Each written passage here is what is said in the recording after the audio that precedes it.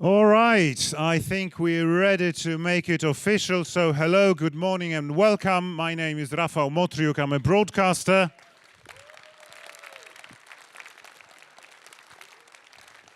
Thank you. I'll be your host today, so thank you very much for having me again. This is Code Dive, and it is now officially open.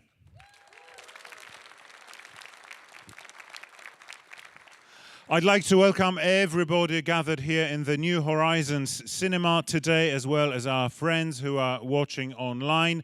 We have grown so much over those years, and let me say we are people of all possible nations, creeds and ages. And today I'd like to have a special welcome from everybody to our youngest participant ever. She is 10 and her name is Rebecca. A big hand for Rebecca, please. Thank you.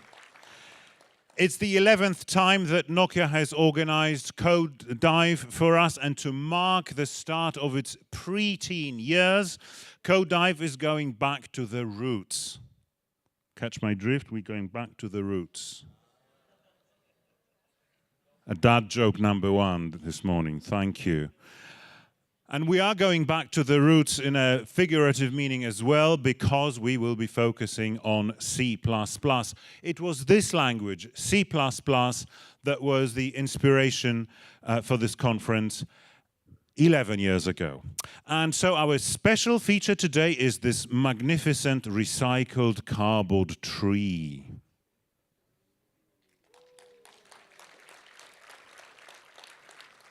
Initially, we thought we'd get a real tree with real roots to really hone in on this year's theme, but then we decided we are too eco-friendly, so we got this beauty.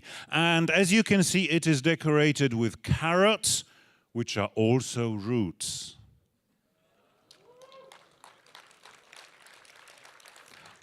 That joke number two. So here at Code Dive, we believe in supportive working environment, and we are not great fans of sticks, and so the carrots are our encouragement for the speakers to perform, and you, the audience, to show extra enthusiasm.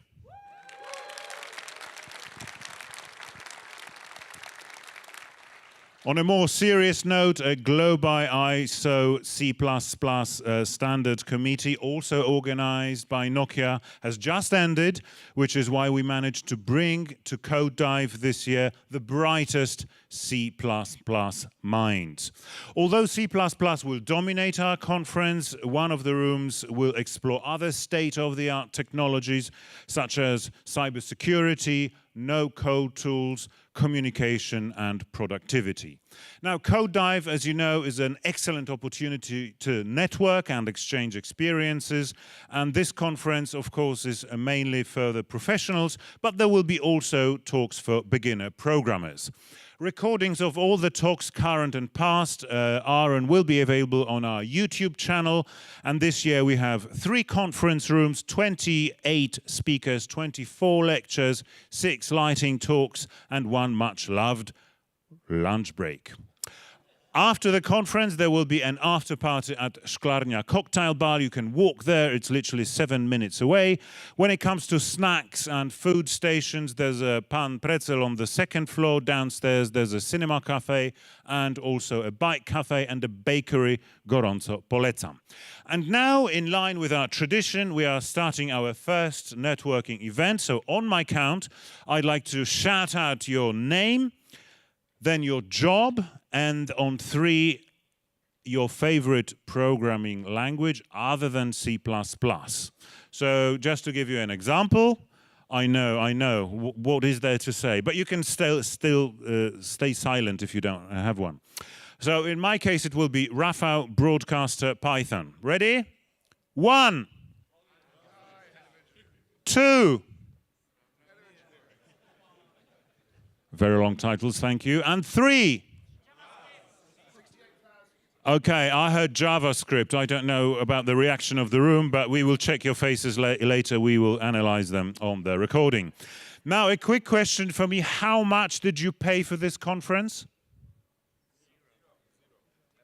Exactly. This conference is free, so may I ask everyone to please put your hands together and thank our organizer and sponsor, Nokia.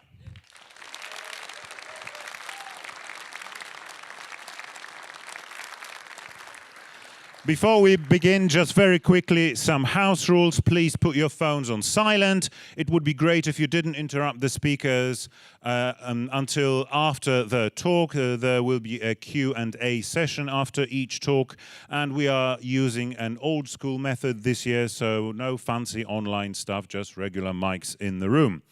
And this year we have a Wheel of Fortune. You win prizes by spinning the Wheel of Fortune, and you also need to answer some questions correctly. And additionally, if you'd like, you can enter a special number, and then you can take part into a special draw later. The lucky 3 winners will be announced during the closing ceremony. And last but not least, you're going to find the forest on the first floor, where you can grab yourself a free 10-minute massage. Lunch break is at 1 p.m. There is no food provided, so everyone needs to get their own. There are several places to eat within walking distance. And now I'd like to give the floor to our panelists. So let's welcome our keynote speakers first, and I'd like to introduce them as you can see the photographs in our slide. So let's welcome to the stage Herb Sater. He's chair of the ISO C++ committee.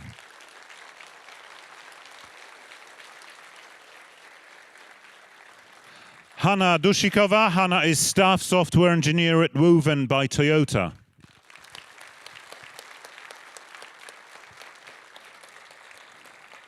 Jason Turner, he is a speaker, developer and trainer, and also the author of Jason C++ Weekly on YouTube.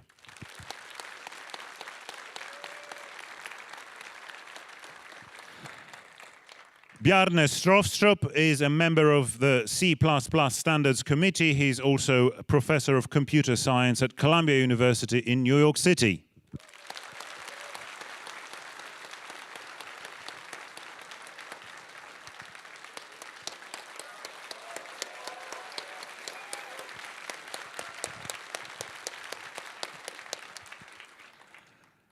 Taras Lukaniuk, his country manager, Nokia Poland, and he's the guy who is actually paying for this conference.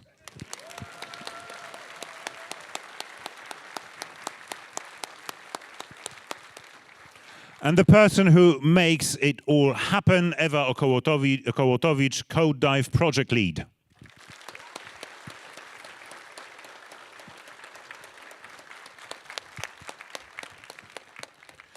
So we are going to have a very brief panel right now, and it'll be pretty simple. One person, one question, one answer, and we need to keep it brief because, again, in line with tradition, we got delayed. So just to check your editing skills. So the first question for you, Herb. How, in your view, have ICO C++ Standards Committee meetings evolved over the years? Probably the biggest thing is the growth in the committee compared to, say, 15 years ago. So at this meeting, we just, less than 48 hours ago, finished our 6-day meeting here in Wrocław. Actually, some groups continued until almost Saturday dinner time, but because they were doing core language wording, and that's very important. But we were able to have over 220 people, 2/3 of them physically, the rest via Zoom. Very productive meeting, representing over 30 countries. So you already did this, but I want to do it for the committee. Thank you to Nokia for hosting us. It was a very productive meeting, and we really appreciate it. Thank you. But that has also caused us, as we grow, to have more subgroups to do work in parallel, and it's great to see all the people interested in C++ joining and working in different domains, and it's really helping progress the standard. C++ is very much a living language. Wonderful, thank you so much. Hanna, over to you. As a regular contributor to the C++ community, how do you view the role of those programming conferences? I mean, what does sharing knowledge mean for you?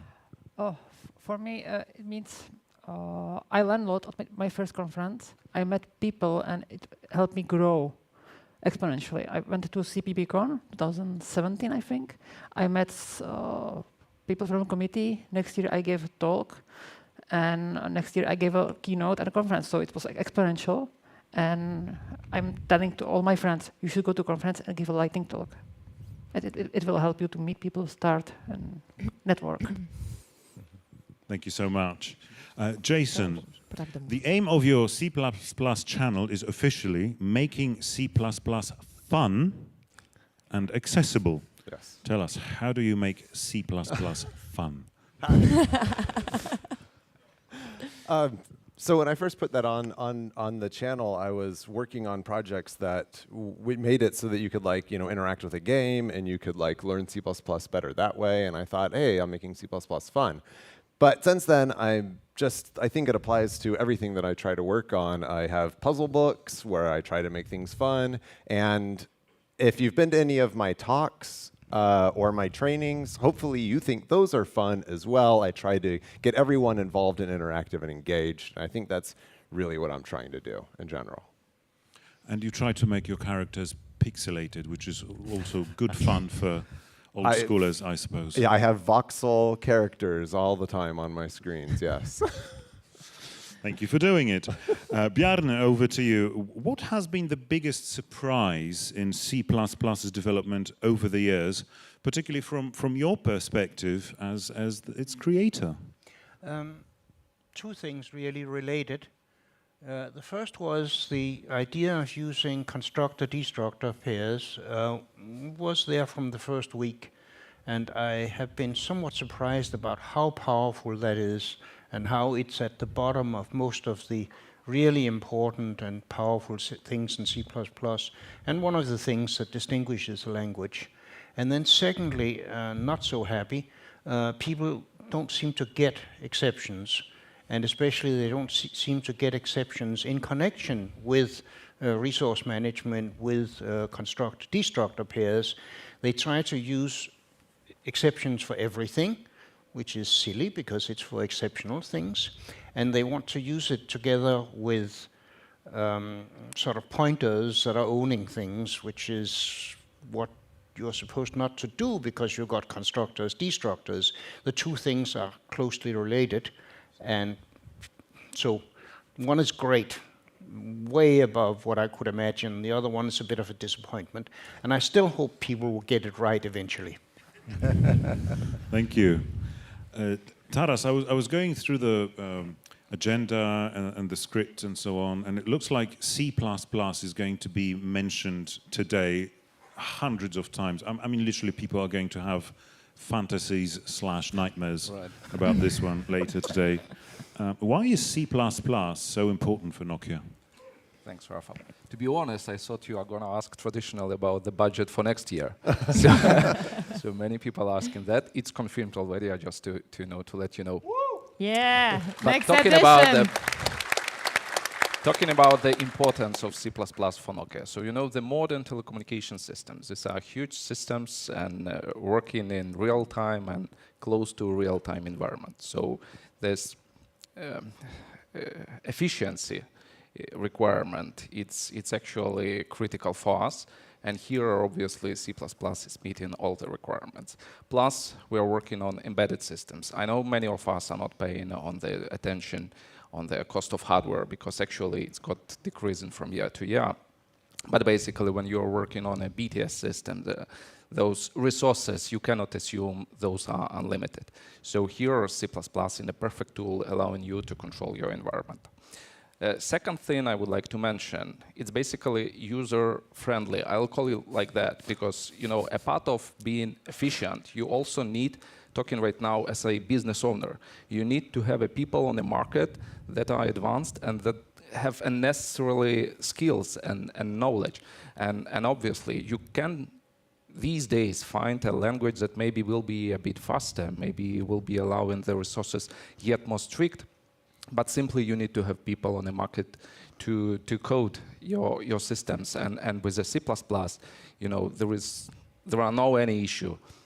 And last but not least, it's future-proof. So the telecommunication systems are changing. So we are not no longer talking only about the classical deployment. So it's Cloud Run, Open Run, or any run, how we are calling it. So it's important that the language that we are using, it's also developing. So on a dinner we had with Bjorn and Herb, I have openly asked, so what's the future of C++? And you know, and the answer was from Bjorn was more than confidence. So look how intensive work there is ongoing, and the last week is proving that. How many new people are joining every month in C++. So the backlog of items, the features that is there to be implemented, it's huge. So you know, this gives us a confidence that there is still a bright future in front of C++, and this gives me a confidence that Nokia and C++ is right way together. Thank you. Thank you so much, and thank you for future-proofing it for us. I mean, both C++ and code dive. And Eva, you are the person who makes it all happen. And this year's main conference theme is Back to the Roots. Could you elaborate on that? Explain to us what this theme represents. Last year, at this very stage, we had the pleasure of hosting real founders of the Code Dive conference. And they shared stories about its origin, deeply rooted in C++. Patricia, Dominic, Konrad, warm greetings to you. And actually, thank you, because thanks to you, I have a privilege to lead one of the biggest, but definitely one of the most exciting events in my life, this event. And as a Nokia, you've mentioned, Rafał, previously, we had a huge privilege to help to support co-organizing ISO C++ standards committee, the global committee meetings, which just have happened. And this is not a coincidence that straight after we have a code dive taking place. And guess what? We asked some of these brilliant minds to come over as our speakers, and they said yes. That's why they're just there. And because of that, and thanks to that, we got back to our roots, to the first and foremost topic of this conference, which is C++. And this is what stands behind Back to the Roots.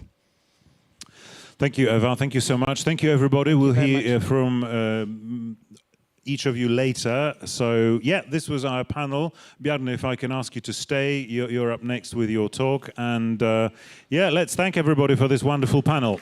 Thank you very much.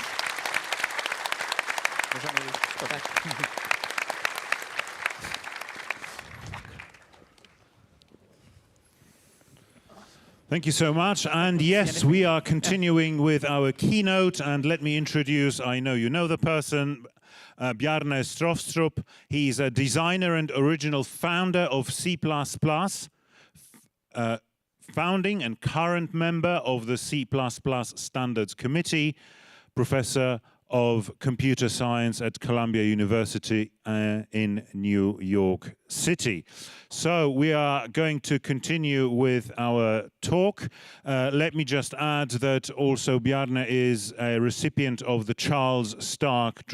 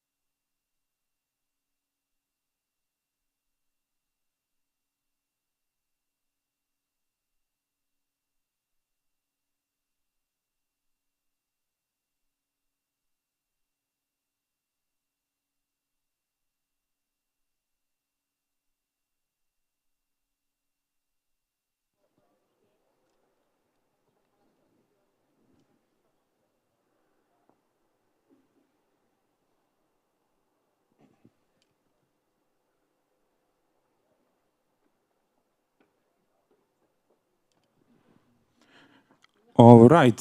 Hello, everyone. Thank you very much for your patience. We are now ready to finally get started. I will get the introductions very quickly. So if you need any more information, I'll be around, but I will glass through them to let Karolina speak. All right. Welcome to Code Dive Conference, organized for the 11th time by Nokia Poland. We are in the gorgeous space of New Horizons Cinema, which I used to work in, so I'm very happy to be back. But my name is Michał, and I will be host of the room number 7, which we are in right now. Right, last year Nokia took us to outer space, and today, this year, Nokia takes us back to the roots. So this year's edition focuses on C++ because it was founded around this technology. Among the speakers, we will host renowned experts such as Bjarne Stroustrup, Hanna Dusikowa, Herb Sutter, and Jason Turner. This year, Nokia had the privilege to co-organize the ISO C++ Standardization Committee meeting, and as a result, we had lots of great speakers focusing on this language, especially. While C++ will dominate rooms number 1 and 9, this room number 7, will open its doors to other fascinating technologies such as cybersecurity, no-code tools, and even discover the secrets of effective communication and productivity. We will have several breaks, actually 3 of them. The coffee breaks, two coffee breaks, will last 30 minutes each, and then we'll have lunch break. Sorry, glossing over the notes to go quickly. Lunch break, 1 p.m. to 2:15. During the lunch break, there will be a period of 15 minutes lightning lectures, so you can enjoy them as well and take your food afterwards. If you're hungry, you can purchase food from Pan Pretzel on the 2nd floor and enjoy coffee from Bike Cafe. Also, there is a coffee place and restaurants of the cinema on the ground floor. If you're tired, stressed, or your back hurts, or just want to clear your head after an inspiring presentation, you can use our forest relaxation zone on the 1st floor, and there will be a massage waiting for you. Each massage will last 10 minutes, and they are available till starting 10 a.m. till 4 p.m. We had a long list of partners and organizations helping us this year. So we would like to extend our gratitude to following partners: Helion, Challenge Rocket, Women in Project Management, The Protocol, Wrocławski Park Technologiczny, Programista, Mamo Pracuj, No Fluff Jobs, Strefa Kodera, Bulldog Jobs, Politechnika Wrocławska, Radio RAM, Radio Wrocław, Uniwersytet Ekonomiczny, and the conference has its honorary patronage of the president of the city of Wrocław. Before I introduce our first speakers, let me thank you very much for joining us and being with us on the 11th Code Dive Conference. Right, let's start. And our first speaker is Karolina Malanowska-Chmiela, who is a web developer and UX designer at Nokia Poland with over 8 years of experience in programming and design. Karolina is passionate about user-friendly web design, and she's passionate equally, more so, we will find out, about sharing knowledge about the importance of good UX design. Fun fact, Karolina started a little handmade crafts brand called Moje Miłe Rzeczy, or in English, My Kind Things, as she loves creating things even after hours. She's also a Pushing the Cat fan. Before Karolina joins me on stage and then takes the stage, please remember you can rate every speech on the conference app. So we will greatly appreciate your feedback on everything that happens today.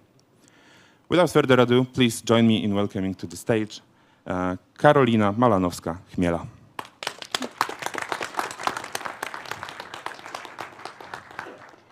Thank you, Michał.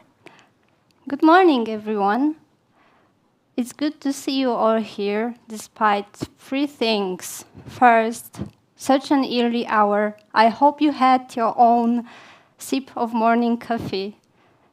Second thing, a keynote speech in room number 1 from the designer of C++ language. I'm so happy to see you here, really. And the third thing, UX in a title. I'm impressed you are here and want to learn something about user experience. In this presentation, I will share with you some tips, some rules, and some principles that you can use in your daily work to write code that make another developer smile. So without further ado, let's move to the agenda.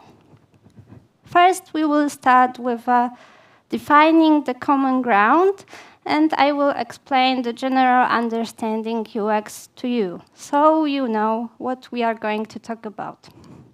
Then we will cover 2 fields of UX principles. First is Gestalt principles, and the second one is Nielsen heuristics. At the end, we will cover a practical application, so we will modify some code to be more readable. Okay, let's start. The title of this presentation is UX of Code. As code is the backbone of every software, every app you have on your phone, let's think more about the experience of coding itself. Should we even care? So let's focus on the UX part of the title. And when we speak of UX, user experience, and search for some job offers and so on, we often see these 2 terms together, user experience and user interface. And to explain them to you, I've prepared a really reliable example. And give me a minute.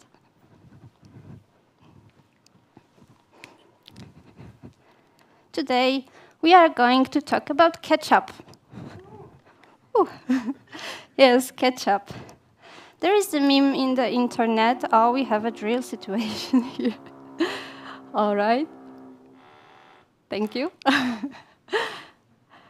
Okay, so about the ketchup. There is a meme in the internet that tries to explain to us what ketchup is and what UX and UI is. So let's start with the first bottle. This is for you in the first row, and this is for you in the back. I have a ketchup. And this particular bottle of ketchup is often referred as a UI, a user interface. And we can guess why. It has a lid on the top, and all the liquid inside goes to the bottom, so it's hard to get out. Let's move to another bottle. This bottle, on the other hand, is referred as a user experience bottle because it has a lid on the bottom, and all the liquid inside goes to the bottom, so it's easier to get out. We don't have to fight to have the ketchup on our meal. So this meme tells us 2 things. First, that UI is more about color theory, visuals, and so on, and how the product looks for us. But user experience is about the experience, about testing the usability, making some research to find out if the bottle works well, and about information architecture, and so on. But the second thing that this meme tells us is that these fields are separated. But what if I tell you that this is not true? What if I tell you that this first bottle is indeed a UI, but it produces this particular user experience of being hard to get the ketchup out? You know, I have to shake and basically fight with this bottle to get something out. And what if this particular ketchup bottle has this particular UI that produces this particular user experience? We can put ketchup on our meal, and we are happy now because we don't have to fight a lot. All right, so now we know that UX/UI is not about two separated fields, but it's more about UX and UI, because these fields actually influence each other. But to even prove my point more, I will tell you a story of the ketchup fraud. So it's not a coincidence that I have here a ketchup made by Heinz, because this is quite a popular ketchup all around the globe. So it happens to be visible in eateries and so on, so people can get the ketchup on their meal, and they're happy with the taste. But sometimes clients spotted that the ketchup inside the bottle is off. It tastes ugly, and something is not right. It happens because with the popularity comes the price. Heinz ketchup is expensive, and eateries owners wanted to save some money, so they filled the empty Heinz bottle with another ketchup from another cheaper brand. And that is a problem for Heinz, because it... give me a minute, I need to gather myself. It's bad for Heinz because it ruins their image, because they want their ketchup to be the name of the quality. So they hired a creative agency, and this agency is called VML.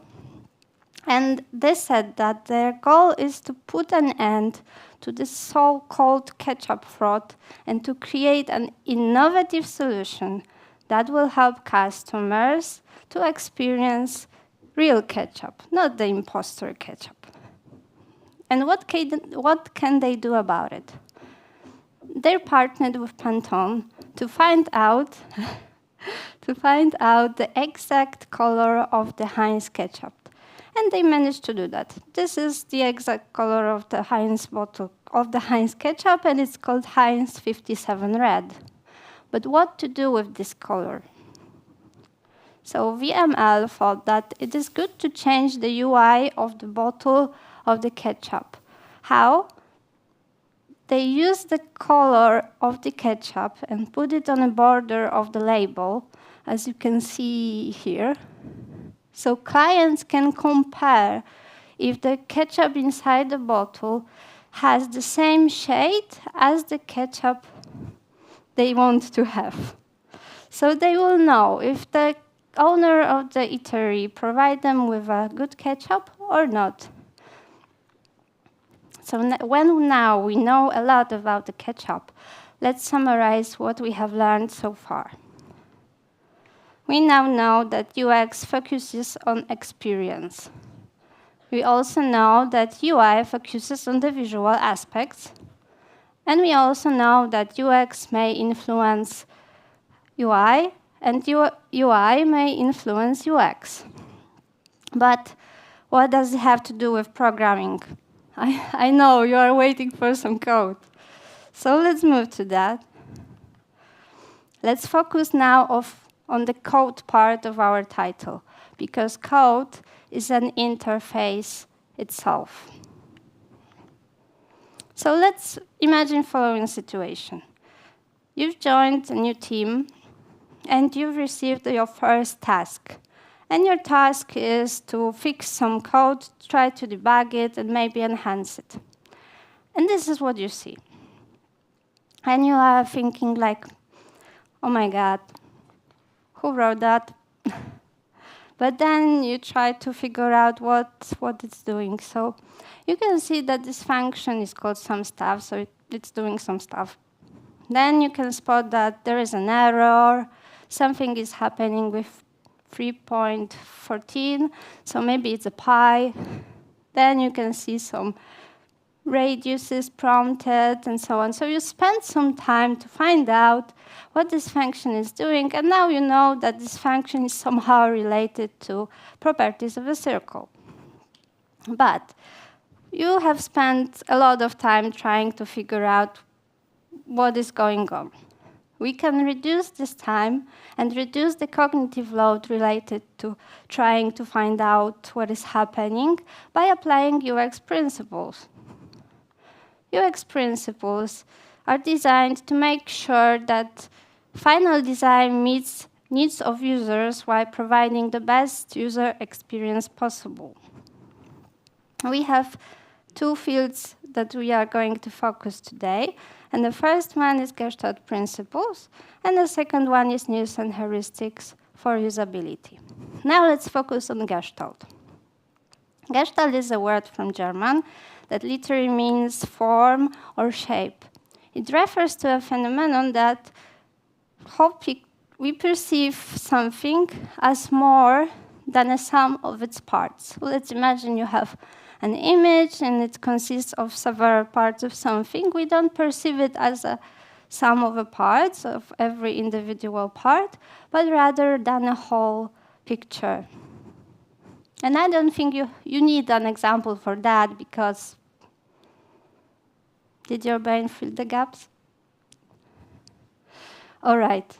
There are several Gestalt principles, as you can see, but now we will focus on these four because I find them the most prominent ones for programming. So let's start with similarity law. Law of similarity says that human eye tends to perceive similar elements in design as a complete picture, shape, or group. So in this visual example, we can clearly see that we have two types of dots, light dots and dark dots. When it comes to the programming, we can have two types of visual grouping. First one is naming of the variables. So here we have two naming conventions. First one starts with a lowercase letter, like first name, last name, age. And there are probably local variables. The second type of formatting uses uppercase formatting, and it probably refers to global variables. For the second type of visual grouping, we need our IDE. So let's apply it our favorite theme from IDE. Much better, right? Here we have color grouping for keywords, variable names, other types of variables like string and numbers are colored with different color. So it's easier for us to see what is what. What is a keyword? What is a name? What is a value?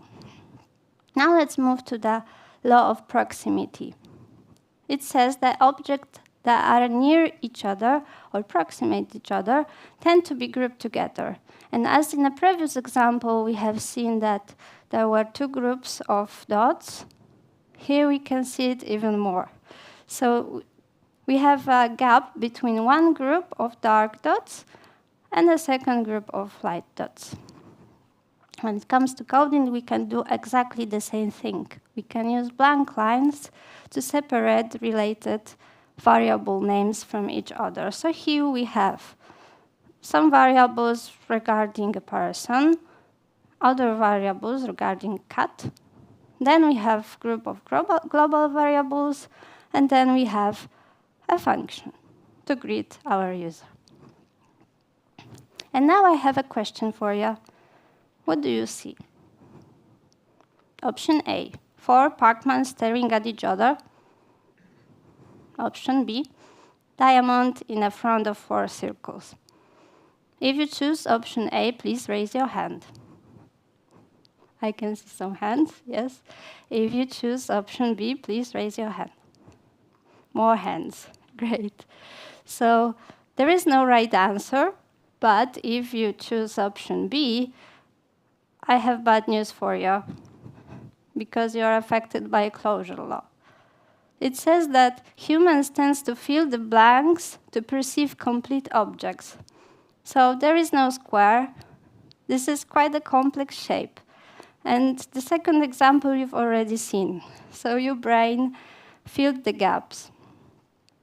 In a programming, this example is quite more complex because in the first line, we can see that at the end, we have a curly brace, and then in line third, we have closing curly brace. This braces allows us to perceive this block as a block because there is no rectangular shape or border that will tell us that this is a block, but we still perceive it as a block. The same thing happens in Python when you don't have braces that open and close the function, but you have indents, just like here, that will help you to find out what is the function body. And now on to the last of Gestalt principles, law of pregnancy. It's also known as a simplicity law, as human brains tend to perceive everything in its simplest form.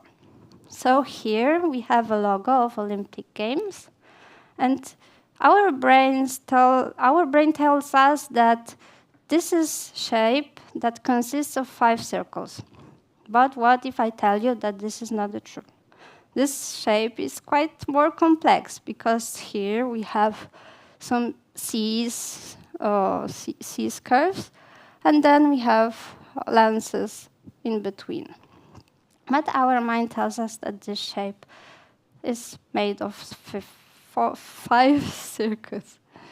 And when it comes to coding, here we have a very long variable name. It's quite hard to read, right? But when we apply some specific cases like camel case or Pascal case and so on, it is much more easier to read because we tend to perceive words in its simplest form. So now we have a very long variable name. It's easy. Now when we've covered Gestalt principles, let's now move to Nielsen heuristic for usability. Nielsen's heuristic is a set of 10 rules or principles that helps us to design products. They are created by Jacob Nielsen. You may also know a man called Don Norman. They partnered together to create NN Group, which is a consulting agency that helps people create products.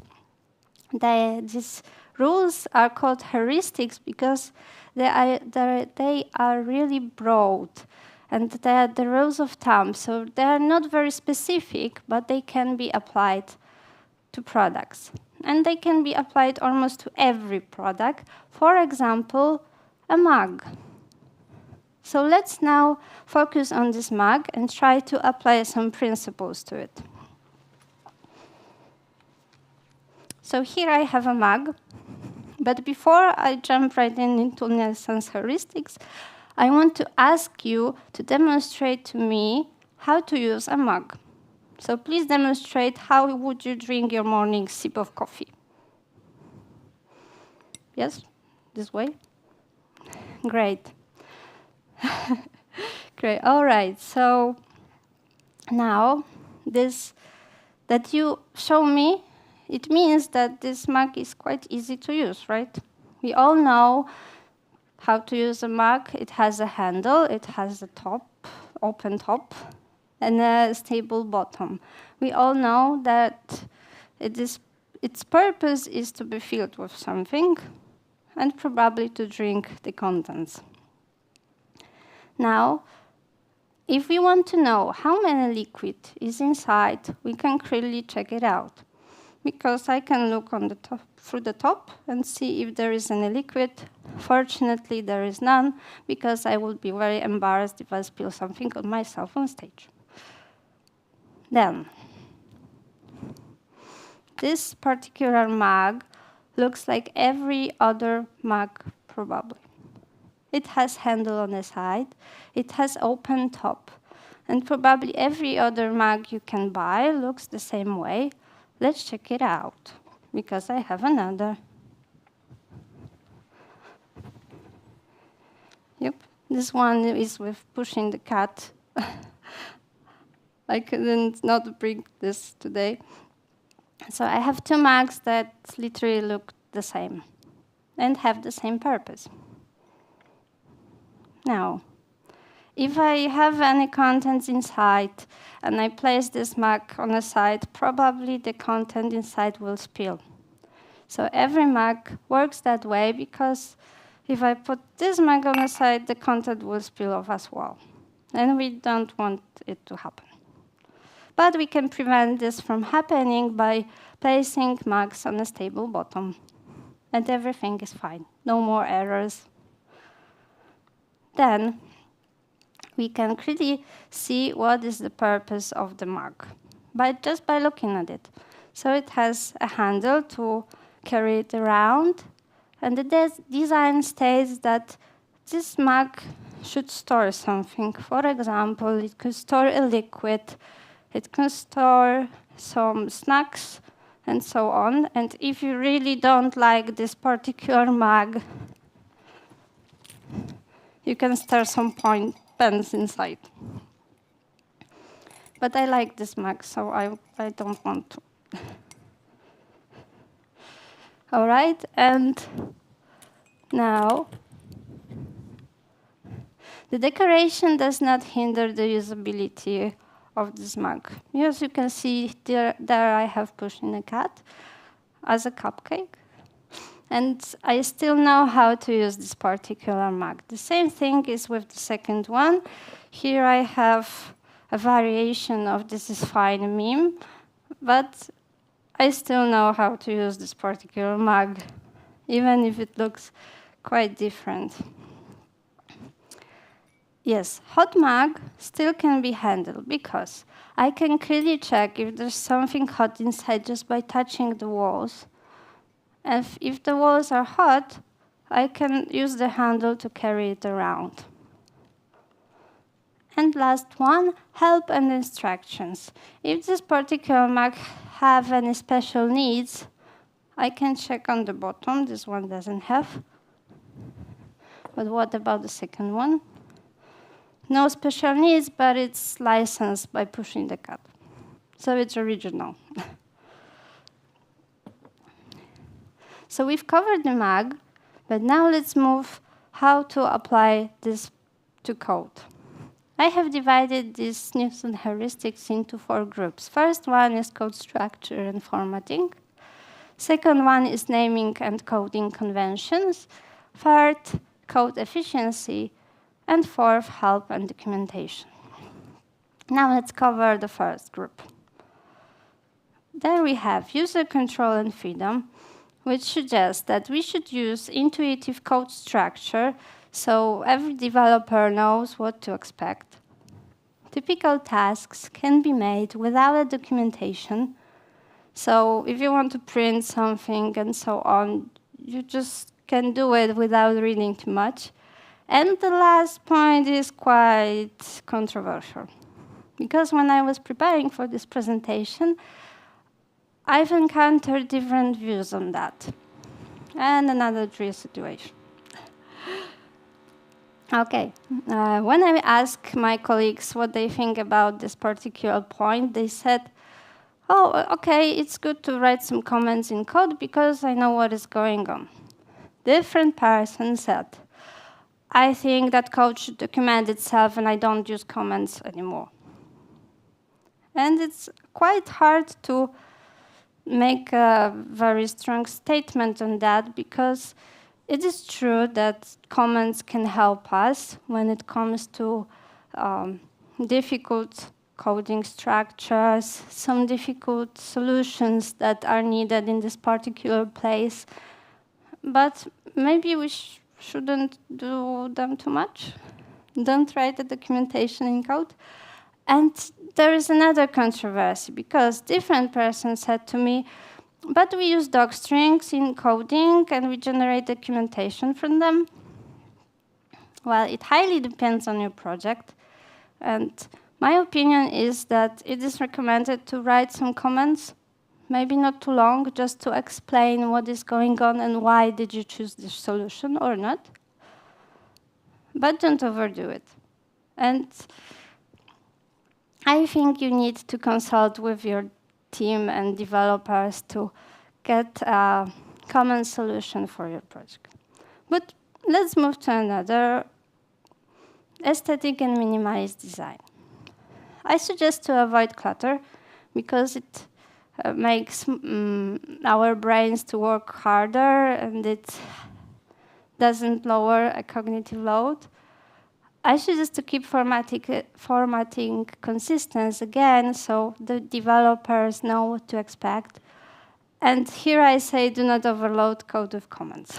But actually, if you use the very long doc strings and you can hide them somehow using IDE, I think it's fine. And now to the code example. Here I have a class for stack. And here I have used some comments, but maybe it's a bit overdue, but just for you to see how it may look like. We expect for stacks to have functions to push elements onto the stack and to pop them from the stack. So here we have them. It's common, and everybody expects that. We can also add more functions, like isEmpty, to check if stack is empty, and provide some comments what this function is doing, and provide a meaningful name. Now let's move to another category, naming and coding conventions. Here we have a match between system and real world. As I said, use clear and understandable names and familiar convention, because it is easier to deduct from the name what is going on, what this particular variable is for, and what this function is for. Now on to consistency and standards. Use logical code structure and consistent formatting, again, but also use standards specific for a given language. For example, if we have Python, we all use indents to indent the code and provide function body, and it's fine. When we have Java, we probably use curly braces in a new line below the function name. It is fine if we are consistent. But let's say we have a very custom convention in our product. Let's use it if everybody uses it. It's fine. And the next one, recognition rather than recall. As I said, meaningful names are important. But again, it is important because our brains work that way. It is easier to recognize what is going on rather than trying to recall it from our mind. And again, consistent formatting, as you already know. And we can also use our IDEs to provide us with some code completion and snippets, which I highly recommend because we can skip time when writing some boilerplate. And meaningful comments. We already know that comments are controversy, but if they are meaningful, they shouldn't do any harm. Now on to code example. Here we have a simple calculator. And every calculator in a word has a function to add numbers and to subtract numbers, even a physical one. So we have these functions here. We have add to add two numbers, and we have subtract to subtract two numbers. But when it comes to the function call, it works quite differently than a physical calculator, right? So here we can provide a comment that we subtract the second number from the first, if it's not enough to look at the function body. Now on to code efficiency. Please provide visibility of the system status. For example, if we write a script, please provide a message that will say us how many progress we've already done. And just to let other developer know that this code is working, that it's not just stuck. Then we can also use to do or please fix commands to let other developer know that something is missing, something needs fixing, there is a bug, and so on. And also, my favorite one, provide clear error messages.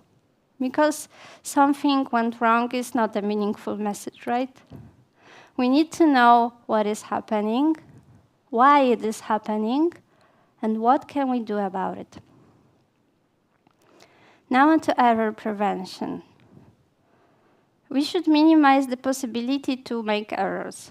For example, by using of typing or by the data validation. Because we don't have to care about errors if they are handled well. And again, use self-explanatory error messages. And that's it. We should be covered now. And the next one is flexibility and efficiency of use. We can provide some shortcuts for experienced users. For example, we can divide a long function into 2 pieces for someone who doesn't, for example, want to calculate things, but just to print them. Then we can use efficient algorithms and code optimizations just to make our code better and faster. And we can avoid redundant operations, so our code is not only cleaner, but it's also shorter.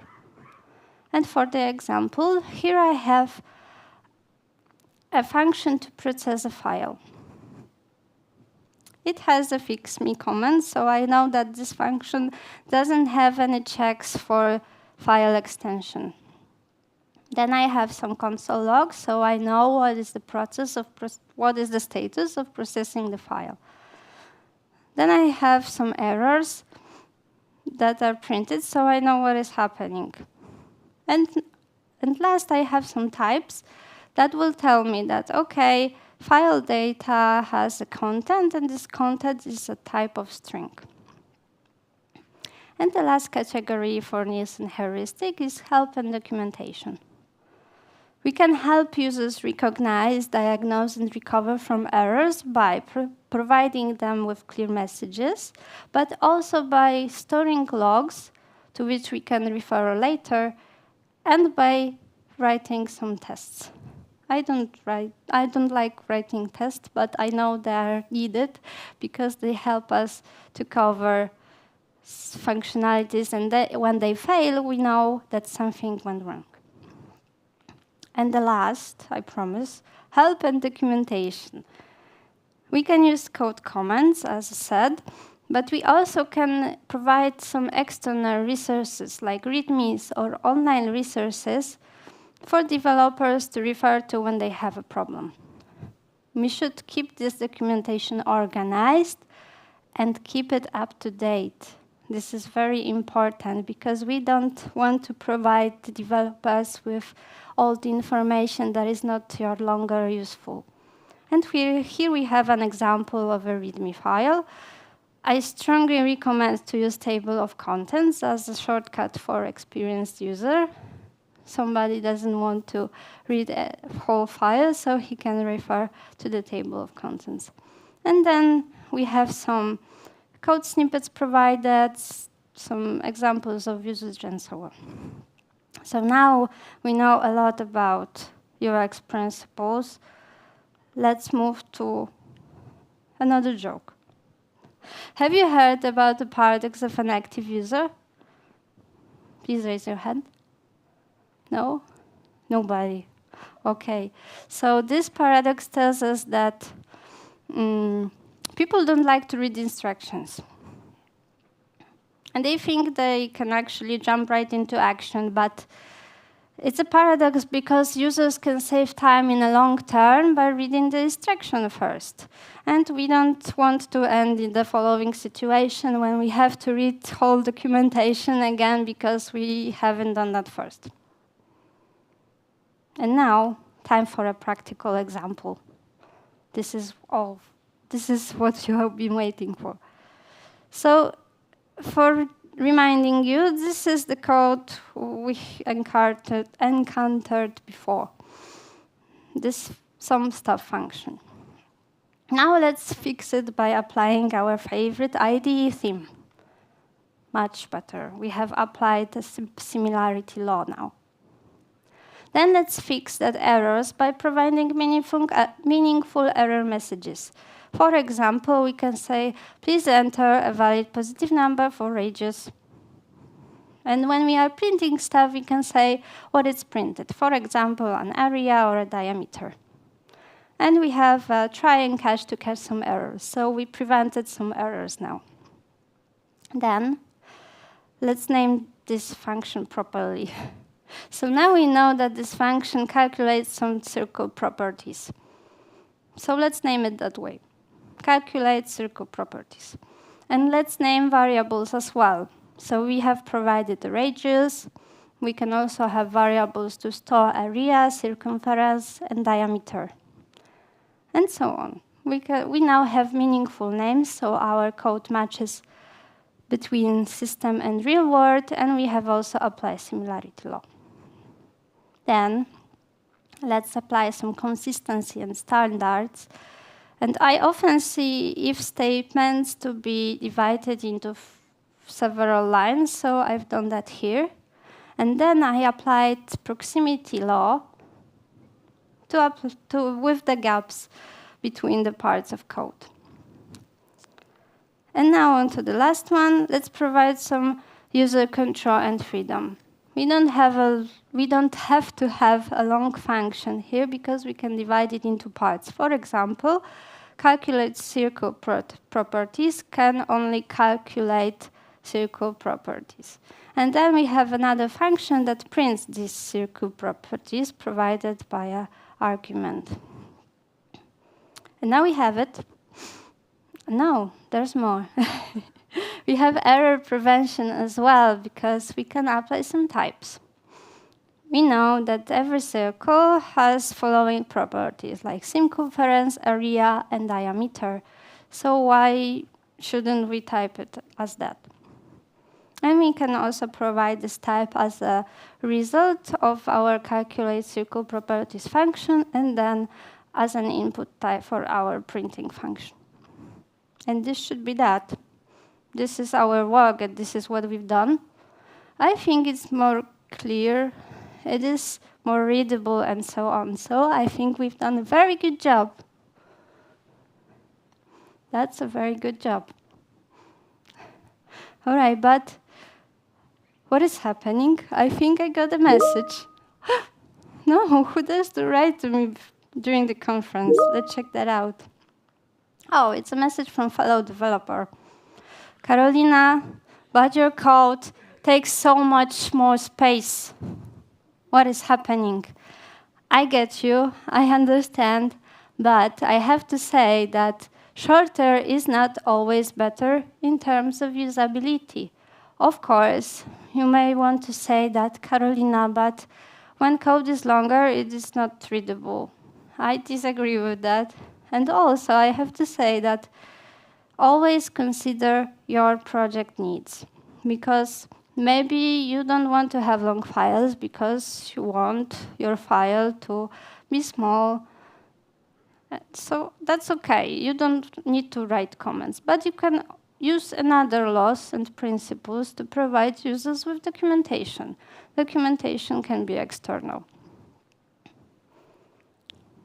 And we can also have any other law applied if you don't want to use any other particular law. There is always something you can use. So now, I will leave you with something to remember. And if I have to pick 3 things for you to remember, the first one is write code for humans, not for the machines. Because as we see, we are biased by cognitive biases, and machines are not.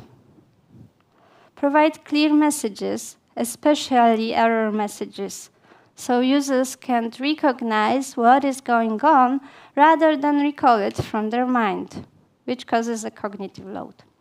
And the last one, embrace documentation, as it is a good starting point for your project. Thank you so much. And we have some time.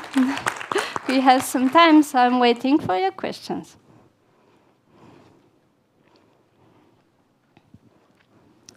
I can see any questions. Any questions? One question. We have one, yeah. great.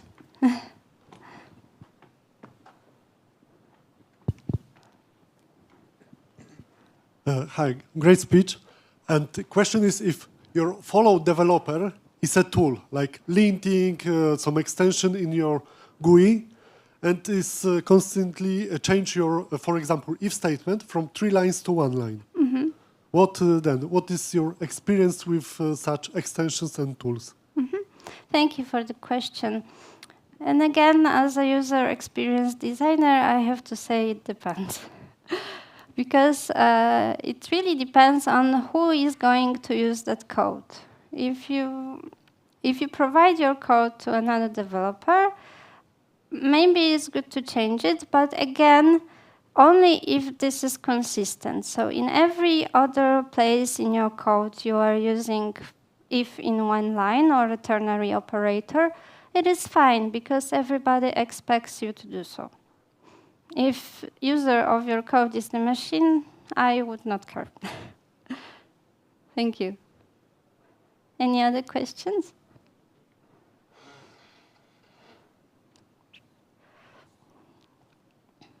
All right, so I think that's it.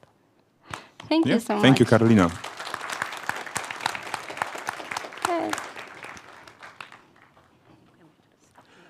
All right, guys. Thank you again, Karolina. And we have to appreciate, guys, the use of props.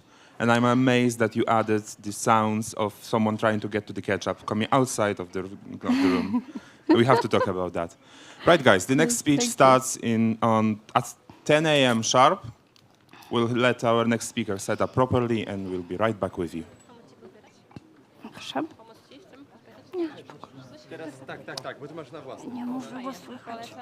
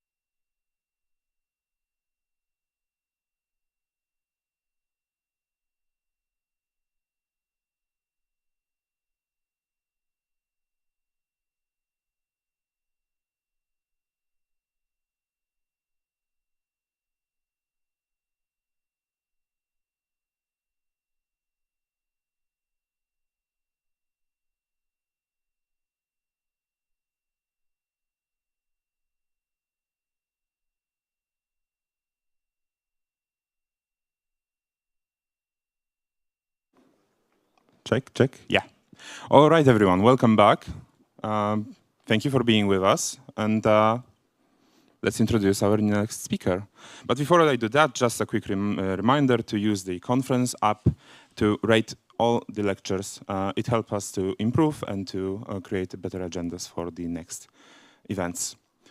All right, our next speaker starts his introductions with the fun fact that he is loud, which is especially problematic on an open space at the office.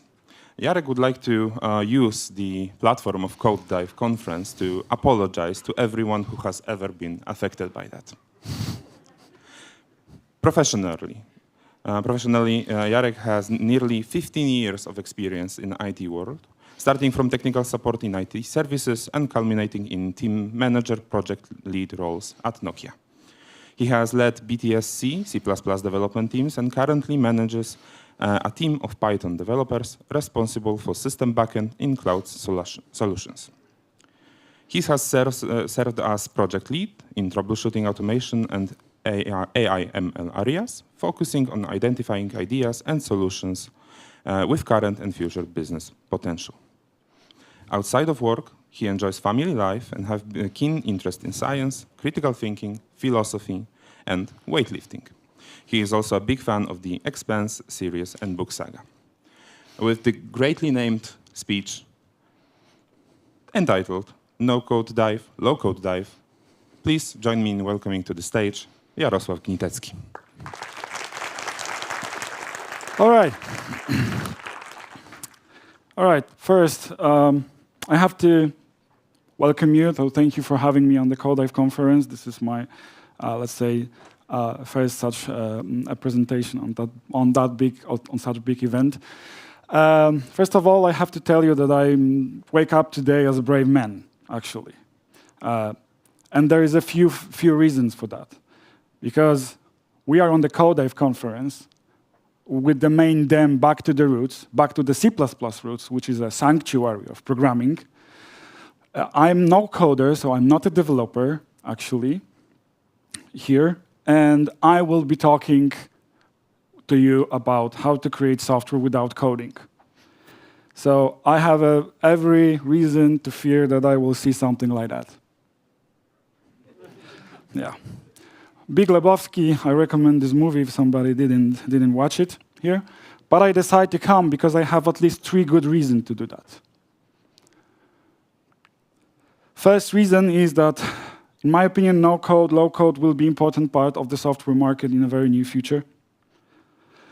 Because no code and low code actually can already or will become a very useful tool for a developer work. And because I would like to build a community with you here on this conference, of course, if the audience will be interested and if the conference organizers will be interested to continue, I would like to continue those topics related with the no-code, low-code together on this conference and next years. Okay, but before we will move to the agenda, I will need your help, actually, to perform the BCS test. It will become clear what it is in a moment.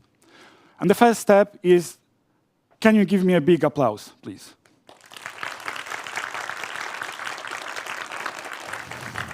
Louder, please.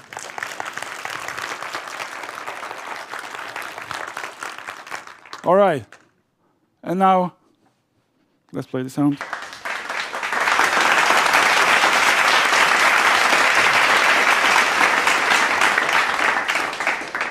Okay, thank you very much for testing backup clapping system.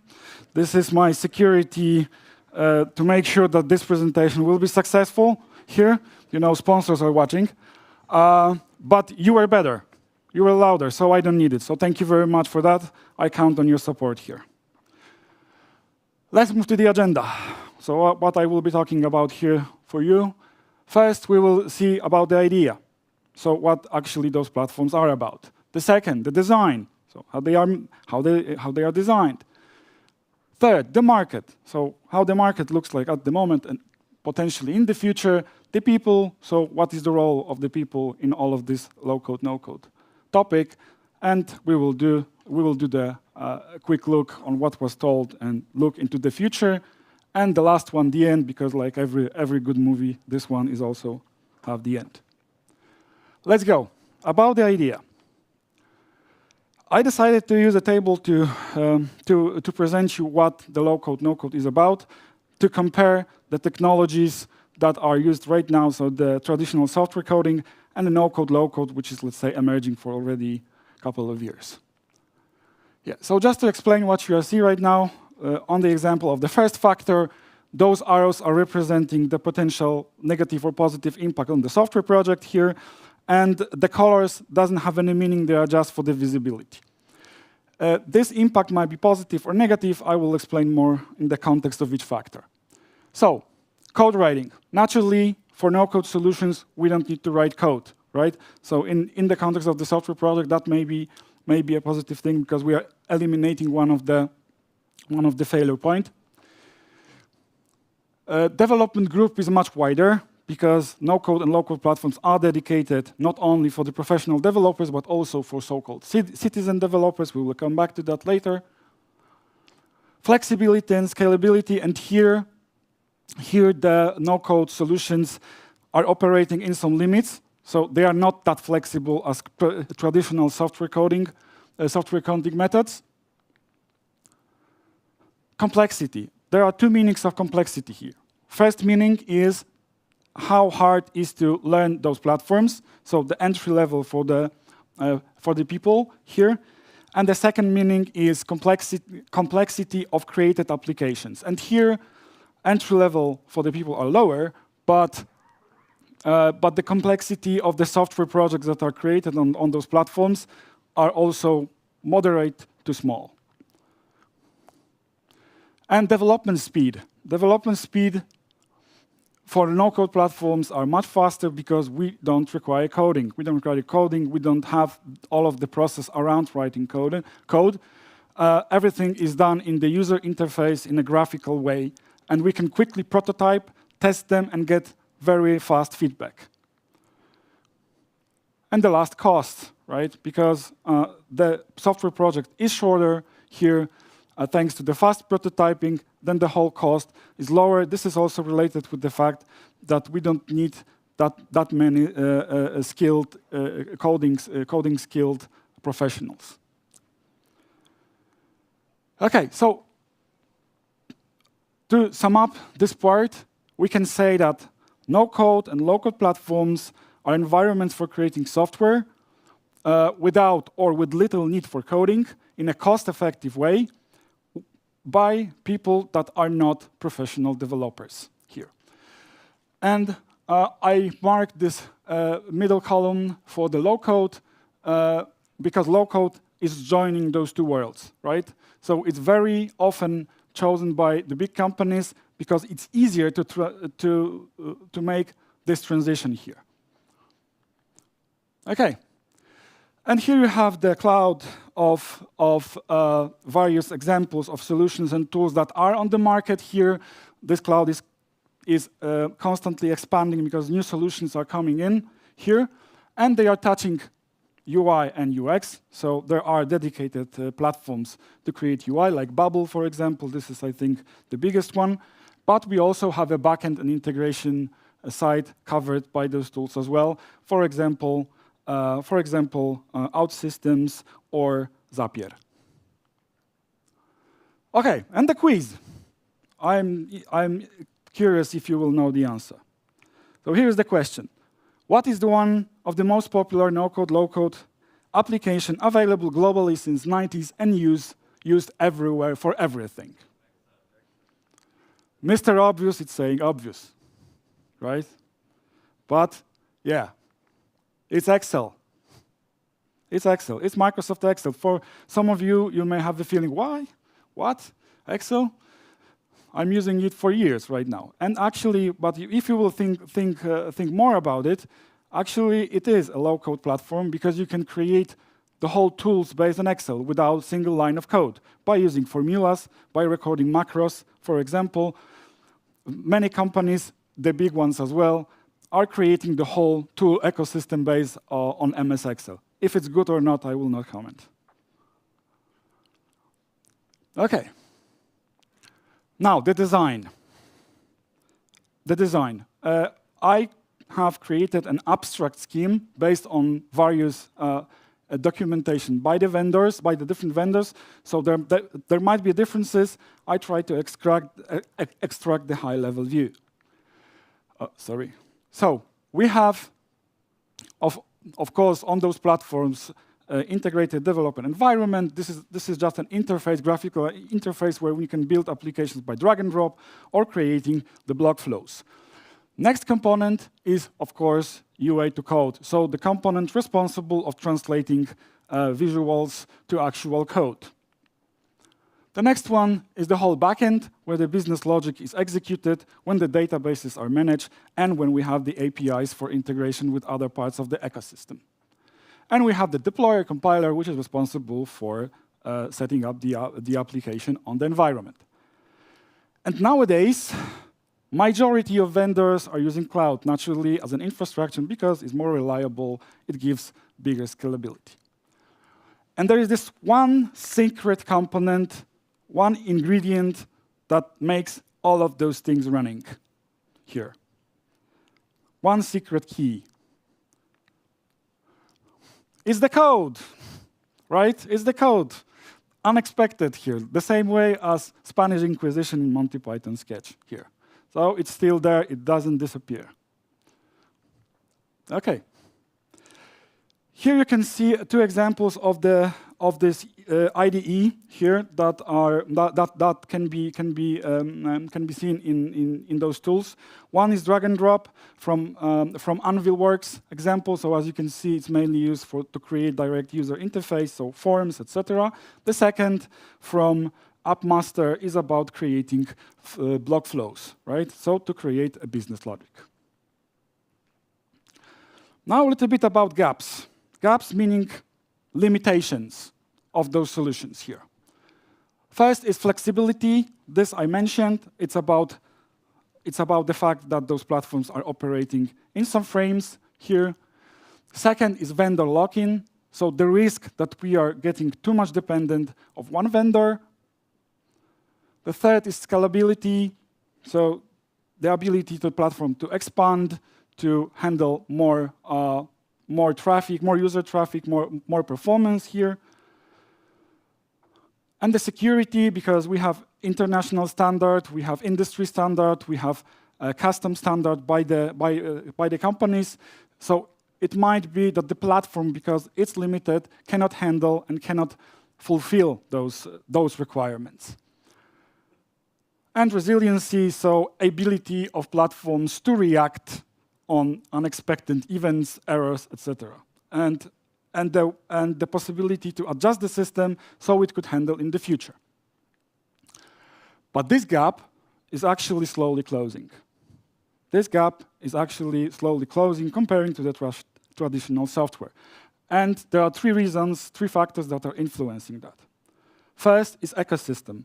Ecosystem meaning that those platforms have already APIs available, APIs that can be used to integrate with the third-party software or with other no-code, low-code platforms. So in that way, we can build the whole system based only on low-code or no-code platforms that are supplementing the functionalities. Second, the cloud. So this is what I mentioned.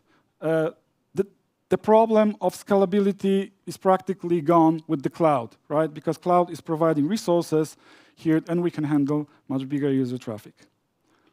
And generative AI, completely new factor, completely unpredictable, that can affect all of those gaps here and help to address them, mainly due to the very advanced automation and the ability to generate content. Okay. Yeah, so inconvenient goose have inconvenient questions. And this is no different for us here. This is a question about generative AI and its place and impact. So let's take a look.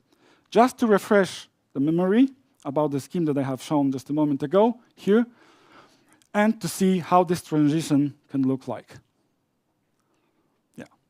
So as you can see, the components change their names here. They are resembling more of personas, so-called personas here. So they are not typical software components. They are like roles that are handled by humans here, right? And this is very characteristic for LLMs here. And this is actually called agents. So those applications are called agents, and agents are containing special instructions for the LLM models that are inferenced on the cloud to operate and to create the whole system here. So LLMs are receiving instructions from the agent and return the desired output. And as you can see, all of the personas are corresponding with the components that I mentioned before, like assistant for UI, coder for changing natural language to the code, integrator responsible for integration in the business logic, and the deployer and builder for application deployment. But guess who's still here? Yeah, the code is still here. It doesn't disappear. It didn't disappear here. It's still with us. Okay, let's take a look on the live examples right now. First example is an application created in Nokia called My Growth Portal. It is an application used for the assistance, for the career planning assistance for our employees here. And it was developed by using no-code and low-code platforms. As you can see, the challenge was to gather all of the data that we have about the employee, put it into the HRDB, feed the My Growth Portal, and create the user profile that can be accessed by each of the employees. And what tools were used? First platform is KNIME platform, KNIME Data Analytics. This is a low-code platform responsible here for building flows that were defining how the data should be handled and the whole data flow here. Oh, sorry, I need to go back. The second set of tools, those are Microsoft Power BI, Power Automate, and Power Apps, and they were actually used to create interface and also to integrate the application components. Okay, and here we have Mr. Simply that is looking on this design and say it's simple, nothing difficult here, but not quite. And this is just the fragment from the whole scheme here. So it's not that simple, as you can see, and it requires also some deeper understanding what we want to do here and how to do it. Okay, let's take a look on My Growth Portal from the perspective of the factors that we have mentioned before here. So as you can see, this is a mix of no-code and low-code characteristics. Development speed and cost are rather more towards no-code, but the rest is rather of the low-code nature. The second example is the big enterprise digital transformation done in Toyota company, and it's still ongoing already for 10 years here. And Toyota chosen the OutSystems for their partner in this effort. This is a standard view on the OutSystem platform design. In Service Studio, Integration Studio are user interfaces. We have the core here, so platform service, and we have all of the additional services providing advanced automation. And for the Toyota transformation, this match looks a little bit different. And there is one thing that is worth to be noticed here: flexibility and scale. For OutSystem in Toyota, the flexibility and scale that was achieved is on par with the traditional software coding. So there were no limitations to how OutSystem was applied here. So as you can see by the stats here. All right. And here are some statements from the Toyota management here. So they are very happy with the OutSystem cooperation, and they see the benefits that are coming from the low-code platform here. The market. So how the market look like? This is a current situation, assessed situation. Based on various sources, mainly Gartner and Forrester reports. As you can see, the whole software market value is around $1 trillion here. So a big dot here. And low-code and no-code in the middle, it's around $32 billion. But what are the predictions? The prediction is that in 10 years, this market, the whole market will grow 50%, but low-code, no-code will grow 600%. So this is still a small portion, but you need to look on the dynamics. It's huge, right? So it can be even bigger. There are some assessments that it can become even bigger. What about the application share here? Currently, it is assessed that around 30% of all applications that are going to the market are created on the low-code and no-code platforms. What are the predictions? That this amount will grow in 10 years to 70% of all delivered applications that will be coming from low-code, no-code platforms.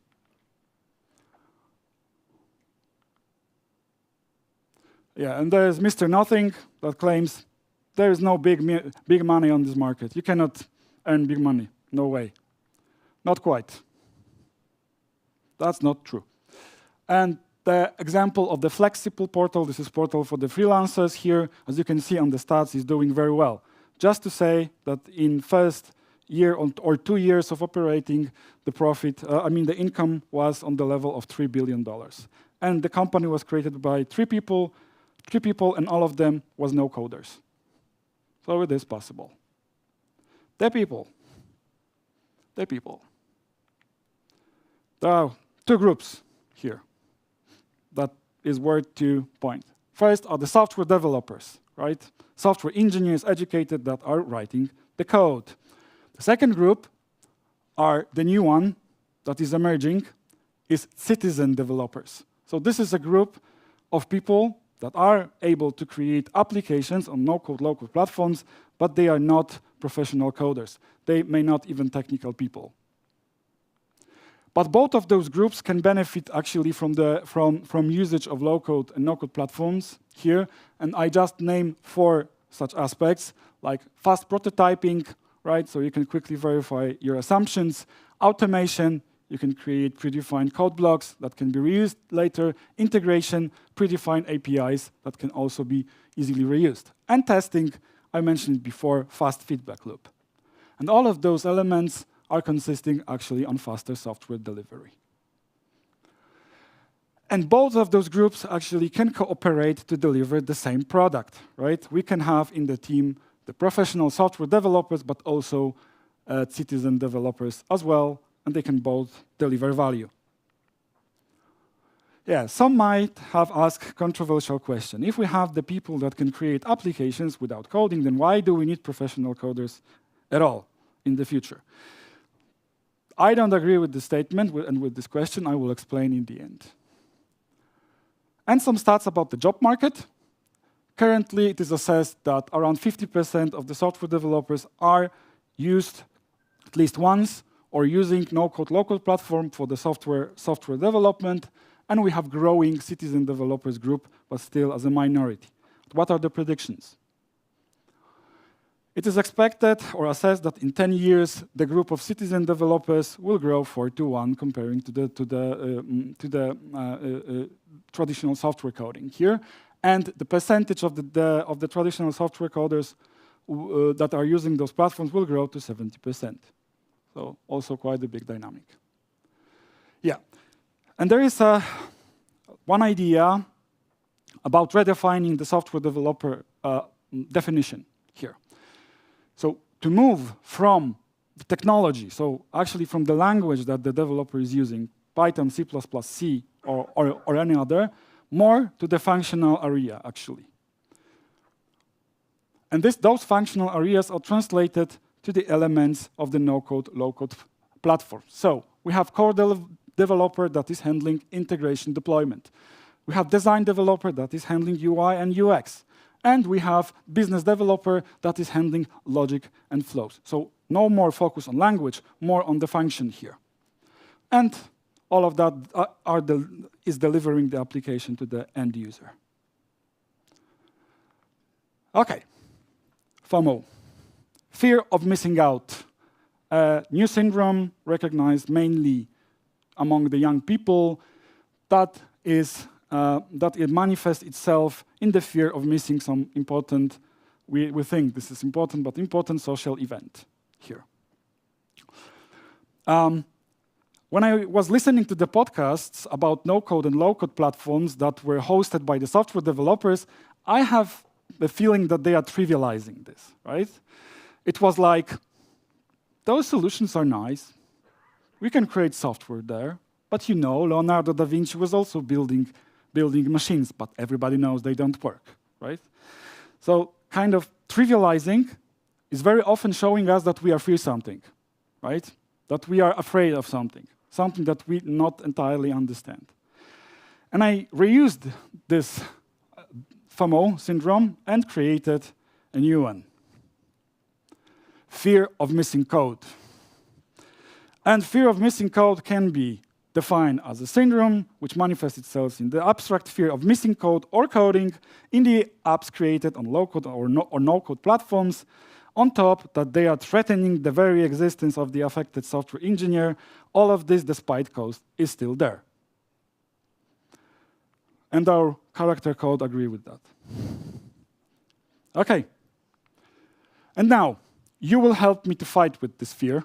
I need 4 volunteers on the stage. So don't hesitate, and please join me. I don't bite.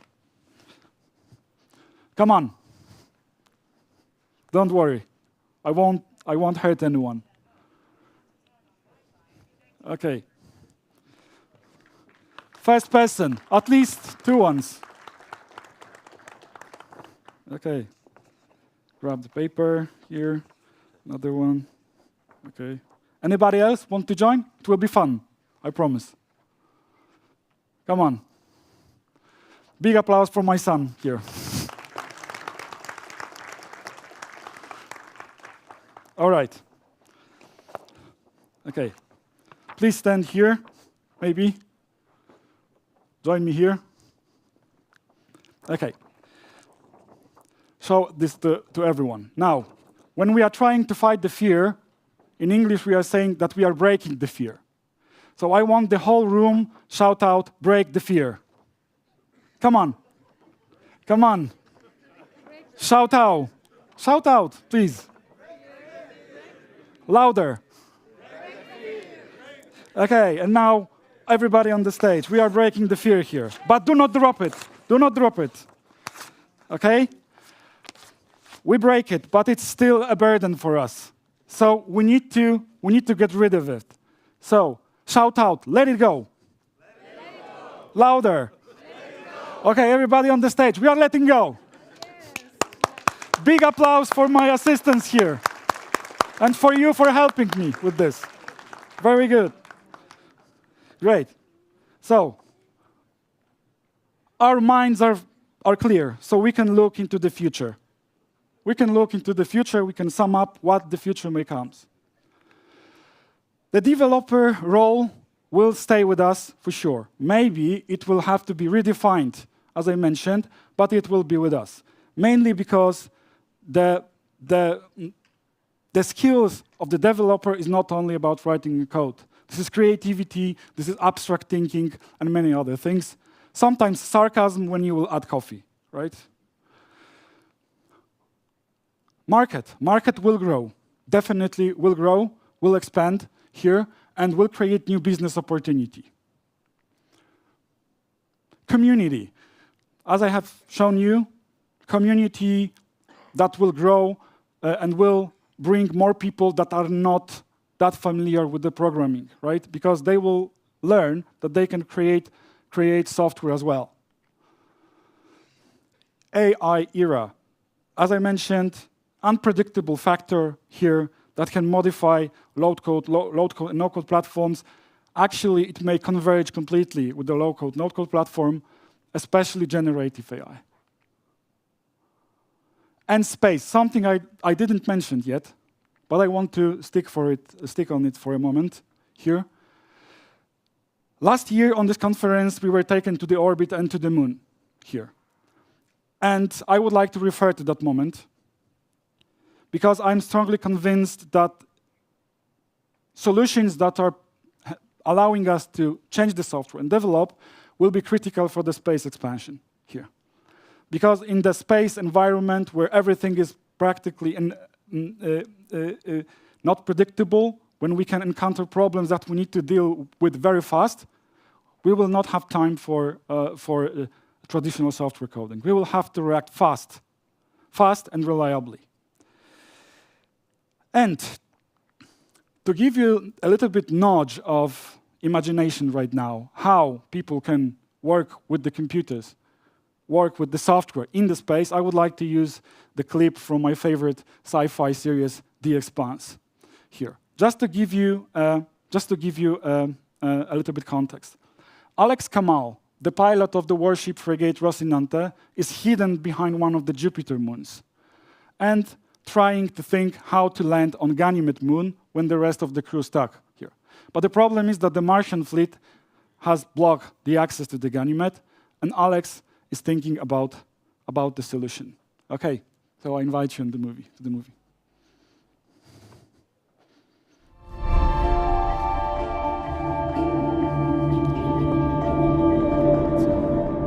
Coś się nie wyświetla. Small technical problems. Okay. Oh man, looks like a freaking hornet's nest. That's a no use to me. All right, sweetheart, show me the MCR in no-fly zone. All right, so no one goes in and no one comes out. I bet the guys don't even know they're stranded down there.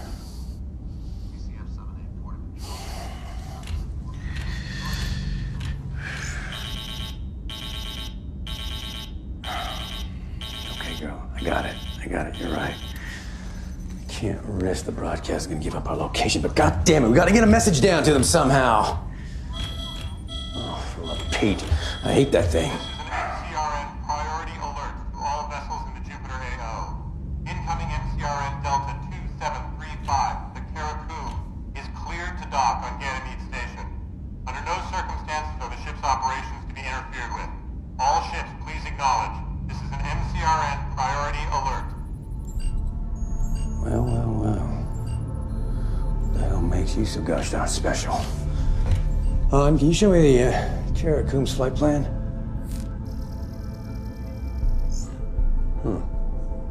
That's a whole lot of cryptid.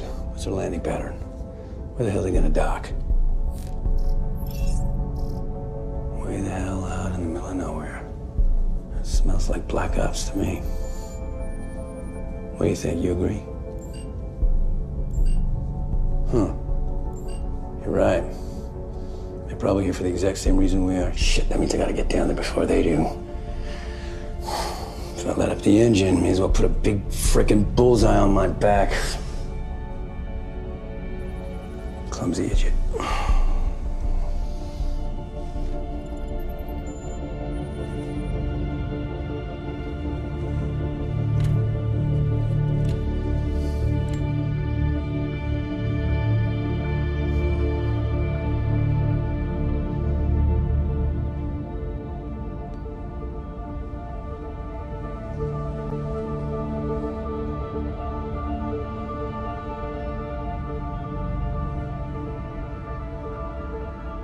Go wider. Wider. I said wider. Show me the whole goddamn system. Okay. Now, where are we exactly? All right. Now, show me the orbital paths of all the Jovian moons. That's a lot. Okay. Time lapse times 10.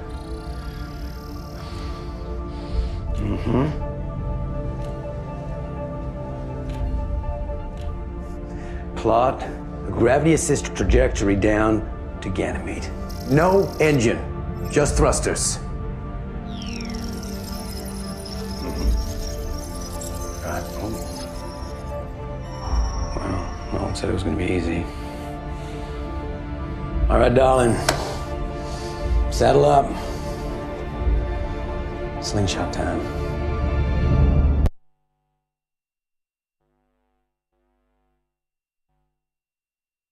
how the future actually may look like, and it's quite exciting here. I recommend to watch how the slingshot flight ended and the whole series. Okay, we are at the end. So the closing words. There was one forgotten philosopher. Somebody claimed that he didn't exist. But let's assume he exists for now, okay? Let's assume he exists. This was the younger brother of Cartesius. His name was Codesius. Codesius was the fan of reuse. So he decided to reuse the saying of his older brother, and he said, Codito ergo sum. I code, therefore I am. But is it really so? Is it really that true? I think it's not. I think that emerging of low-code, no-code technologies, the era of AI, will prove something completely different. It will prove that the code is just a final act of creation, and what it really counts is the idea in the developer's mind. Thank you very much for your attention.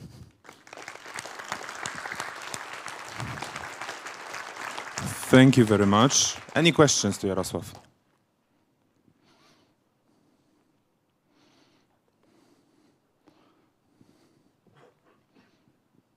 Anyone? Yes, we have one. A kind of comment embedded in a question, don't you think? Don't you think there will be just division between excellent coders and average or low skills coders? And this excellence will remain because someone needs to improve the code which was somewhat wrong written by the machine, and then there is someone that needs to dive in and correct it. That's point one. And point two is, of course, we will need coders for artificial intelligence. We will need some people who understand the maths behind. Yeah, that's true. I mean, it's hard to predict what will happen, right? Here. We can try to predict short, long, and short, mid, and long term, right? And I definitely agree that it will be very hard to reach the state that there will be no need for any, in a traditional meaning, any developer. Somebody will have to be, let's say, on the backstage here, taking care at the end for this code, because there will be, I can imagine there will be always a situation that the automation will fail, right? Here. So I fully agree. And as you mentioned, somebody needs to create artificial intelligence, unless we will reach the state where the artificial intelligence will be able to modify itself, right, and fix it. So we are going to something like breaking the Gaussian curve to two curves. Yes, which is kind of anomaly in the world. Typically, we have Gaussian curves, so there is low, medium, high, and now we are going to break to two, because there will be no room for medium. Well, there are more distributions in the nature than only a standard one, right? We have skewed distribution, etc. So let's say the reality and the nature brings to us example that we didn't even expect. And we are right now in the moment, especially because of the generative AI revolution, that we really don't know in which way it will go. It may happen that generative AI will become just another, just an addition to the toolset, right? Nothing more will happen. But the other way may be that the generative AI will cause that many of the, let's say, many of the skills that are right now are on the market will just be automated, right here. It's hard to predict at the moment. Thank you for that question. Anyone else? Yes, we have one there. I'll walk. Okay.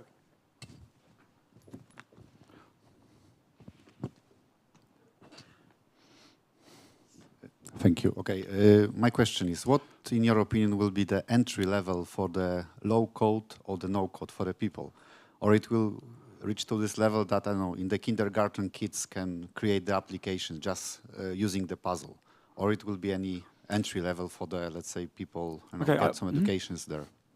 I will answer in 2 points. One point is what is happening right now. So right now, indeed, people that are not programmers can easily get into those platforms, right? And start creating application, right? Of course, those applications are rather simple to moderate, right?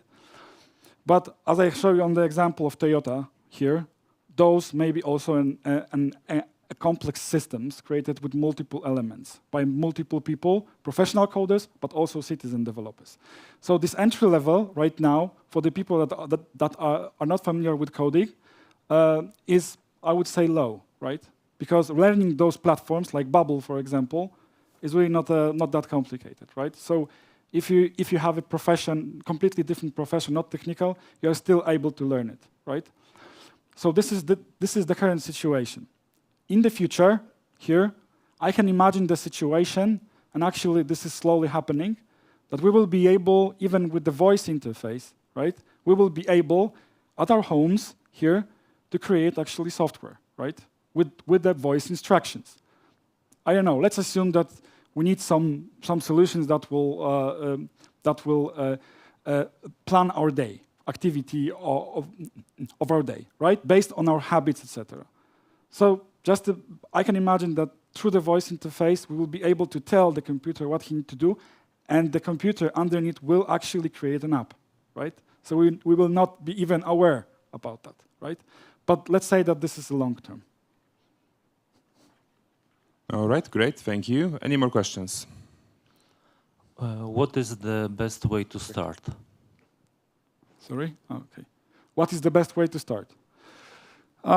I recommend you to seek through the internet, right here. Those platforms like Bubble, like OutSystems, many others have really user-friendly documentation that are also explaining what no-code and low-code is about, actually, right here. So just go there and experiment, right? This is the best way to learn here, how those platforms can be used, right? If you have some idea, for example, for an app, right, you would like to try, just go there and try it. Thank you. You can even those of you who in your companies you have access, for example, to Power Automated or Power Tools or Power BI. This is something also to be tried, right? For example, in Nokia right now, I see that trend that many applications are already created through the Power Apps, for example, and Power Automate, right? I can give you the last example. Nokia is for medical services is served by LuxMed, and usually we had to employee who wants to register to have those services had to fill out the papers, go to the HR, etc. This is not reality anymore because there was an application exactly in Power Apps created for that purpose, and it was created really fast, right here. So this is just one of examples of this, let's say, silent transformation that is actually already ongoing here. All right. Yes. I have a question about like security features of that low-code, no-code solutions, because I don't believe that some, for example, banking software would be developed like that, because from experience I know that banking software is so strict, and like banking companies want to know what the code looks like, and they want to have exactly their own code to maintain, you know, so they don't want to give the maintenance of the code to the, for example, other companies. Yeah, security is definitely an area when no-code, low-code introduction will be a problem, because as you said, there are different requirements for different industry. But actually in banking or in finance is one of the area where low-code and no-code is actually very well, is expanding, right? Mm-hmm. But rather regarding interaction with the customer, right? Okay. Here. With the customer or internally for processes that are not, let's say, where there are not that strict requirements regarding security, right? Okay. But as I mentioned, I would expect that we will see some kind of low-code, no-code solution, rather low-code, that are specializing in security, right? Mm-hmm. And through APIs can be connected with other parts of the ecosystem, right? I personally didn't find such an example. Okay, maybe in the future. Yeah, maybe in the future.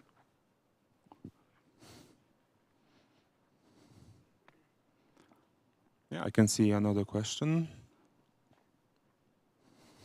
Hello. So I wanted to ask about, for your case in Nokia, for the application that were created by the no-code, low-code platforms, how do you manage changes for those applications?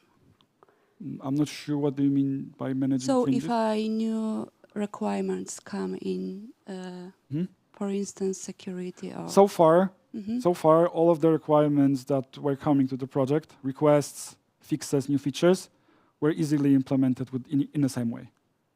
So by using low-code, no-code. So.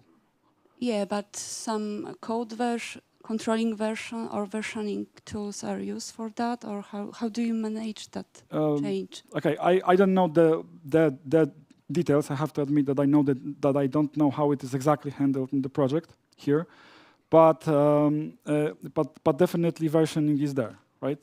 Here, but it may look differently than for the traditional software coding, right? Here, I mean, releasing cycle is faster because the changes can be introduced really quickly. Okay, so I have one more to that. Do you have some reviews for the changes that are introduced? And who is doing that? I don't have answer for this question as well. So, but I cannot imagine, despite no-code, low-code, sorry, that something is going through without verification, how it works actually, right? So this review process, I think it's still in place, definitely, right? But it looks differently, right? Because we are introducing changes via the interface graphically, and we're just doing an immediate test, right? For example. Yeah. So thanks. I can imagine that those are very detailed questions. Thanks. I would like say one thing more. Okay. So I would like to thank one person that made this presentation possible. I would like to thank my wife Karolina, who is on the here on the during the audience. So it wouldn't happen without her patience, without understanding and help. So thank you very much. And thank you, Jarosław. Thank you, Karolina. Thank you for your questions.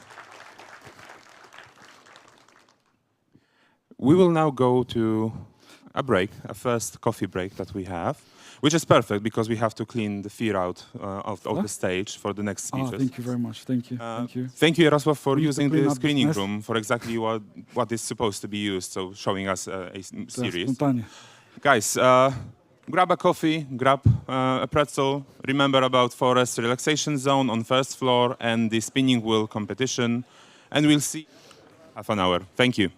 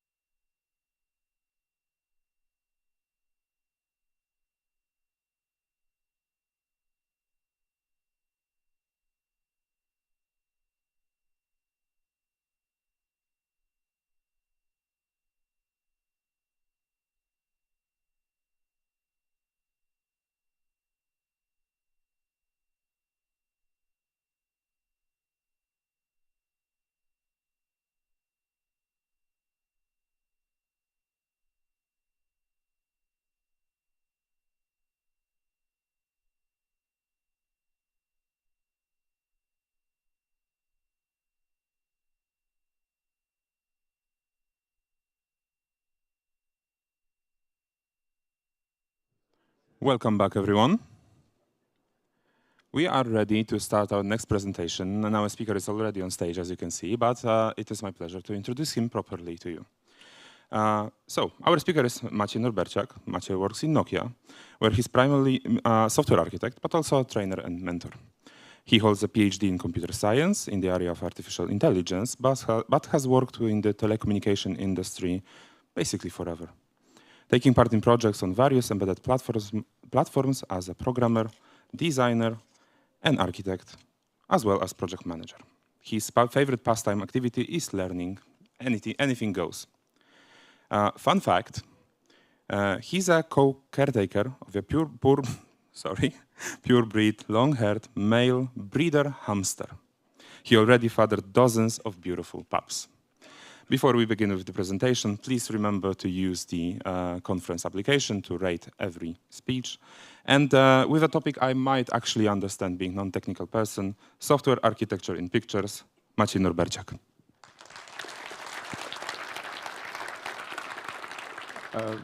I'm not sure I can promise anything about non-technical part.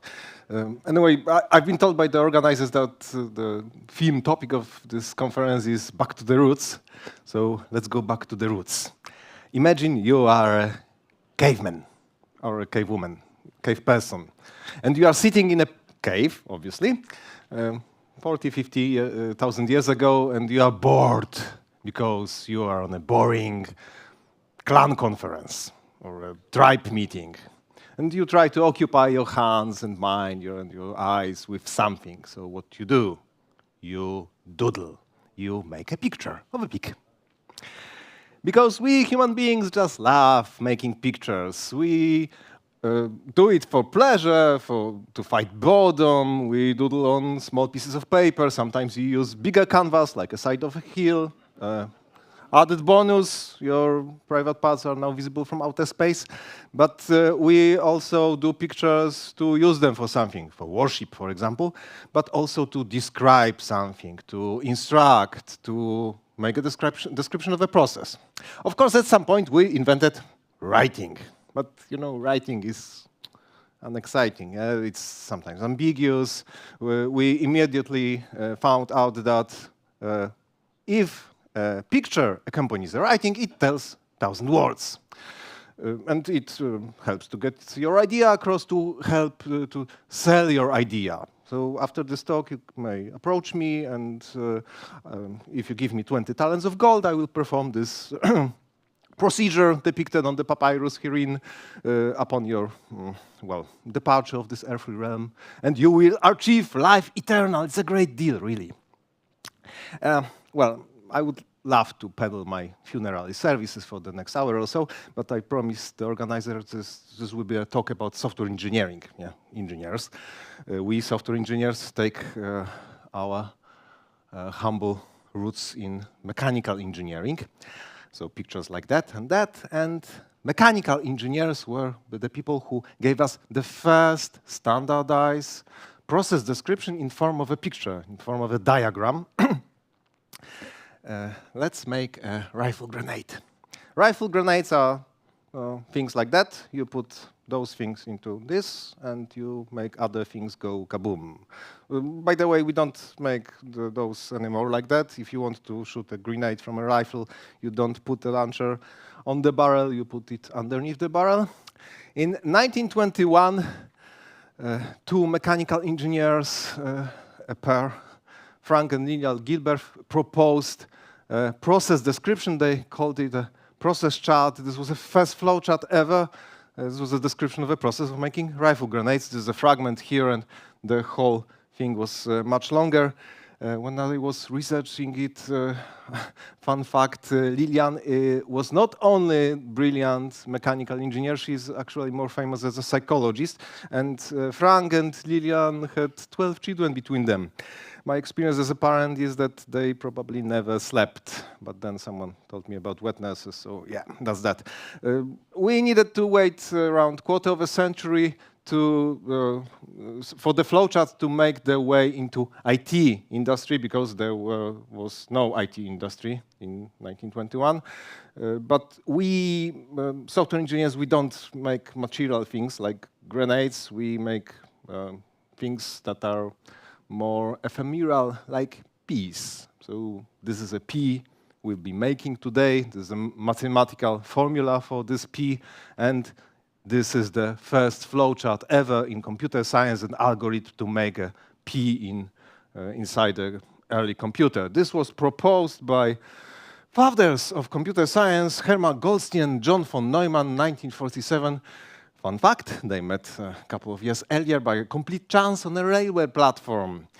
Von Neumann was working back then for a Manhattan project, and Hermann Goldstine was freshly married to a fine young lady called Adele. Adele Goldstine, prima voto Katz, was a computer programmer. So yeah, women in IT from the very beginning, in the roots. Okay, but this is not something that comes to your mind when you hear the word flowchart. You think rather about pictures like that. This is more or less a flowchart according to ANSI ISO standard. Standard comes from 1960s, but it is very current, very much in use. The last revision was in 2019, so it's fresh. This way of making architectural pictures, in general pictures in computer science, was also my first flowchart. I got this book when I was 10, Atari Basic for Children. Before this book taught me how to program my 8-bit computer. It taught me how to put an algorithm into a form of a picture, a drawing, a diagram. My first algorithm was how to scare my mom with an elephant. Yeah, and we are 6 minutes in, and you should start asking yourselves, hey, where is this software architecture I was promised? Well, I will give you a standard definition because I don't like things to be nebulous, and this, when I talk about software architecture, there's always this fight, what is software architecture and what isn't, what's software architecture, what's design. Standard definition comes, well, from the standard, ANSI IEEE, and it says that this is depiction of the system in terms of its building blocks, so components, subsystems, what have you, their interactions, connections between them, and it's also principles governing its design and evolution, so how you will work on the system in the future. And here another fight about terms comes because there is this argument what's design and what's architecture, where design stops and architecture starts. So for the purpose of this talk, we will assume that software architecture is about those big building blocks, components, subsystems, whatnot. And design is what's inside those building blocks, how they are implemented. Yeah? That would be simple enough.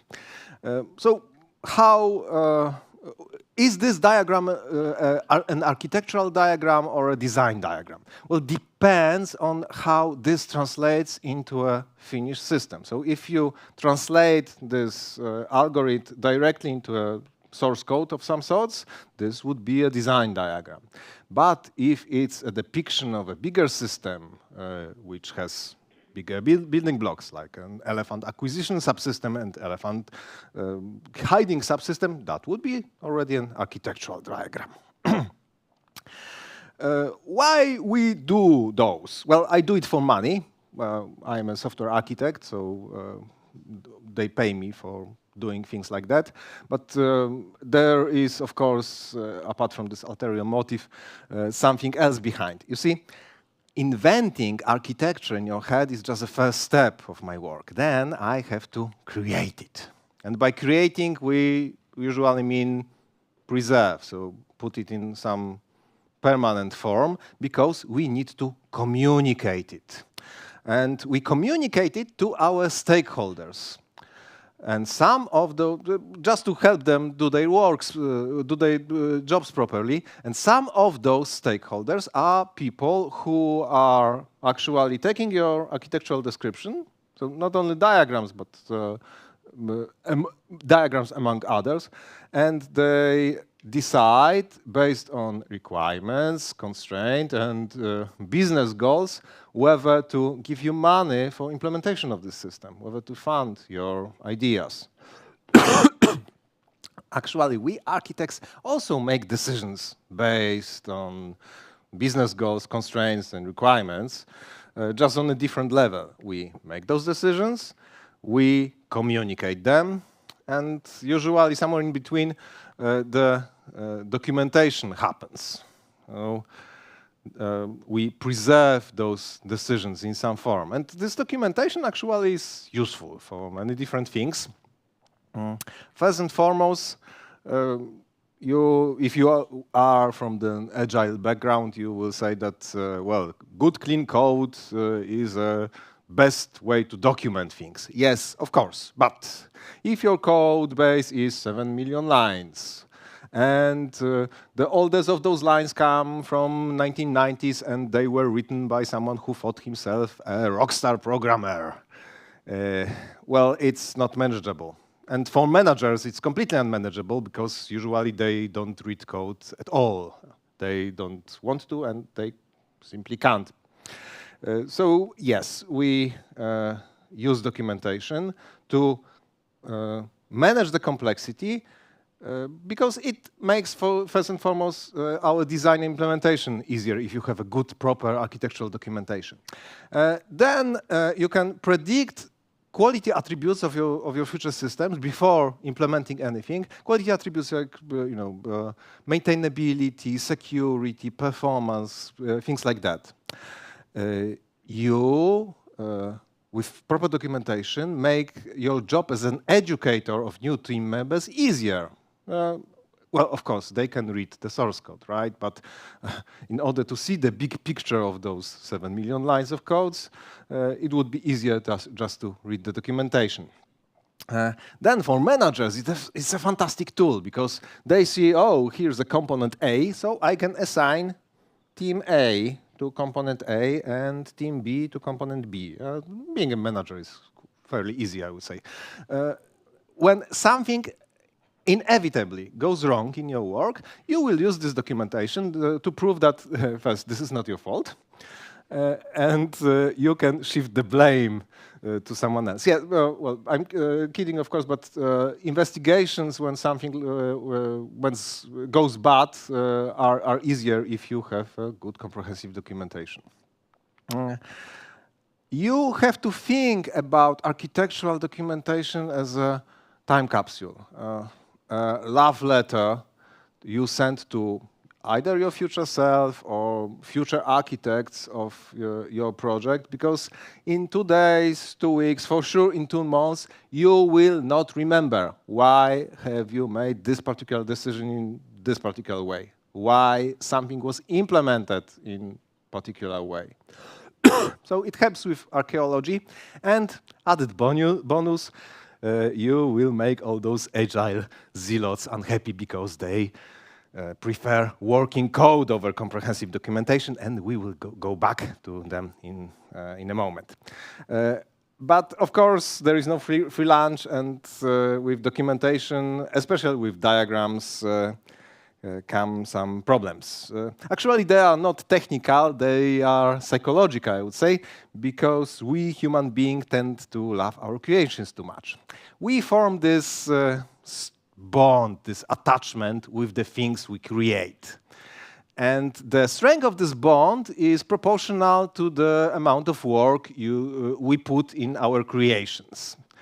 If you look at the documentation in form of a, textual documentation, okay, surely this took a lot of work to write, but this page is, boring, uninspiring, not exciting. A diagram, that diagram is beautiful and exciting and inspiring, and you will fight to the death for the idea depicted on this diagram, even if it's utterly stupid. You will die on that hill. That is called irrational artifact attachment, and this is a phenomenon we can fight with. My recommendation is to start documentation with something fleeting, ephemeral, non-permanent, like a flip chart or a whiteboard. But beware, do not put those sticky notes, post-its with do not wipe on them, because it will turn on you. You will make those things permanent.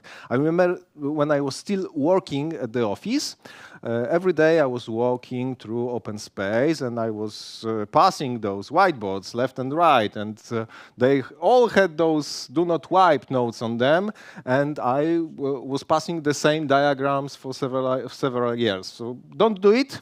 The time for beautiful pictures, beautiful diagrams will come because you will need to create them for your managers anyway, at some point. Okay, coming back to the history, we started with flowchart. Flowchart is called a classical diagramming method among other classical diagramming methods that were used not only for software engineering, but also for other engineering stuff or even for business processes. We have CFD, control flow diagram. The name is self-explanatory. This depicts the flow of control in a system. If you Google it, you will end up all the time with this F-16 fighter jet plane flight control system. The whole article is freely available. I think it's all fake, just to confuse the Russians. FFBD, functional flow block diagram, is another classical diagramming method. This functional here has little to do with functional programming. This pertains to the flow of functions. So if you have an arrow between boxes, that means that one function precedes the other. And it can be multi-level, multi-tier. This fragment here is how the space shuttle missions were planned. And by the way, if you Google for NASA System Engineering Handbooks, all the revisions are freely available online. Look for those old ones in order to see old diagramming methods. Those methods, those diagrams were created in 1950s, more or less. In 1970s, something that is actually aimed at software engineering came, data flow diagrams. And this was a part of a set of methodologies called structured analysis or structured design. And there were more diagrams coming with those methodologies. Context diagrams, which depicted the entirety of the system, the big picture, high level, actors interacting the system. Entity relationship diagrams, this thing on the right, they are still very much in use.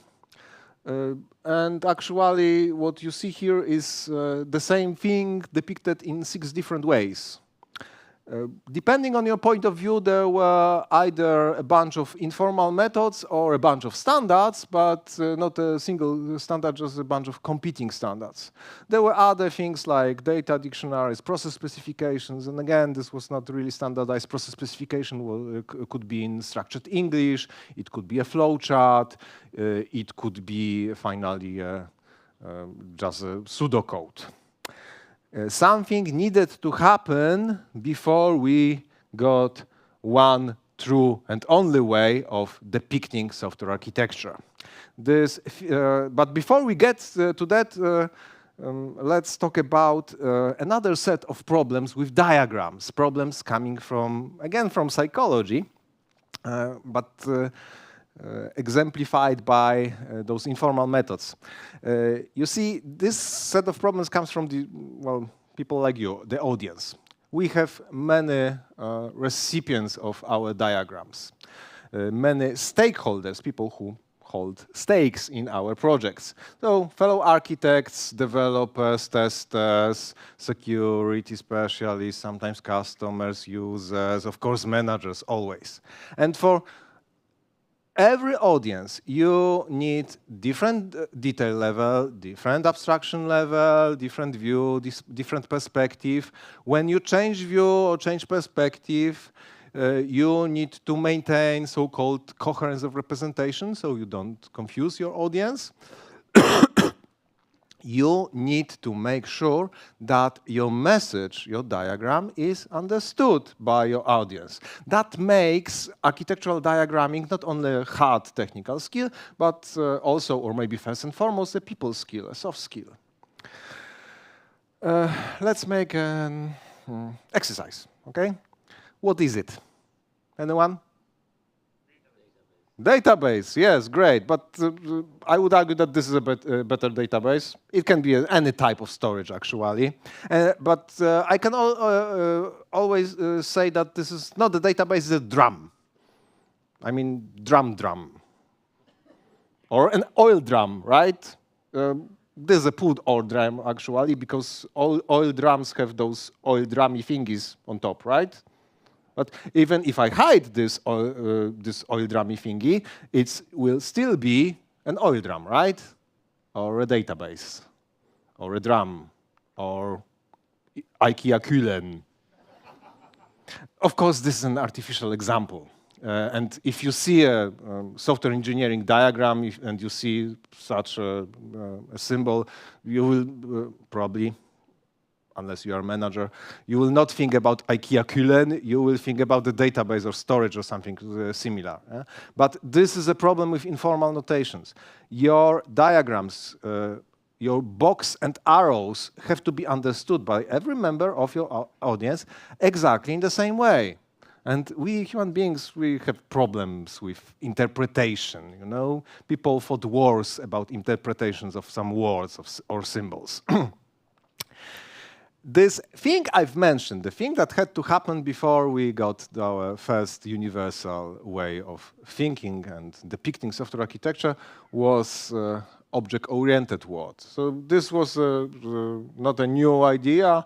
Languages that supported object-oriented programming paradigm were already there in 1960s. But in 1985, the best language in the world, and don't even try to argue with me, was created, C++. And with that, this started a revolution.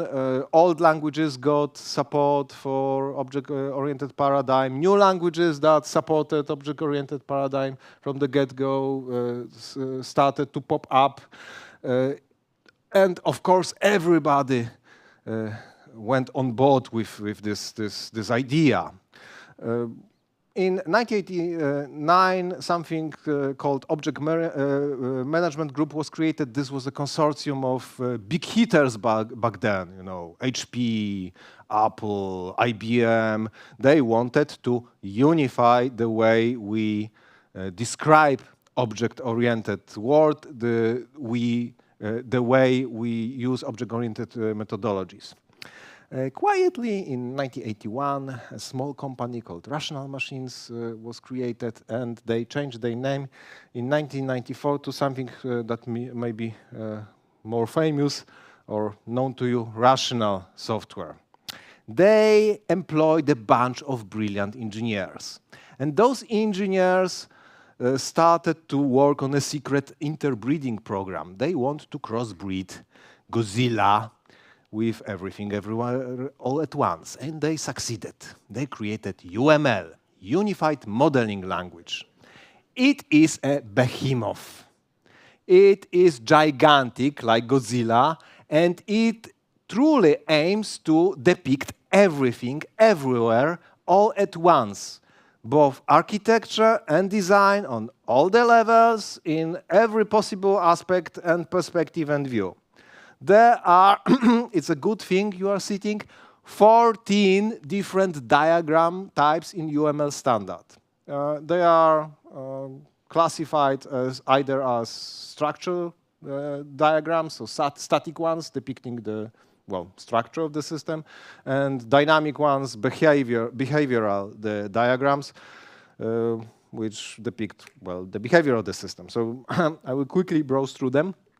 Bear with me. Structural diagrams. We have class and object diagrams, of course, because this is object-oriented methodology. Then package diagrams, component diagrams, deployment diagrams, composite structure diagrams, and profile diagrams.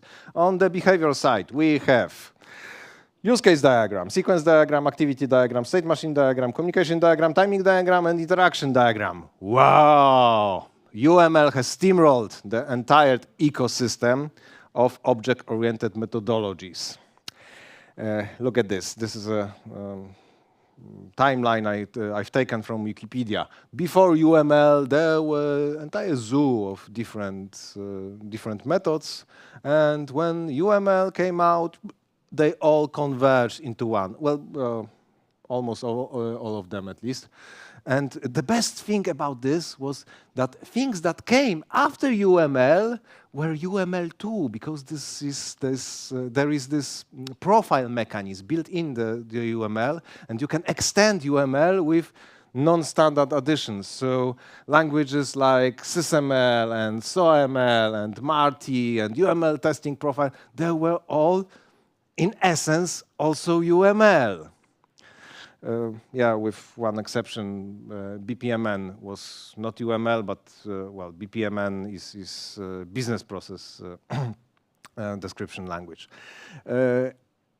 So what has happened exemplifies the problems we have with formal notations.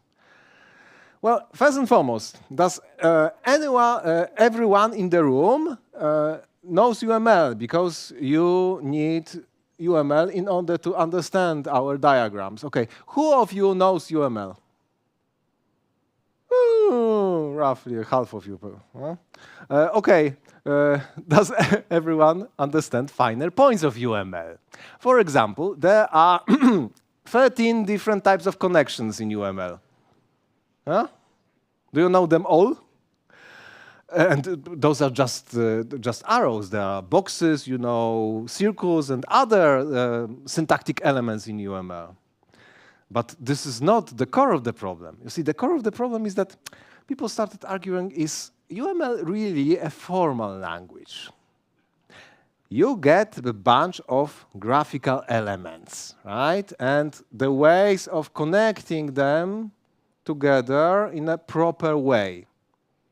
This is called syntax. So if you put a diagram of a system together and you want to verify whether this system is correct, you can do it just on a syntactic level. In order to do it on the semantic level, so if you want to see whether the system will behave properly, you would need a formal definition of semantic properties. But UML does not have this.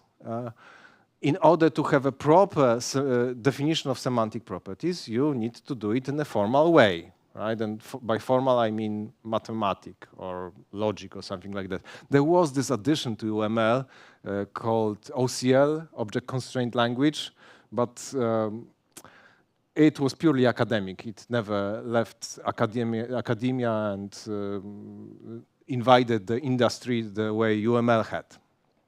So you have this notation, you can't do anything with that. There are languages, architectural description languages, that do the proper semantic definition.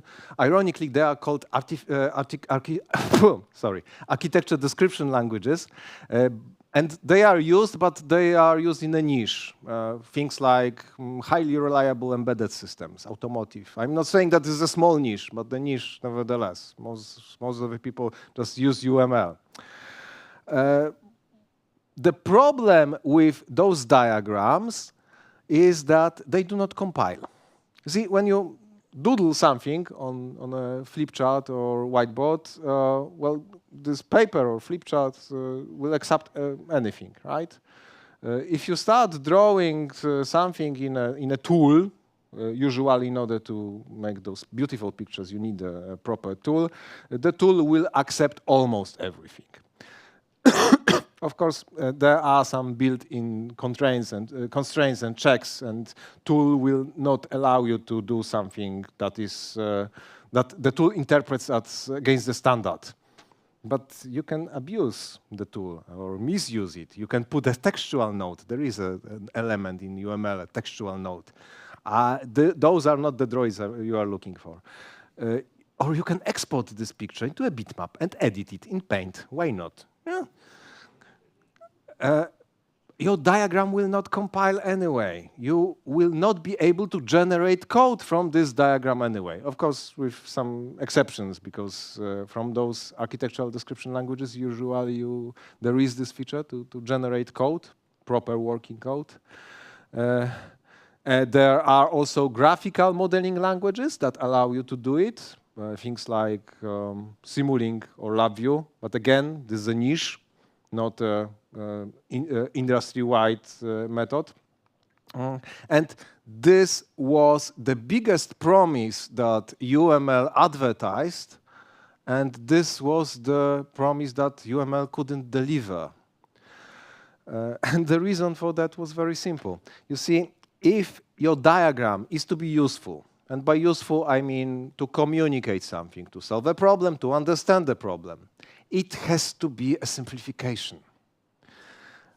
A simplification is something that omits all the unnecessary implementation details. And if you don't have implementation details, you will not be able to generate implementation from that, right? It's obvious when you look at this from that perspective, but you know, hindsight is always 20/20. People in 1990s couldn't realize this simple fact. If you want to generate code from a diagram, it has to be full of details. And this is not really a good example, because there are not enough details in this diagram to generate code better than a boilerplate for those classes.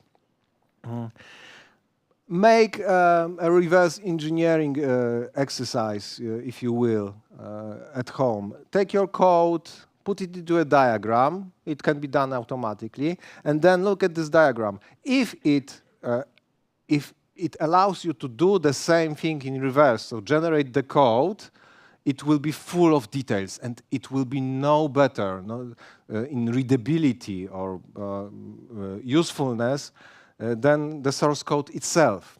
But if you want to have just a proper, beautiful picture that shows you the structure of this code or some properties of this code, it will be a simplification. You will not be able to generate code from that.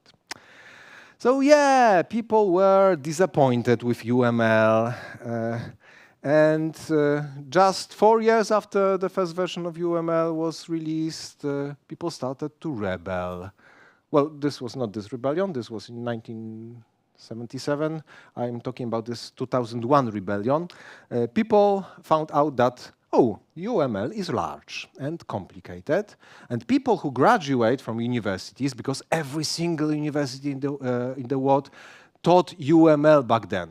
I started studying computer science in 1997. UML was big. I had 3 semesters of UML, hundreds of hours, lectures, exercises. We did all the projects in UML. But after you graduate, you start to forget all those 14 diagram types and 13 types of arrows and boxes and circles and whatnots. And you came to the company and, yeah, you know UML? Yeah, kind of.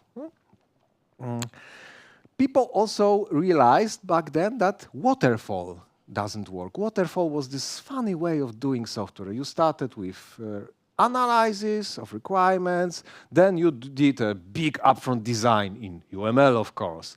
And after you had all the design work done, you started implementation. Yeah, this doesn't work because we found out that work on software is iterative. You have to come back to analysis, to design, implement, test, come back to the drawing board. People realize that upfront design is stupid. Well, not having upfront design is even more stupid, but still, they started to rebel and they issued this manifesto of agile software development. And there is one particularly heretical thing about it, because it says that we prefer working code over comprehensive documentation. And agile methods started to proliferate, and people started to abandon UML. And just after a few years, since 2004, the popularity of UML goes down steadily. The object-oriented group who is custodian of UML standard tries to push it. They issued UML 2.0, then 2.5. They tried to sell it to other industries apart from software, even retail. But well, we burned those bridges, unfortunately. But we still needed pictures. We still need pictures all the time. So after UML, things started popping up that were not UML or UML profiles, and just 2 of them gained some traction. First is called Archimate. This work was done between 2002 and 2004 by a consortium of Dutch companies and academia, sponsored in part by Dutch government. This is not a really architecture description language, but rather an enterprise description language. This is actually quite clever because they want to describe in this language not only software, but also the business processes, and you can show both the active and passive parts on the same diagram. This is not really software-centric, but rather business-centric. Of course, you could do all the software, or you can do all the software in Archimate, but you can't do design. Because on the lowest level there is an object, but there is no concept of class. You can do different types of diagrams in Archimate. This is so-called generic diagram, and this is actually everything everywhere all at once. On all 3 levels defined in Archimate, the highest level is business level, then you have the middle level, the application level, and on lowest level you have a technology level. And this upper level, this business level, is not software. You can do the diagrams that show just 1 level, like this example of application diagram or this example of technology diagram, but you can do them from different views and perspectives. This is a built-in mechanism in this language. But they do not aim to do everything that UML did. They aim to cover 80% of the cases. And what you do in the rest of those 20%, well, probably UML in a way. Another thing that gained some traction is C4. This is the invention of a guy called Simon Brown. It looks like that. Not Simon, just C4 notation, or actually it doesn't look like that because it's so simple that Simon does not propose any notation. This is a set of elements you can use, but you can use something different if you like. He's a software architect, and he was doing a lot of trainings. And one part of those trainings were giving people some requirements, asking them to translate them into a system, and then communicate this system. Of course, people have chosen drawings, and they struggled with those drawings because people coming from Agile world do not really like using UML. They shun UML, but they don't have anything else, and this was always a disaster. So he proposed this simple idea to show a picture on 4 different levels, hence C4: context, container, component, and code. Actually, this 4th level, code level, the lowest level of systems structure is optional. And Simon does not propose anything for this lowest level. He says, use anything you like. It can be a source code, but it can be UML. So you will end up with some UML anyway. So what to do? What would be my advice as an old architect to all you fine people who need pictures? Well, first, do not overthink it because it will kill you. If I can make a recommendation, learn some UML basics. There are some useful things in UML, just fewer and far between. I remember I was working at a company that decided to use UML because the code base was large and complicated, and we wanted to do it reasonably. We chosen just a fraction of diagram types and just a fraction of semantic elements to use on those diagrams, and we have written a handbook how to use them properly and sensibly, and this was 250 pages. So, yeah. There are some useful things in UML. Even on informal diagrams, you will see elements of UML, like like classes. Almost everyone writes the picture of the class in the same way, and it is UML-ish. But you will learn something that is used by your company anyway, and pray that something is used in your company if they don't have any formality or any way of doing pictures besides, you know, oral history passed from architect to architect. Try C4 for doodling apps, for depicting small things. It's fine, and your management will love it because it's so clean and simple and easy to understand. And practice, practice, practice. Find some architectural exercises. Katas, they are called katas. It's a description of the system in textual form. You have to translate it into a picture and then show it to someone. See whether this someone understands this picture in the same way you do.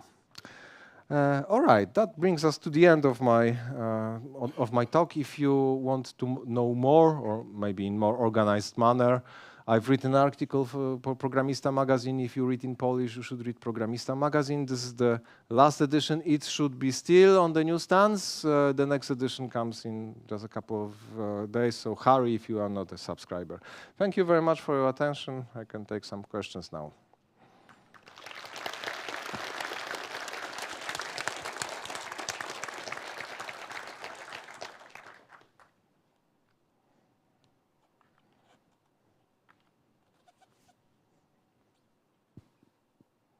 Okay, so do we have any questions?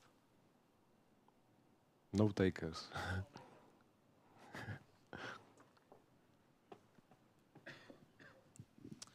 Thank you, Maciej, for your talk.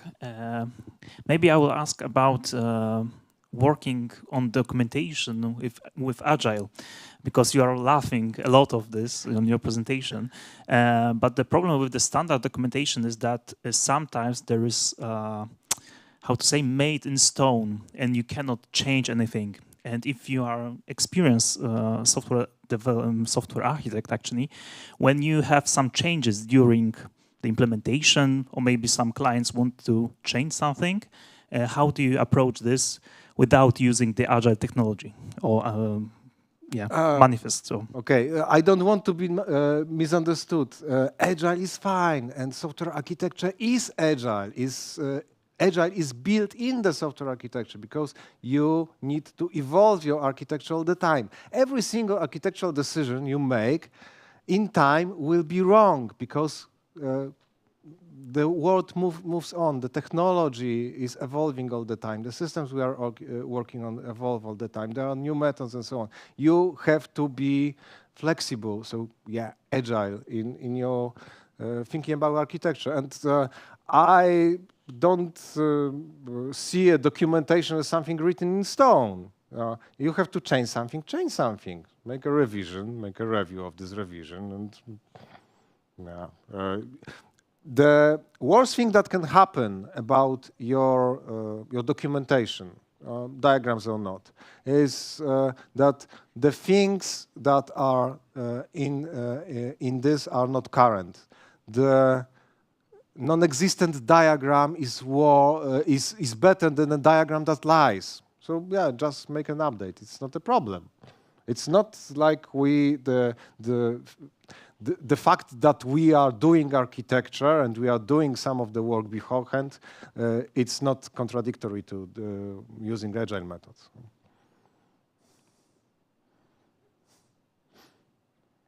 I need to make a talk about it. Okay, I think we have time for one more question.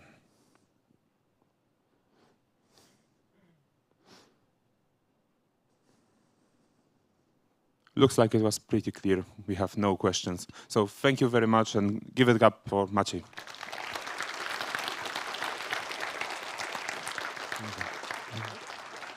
Thank you, guys. The next speech will start in 15 minutes, so 12:15. We'll be back here.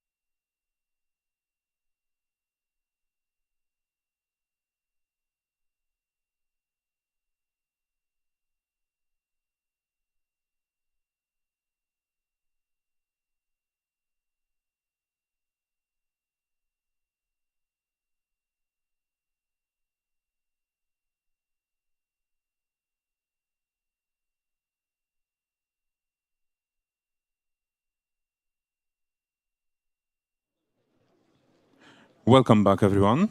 We are ready to start our next presentation.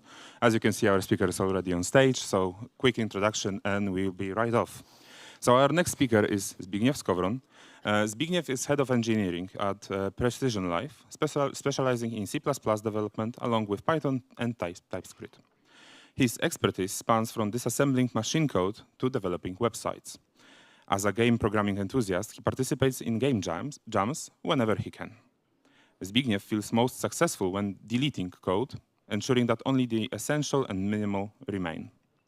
His fun fact is connected to those game jams he attends, as he completely disregards the theme of the competition, finding more fun in creating his own projects in his very own way. Before Zbigniew starts, please remember to rate our speeches, all the lectures in the conference app. And without further ado, please welcome to the stage Zbigniew Skowron talking about inside CPUs and GPUs.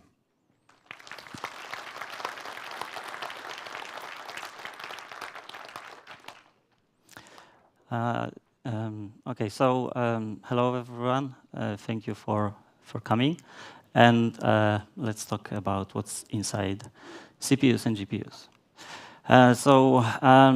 This is a relatively modern CPU, server CPU from AMD. And as you see, it is quite big. In the middle, you see an I/O die, which contains memory and I/O interfaces. And it's surrounded by a lot of CPU cores, 192 in this case. So this is a beast. And as you see, it is quite small. It's like this big. To give a bit of perspective, light, during one cycle of the CPU, light travels just the size of the CPU itself. So one cycle is like a very tiny amount of time. And electricity within the CPU travels even slower. It's like a centimeter or thereabouts. And within this one cycle, each of those 192 cores can execute multiple instructions. So that's pretty mind-blowing. So this is a close-up on an older CPU. We have 8 cores here in 2 groups of 4. And we can clearly see where the actual cores are, and L2 and L3 caches in the middle.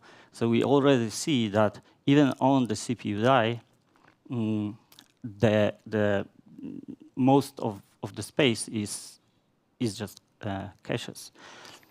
Now, when we look at the actual core itself, we see it has a lot of various functional units. So let's see what's there.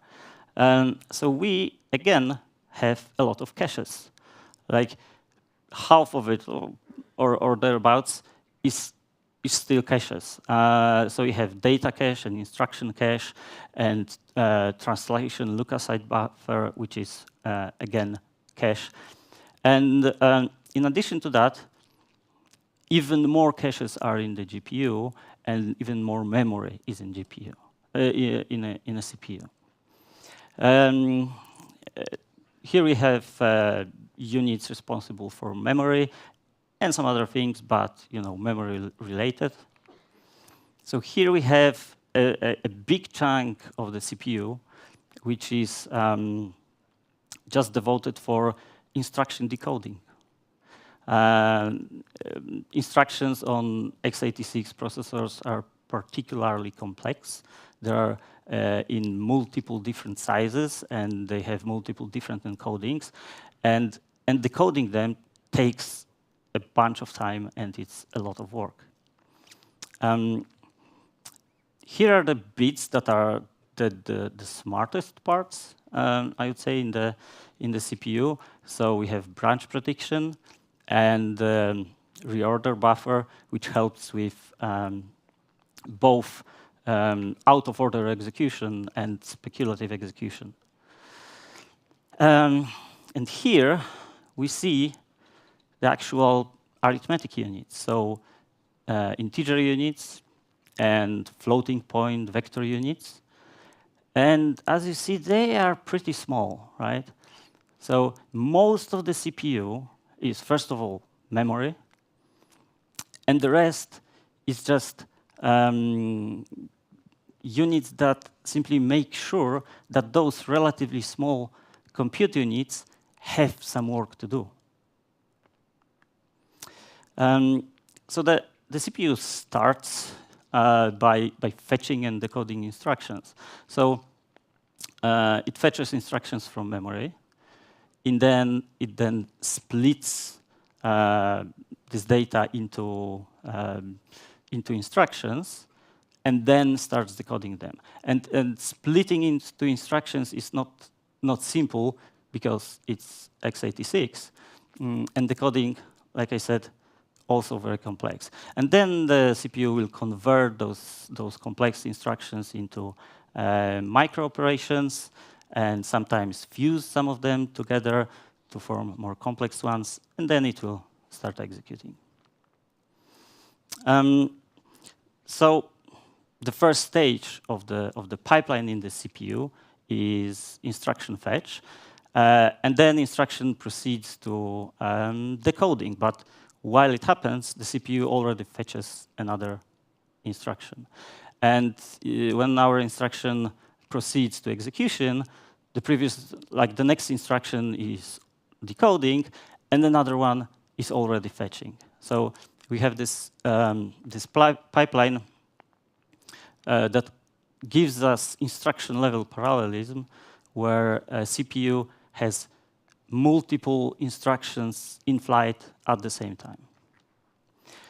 A real pipeline in a CPU is, of course, more complex. This is a pipeline from CPU used for PlayStation 4 and Xbox One. And as you see, the fetch stages and the code stages take a big part of the pipeline. So the pipeline is quite long.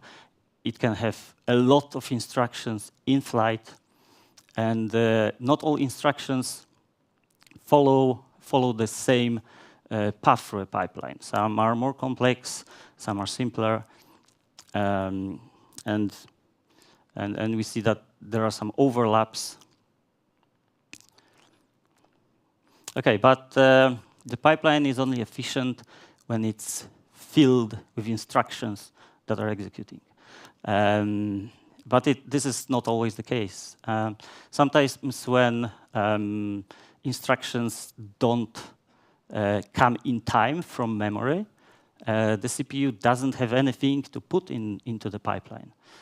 So we have an empty space there. Or when we have an instruction followed by another instruction that uses result computed by the previous instruction, well, this following instruction has to wait some time until the result is ready, and it can use it for its own computation. So we have those empty spaces in the pipeline that are just losing performance. So what the CPU can do to make sure that the pipeline is filled. So for example, it can use branch prediction to predict which code will be executed next, and therefore fetch instructions from memory in time. Another technique is instruction reordering. When you have dependencies between instructions, CPU can reorder instructions into to try and fill spaces in the pipeline. And there's also simultaneous multi-threading or hyper-threading, as called by Intel. And it's a technique where two threads are physically scheduled on the same core at the same time, and CPU is free to fill the empty spaces in the pipeline with instructions from another thread. So CPU is divided into two pieces. There's a front end that fetches and decodes the instructions, and it prepares the queue of micro operations that then is used by the backend. And the backend contains all the compute units and does the actual work. And a funny thing is that in case where the front end already has filled the whole queue of micro operations, in some processors it can turn off to save power. And the backend is actually quite capable. So in the Zen 4 processors, for example, you have 8 integer units and 6 floating point units in the backend. So during every cycle, every single core can execute at least 10 or more instructions. So this is really quite amazing. And because of that, it's actually typically the case that it's not the backend that is the bottleneck, but the front end. The backend is waiting for front end to generate enough instructions for it to have something to do. Okay, so let's talk a little bit about branch prediction, because this is actually way more interesting than people typically think, because the CPU starts with just this red box on the slide. So CPU starts knowing only the address in memory where the instructions will be. The CPU doesn't know yet what this memory contains. It haven't seen any bytes. But still, based on this address only, it will guess where the instructions are within this block of memory, and it will guess if there are any jump instructions, and it will guess which of those will be conditional, and it will guess again if this condition will be true or false, so whether the jump will be taken or not taken. And after all that, it will guess where the jump will go, because it might go to many different places. And CPU will make a best guess and will start fetching the instructions.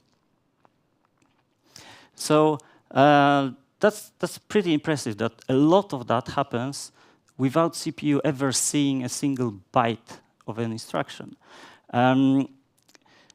But then further down the pipeline, as the CPU actually gets to see the instructions and starts to decode them, it can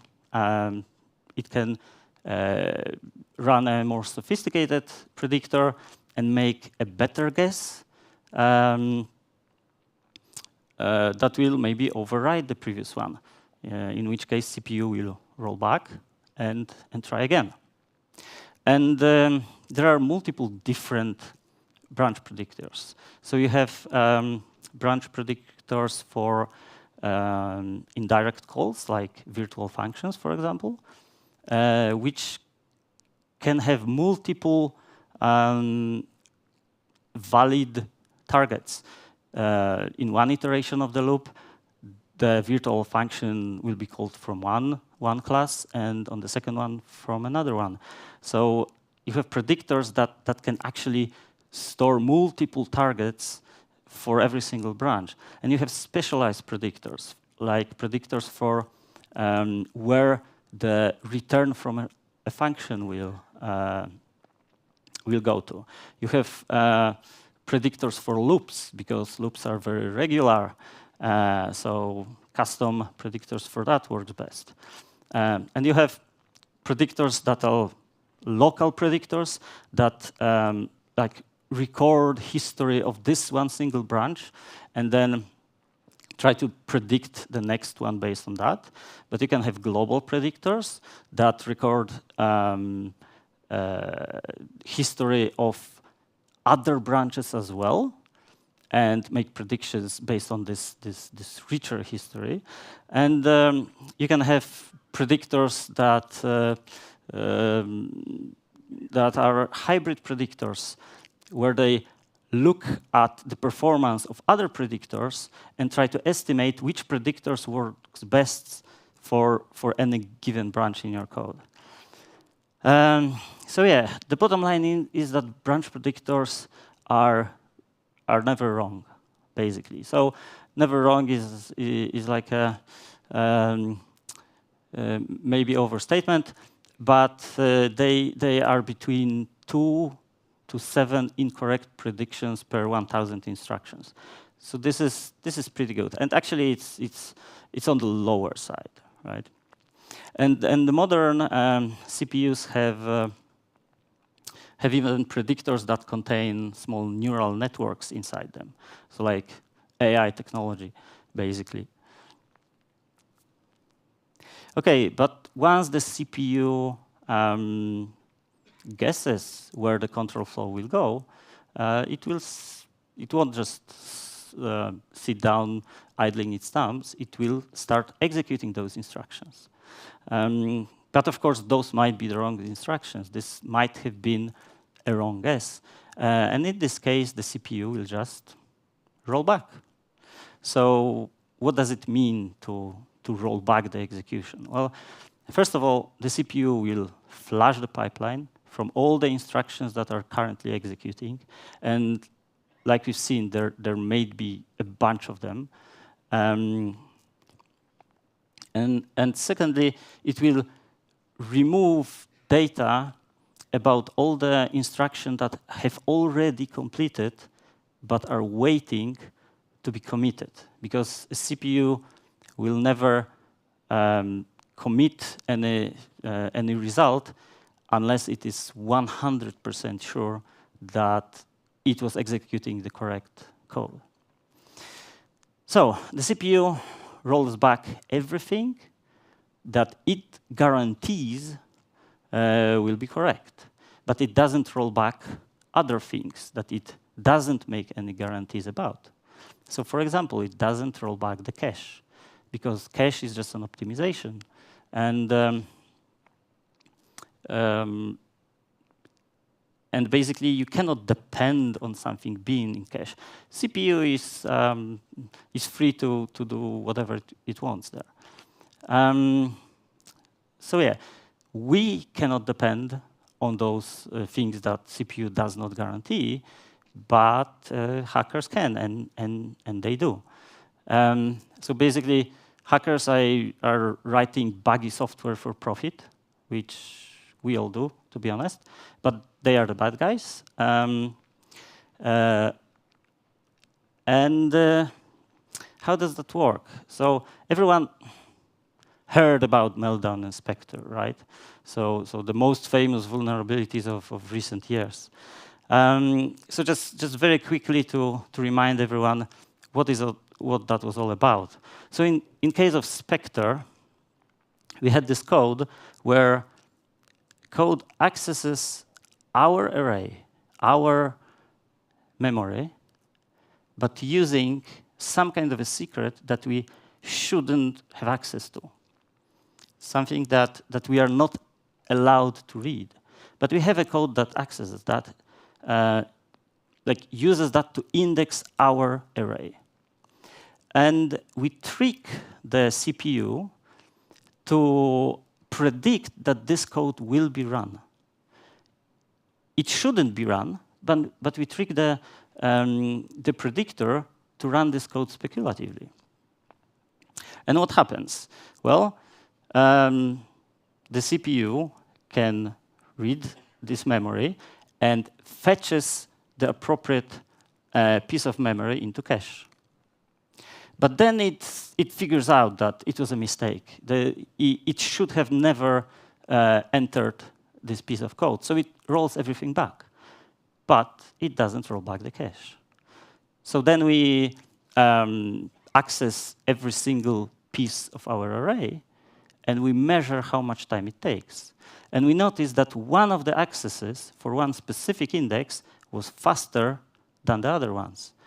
So it must have been in cache. And the only way it could have been in cache is if it was loaded using this secret index. So this way, the secret was leaked to us via the cache. But, you know, Meltdown and Spectre happened a long time ago. They are ancient history, 2008. So surely this is a solved problem by now, right?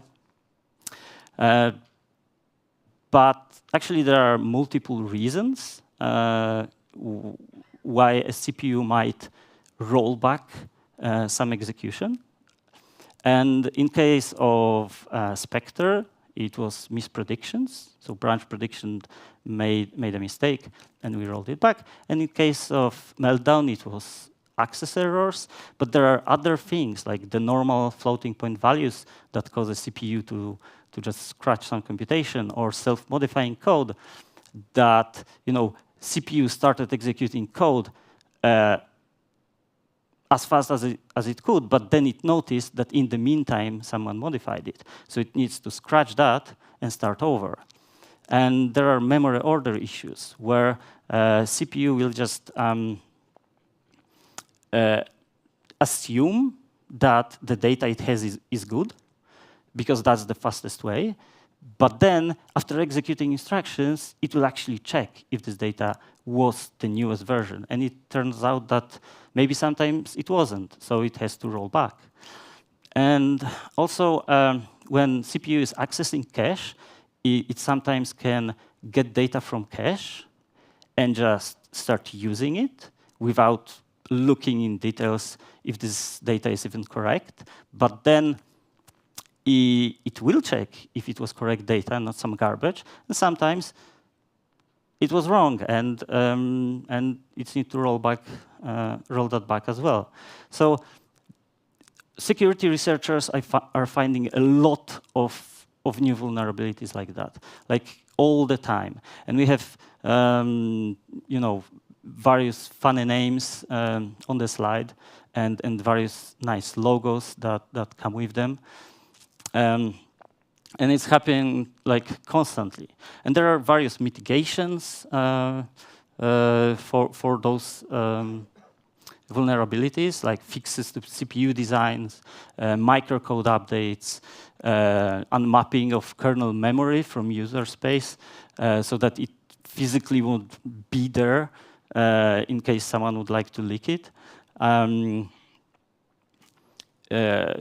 Compilers can inject extra instructions when they detect some fragments of code that might be potentially exploitable by some of those attacks, and they will insert instructions that prevent speculative execution. Browsers, for example, move sensitive data to other processes to kind of hide it a little bit better.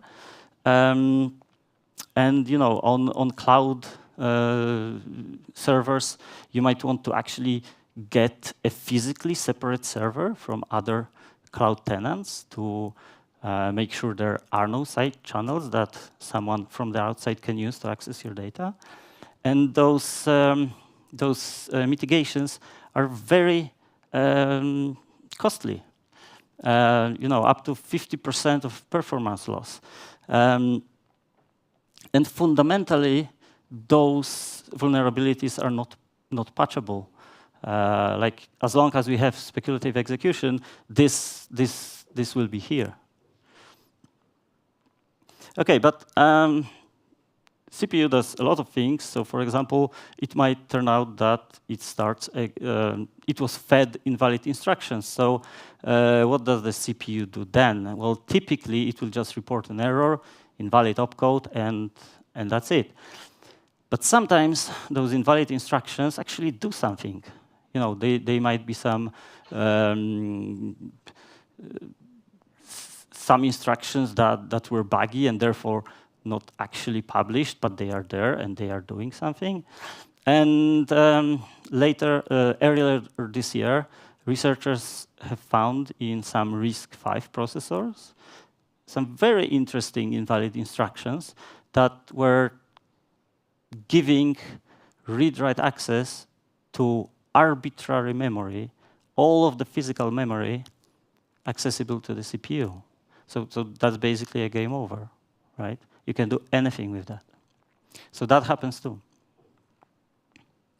Okay, so how do we harness this this complexity? Well, in 2004, Herb Sutter had this published this article, "The Free Lunch is Over," where he was talking about the multi-core era and how it's here. But really, are we still here? Because like in Python, you don't really have multi-threading. I mean, well, there are some things, some people would claim it has, but not quite. JavaScript, same story. And in C++, it is way better, but it is by far not the solved problem. People are actively researching new async primitives, senders, receivers, channels, and other things that would help us actually harness even the multi-core. But that's not everything. 10 years later, Mike Acton introduced the masses to data-oriented design in his famous talk, where he proposed a paradigm for programming that is cache-friendly, SIMD vectorization-friendly, and parallelization-friendly. And the main idea is that when you have something specific that you want to operate on, you should never take one thing. You should always take a lot of those one things. So there are other ideas as well, like value-oriented programming, which is both a security thing and also a performance thing. And in the GPU world, you have SIMT, so single instruction, multiple threads. So basically, you have multiple threads that in the hardware are actually executed on the SIMD vector units under the hood. So let's talk about that. So this is the Blackwell GPU from NVIDIA. And this is what it has inside. So this is actually from an older architecture. But basically, a GPU has a lot of symmetrical multiprocessors. And it will have, like in your laptop, it will have 20 of them. In a server GPU, it would have over 100 of those things. And each of those will have 128 cores inside. So you have like, in a laptop GPU, you would have 2,000 cores. In a server GPU, you would have like 20,000 or thereabouts. And each of those multiprocessors has a lot of integer and floating point units. It has tensor core units. It has various other things. So why the CPU was a kind of a corporation that has a lot of bureaucracy and middle management and very few people down the bottom doing the actual job, the GPU is like a factory. It's like all about compute, right? Very little of this management. But in order to feed data into those compute units, it has to have a huge memory bandwidth because it needs to get the data from somewhere, right? So in fact, which is quite surprising for many people, GPUs are not only like compute-focused machines, they are also memory-focused machines. So if you have memory-intensive workloads, GPUs are also way better at those than CPUs are. So we have a symmetric multiprocessor, and what it has inside. Like I said, it has 128 cores in NVIDIA, and it can store up to 2,000 threads inside. What does it mean that it can have threads inside it? Well, it means that actual physical resources on this core, on this symmetric multiprocessor are assigned to this core. So like the registers are storing values for those 2,000 threads. So they are ready to execute. It's not like on a CPU world where you have like switching thread in, switching thread out. They are all active there in silicon.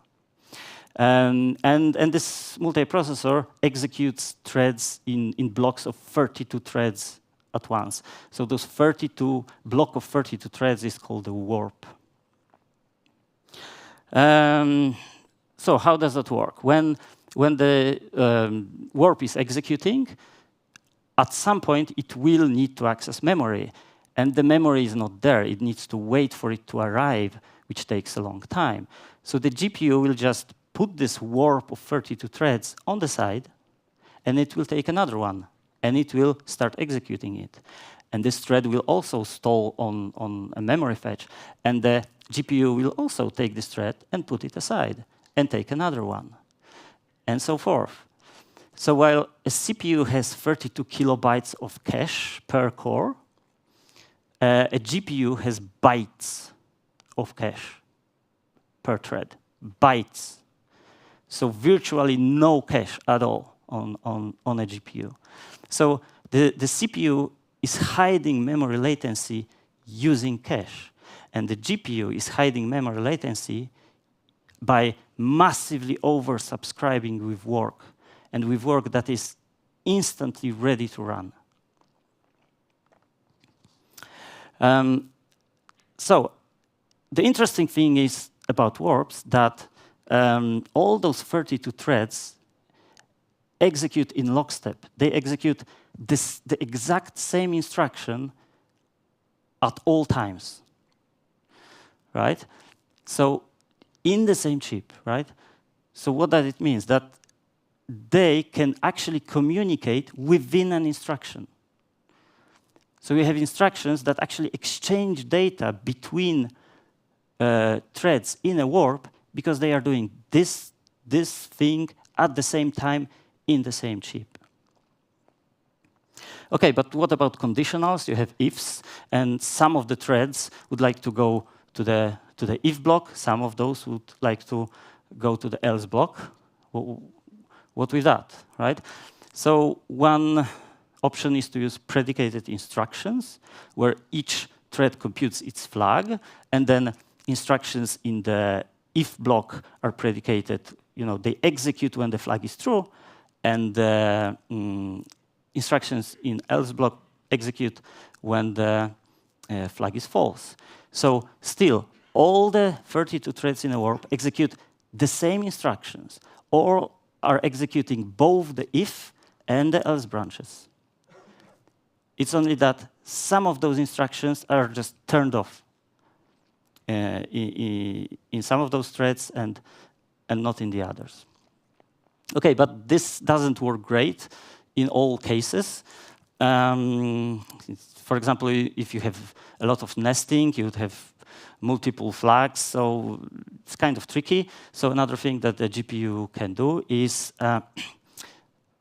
to mask threads. So basically split a warp into two, and it will first run part of the warp, executing the if branch, and then we'll switch to executing the second part of the warp and executing the else branch, which is of course less effective, right? Because part of the GPU is not doing anything; it's just waiting, and the usage of the underlying vector units is like not full. So this is suboptimal. So if we go out of the if, we would like to converge the whole warp again, so that all 32 threads will continue working together.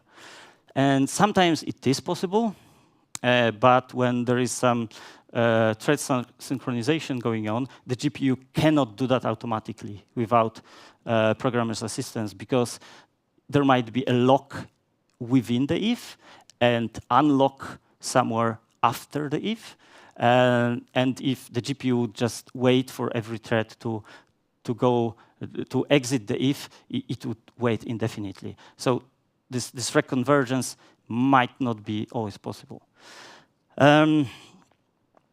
But there's another interesting thing, because at the same time 2,000 threads are physically in this one processor, they are not executing at the same time, but they have all the data there. So those multiprocessors have a little bit of internal memory that those threads can use to communicate between each other. And because this is within the chip, it is super fast. So those threads that are doing the same thing on the same processor are called blocks of threads. And you can leverage this locality to one single chip to gain huge performance. And similarly, multiple multiprocessors that are together form a cluster of multiprocessors, and because they are close, they can communicate very fast. They communicate faster than with some multiprocessor at the other end of the GPU. So again, this is all exposed in the programming model of the GPUs. You can actually use the fact that you have some threads executing together with you, that some threads are executing on the same processor, or that executing on a nearby processor. And all of that is exposed, and you can leverage that. And we don't really have anything like that on the CPU side. Okay, so everyone knows that memory access on CPU is best when it's sequential, right? Because we have data in cache, and we just read data that is in cache. But in case of GPUs, when you think about each thread accessing memory sequentially, its own table of memory sequentially, then we see that when all 32 threads in a warp are considered, they actually access very different parts of memory. So the GPU has to load, because loads from memory don't ask for a byte. They ask for like a huge chunk of memory at the same time to increase the throughput. So the GPU has to load a bunch of memory, then your threads read and use only a tiny fraction of it, and the rest goes to the trash bin. It's forgotten. And then you get another memory access, and the same thing happens, because this memory was not cached. GPUs doesn't have enough cache to do that. So you basically throw out most of the data that was fetched from memory. So instead, what you do is that you consider all 32 threads at once. So you make sure that first thread is accessing the first element, second thread is accessing the second element, and so on. And this way, all 32 threads are accessing this one chunk of memory, and then you move all of those threads 32 indices to the side, and they again access another contiguous chunk of memory, and then they move to the side and access other chunk continuously. So this is now sequential, right? And warp level communication is also very useful in graphics. For example, when you have a game that renders a polygon on the screen, some polygon in the distance, you can have two pixels that are very close, like neighbors on the screen. But because the polygon is so far away, they actually map to very distant pixels in the texture. So this will produce those aliasing artifacts, those noisy textures that just look bad. So the answer is MIP mapping. So the GPU will store not only the full-sized version of the texture, but also smaller sizes, up to the 1x1 texture, just 1 pixel. And when rendering neighboring pixels on the screen, it will choose the texture where those pixels map to neighboring pixels in the texture. So this will achieve you two things. First of all, you have much better quality because those textures are filtered and you don't have those aliasing artifacts, so the pictures look nice. And also because they are close in memory,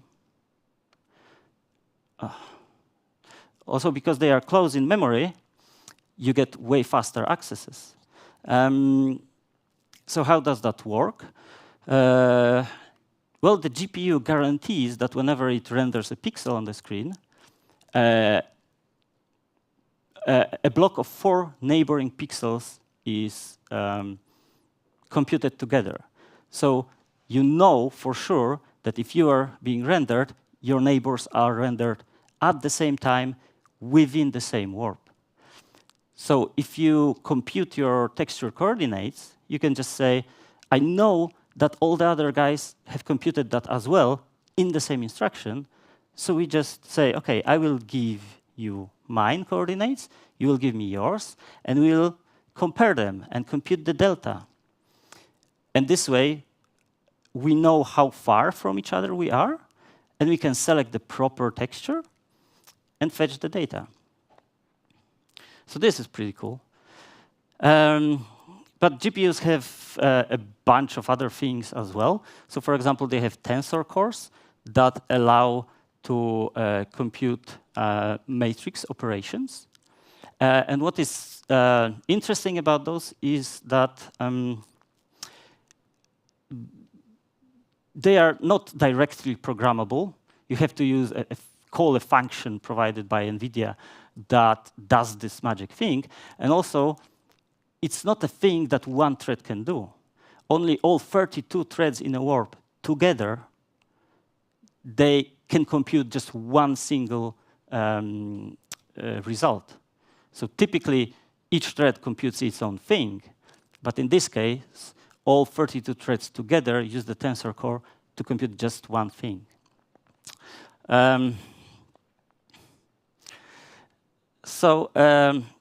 Another thing that GPUs can have are ray tracing cores, but those are only in the GPUs that are actually used for graphics. And they can compute bounding volume queries. So basically, just you can ask in a game like what objects are near this place, or you can have ray tracing queries asking whether a given ray intersected given triangle, which is, of course, used for computing nice reflections and nice lighting and other effects like that. But this is kind of less fun because you cannot program those cores directly. You have to use an even higher level API like DirectX or Vulkan. So yeah, but it's there. It's quite interesting. And yeah, so the main takeouts are that the CPUs are fast because they guess a whole lot. They guess everything, and they assume everything, and they are almost never wrong. And GPUs are not only great for compute, but also for moving a lot of memory. And the GPUs expose their hardware internals in the programming API, and you can leverage that, which is very kind of alien experience when you start with it, but it is really quite cool. And while CPUs hide memory latency using caches, GPUs just oversubscribe with work to hide this latency. And yeah, while we have a lot of multiple or different programming paradigms to try and leverage this hardware, like all of them has some drawbacks, some pros and cons. So it's difficult to choose from. And yeah, the final note is that unfortunately, hardware vulnerabilities are here to stay, at least for the for the nearest future. So thank you very much for listening.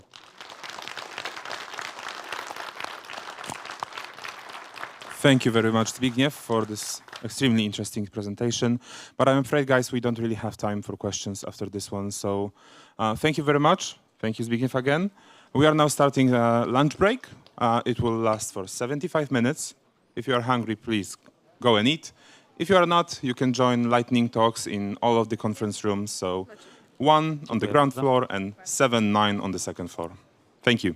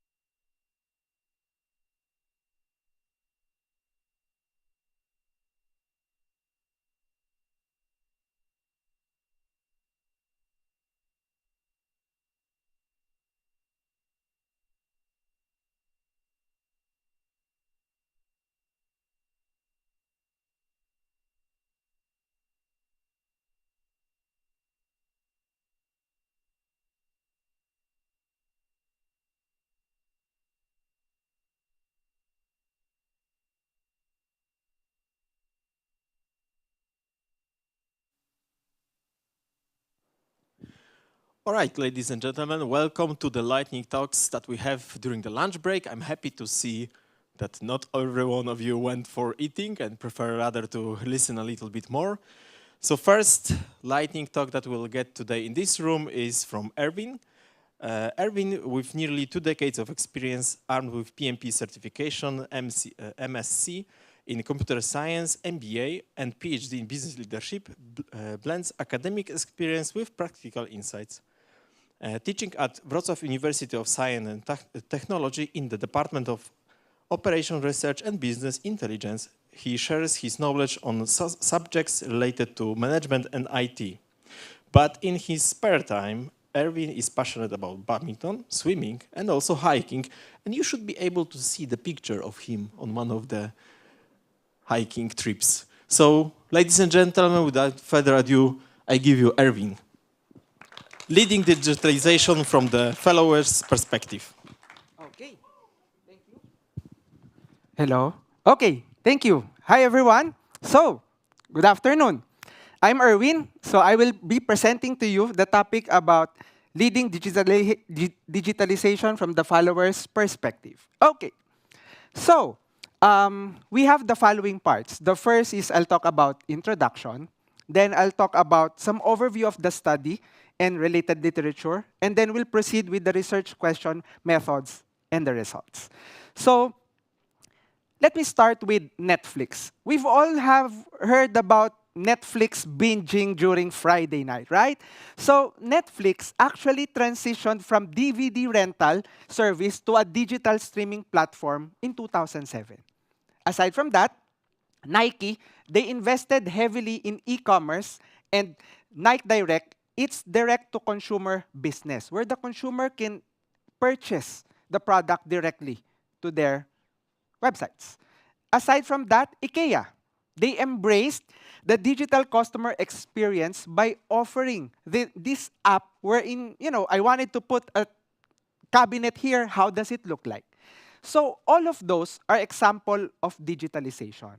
And taking my PhD in business leadership, I know that at some point in time, with the technology booming, one of you will definitely lead any form of digitalization someday. And are you ready for it? So this time, I will share to you the different skills based on my research in my PhD on the skills necessary for you to be able to lead a digitalization properly. So basically, digitalization has emerged as a transformative force reshaping different industries worldwide. And the value of this study is that I've taken it from the perspective of the follower. I didn't interview the leaders, but rather I interviewed the followers, and the followers responded by giving what kind of leadership style, traits, and behaviors are necessary or are valuable for them whenever they are dealing with digitalization. So, during the review of related literature, I took moments to study about digitalization in the workplace where we are right now, something about the outcome of digitalization, how it transformed our life. Without the tools, it will be much difficult for us in the workplace. Now it's different. How people have led digitalization, how followers have experienced the digitalization journey. And lastly, how do we apply a follower-centered approach in really understanding digitalization? So the research question that I focus are the following. The first is, what traits and behaviors constitute effective leadership in a digitalization from the perspective of the follower? Take note, I'm not trying to understand it from the leader, but rather I'm asking the followers, how do they understand it? What are the traits they want? So it's a different kind of research because I started from the bottom, understanding the follower's perspective. Next, I try to understand how the effective leadership in digitalization actually shape their attitude and behavior. As a leader, you might not know, but you're influencing how your follower behaves, how their state, mentally, because of how you treat them. So it's important to understand how the effective leadership actually shape their behavior. Third, what positive team outcome do followers associate with leadership in digitalization. In other words, what's the result? Because they led this way, what was the outcome? So with that, I did a purposive sampling of 11 focus group discussions across large-scale companies in the Philippines. I'm from the Philippines, by the way, along with my other friends here. We did an online focus group discussion, open-ended and semi-structured questions.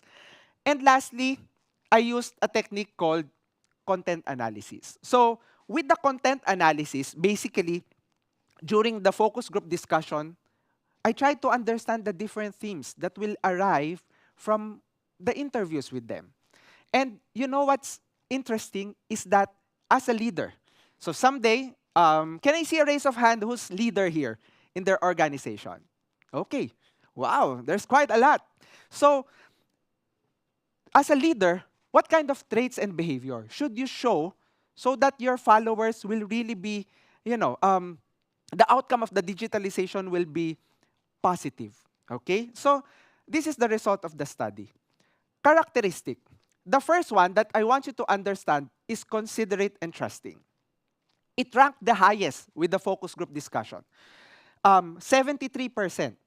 The followers actually find it important that the leader is considerate to their needs and trust them. When a leader trusts their follower, he or she does not micromanage. So don't micromanage, okay? During digitalization, it doesn't work. And then the follower, he or she will trust their follower that they will be responsible for the work and deliver as promised. Second is be firm, okay? You should be firm as a leader. It was perceived as a sign of weakness if you are not firm. Erwin, why? Why is it important that we are firm? Because when you're leading a digitalization, it's different. Along the way, it's technology. Some solution doesn't work. They might have a different approach. Or they might change something in the middle. Or a lot of things can go wrong. And if you're not firm in the decision as a leader, you're like, go here, go there, go here. You wouldn't get their trust. Third one, it's about technological familiarity. You know, during my research, some of the leader led the digitalization but doesn't have a strong technical background or no technical background at all. It doesn't work because they don't understand. When people complain, hey, I'm having trouble with this, they don't understand. And you don't want that to happen. Fourth is you need to be hands-on. You shouldn't be hands-off, let them do their thing. No. They appreciate it because they're dealing with something complex like a digitalization. It's not a simple programming project. It's a big one. So if you're dealing with that, you have to be hands-on. Be there ready to support. If they need something, you got their back. Next, behavior. Okay, after characteristics, you have to show this behavior. So if there's one takeaway that I want you to do is that please remember all of this. Okay, these are the key takeaway, my humble request for you for today. So behavior, you have to foster collaboration and communication. So it is important for you to make sure that they are collaborating with each other. There are times that the developer just wanted to be in their silo doing stuff, but you have to make sure that they're collaborating. Next, you have to constantly motivate and empower them. Being able to motivate and empower is important leadership behavior. A follower can be empowered in many different ways. But one situation is when leaders show value and importance to the follower's voice. So during tough times, the leader's ability to coach their follower is crucial. Next, you have to be there to support and mentor them. Mentoring is different from coaching. Okay, so they're looking for mentors and support from their leader. So it's important for you that to provide necessary support and willing to become hands-on whenever they really need you. So lastly, because digitalization talks about big change, it's not just a simple change. So it's important for you to make sure that you know how to implement change properly. Do the right change management technique. And eventually, the good news from that is once you have these characteristics and behavior, you know what happened from the research? Well, they feel inspired, motivated, and develop a positive work attitude. During my interview, from the followers, there are times that they're really having a hard time implementing the certain requirements. But when their leader exhibits these behaviors and characteristics, it seems like they have the attitude that we can do it. We'll fight and finish this difficult job. And they're working together as a team, which is important. Next, team outcome. So these are the outcomes that would happen if you actually implement or lead a digitalization properly. First is, of course, you will have the results. What you wanted from the digitalization will happen. You will have a better team dynamics. That's one thing I want. After the interviews, you know, those leaders who show these behaviors and characteristics, what happened is that they feel stronger as a group. So next project, they can conquer it. Imagine that attitude. As a leader, don't you want that attitude to your team? Enhance accountability and ownership. They're no longer, I don't want to do that, it's too difficult. No. I will work on this. I will figure out a way. And personal and professional growth. They're no longer stopping on the fact that, hey, this is only my job. No, they're looking at how they will grow. They will learn more. And lastly, they improve morale. And they're really happy about the job. Lesser attrition. They really love the company, the culture, and everything. So, to conclude, so prioritize again their interpersonal consideration over other matters. There are research from Malakyan 2019 saying that the critical role of mutual trust between leaders and followers are important during the change. Another is technological familiarity is enough. They have to know a little bit about the digitalization that's going to happen, right? Imagine they're going to lead something which they haven't. It will be tough. They have no idea at all. Do not be a laissez-faire.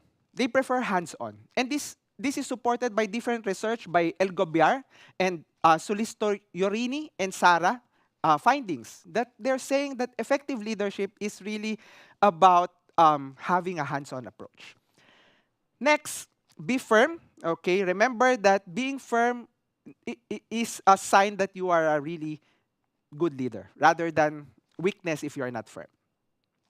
And then a few more things to conclude is that make sure that they are collaborating and communicating as a team. It's really important.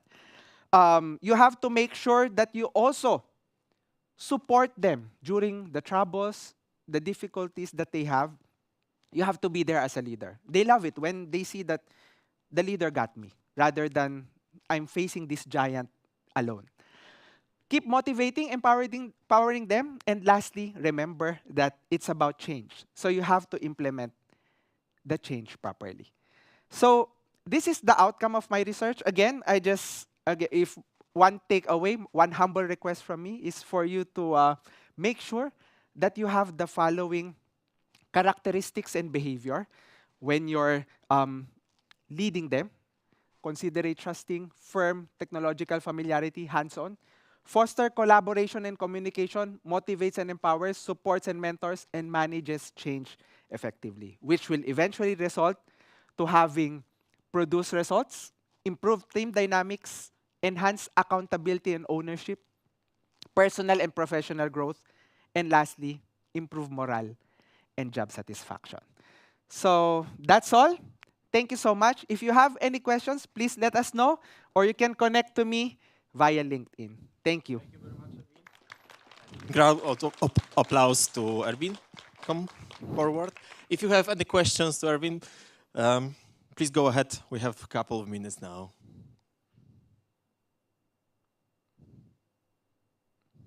Apparently, you made it so clear. Yes. And then I especially like the part about do not micromanage. I can so much relate to that. Thank you very much. Again, big round of applause to Erwin. Thank you, and have a nice day. Enjoy the conference. Thank you. And now we shall have around 15 minutes till we have another lightning talks. Therefore, please stay tuned, and we'll see each other in 15 minutes. You're speaking so fast and you're doing very fine. Thank you. Is it too fast or no, it's no, okay? very fast but good.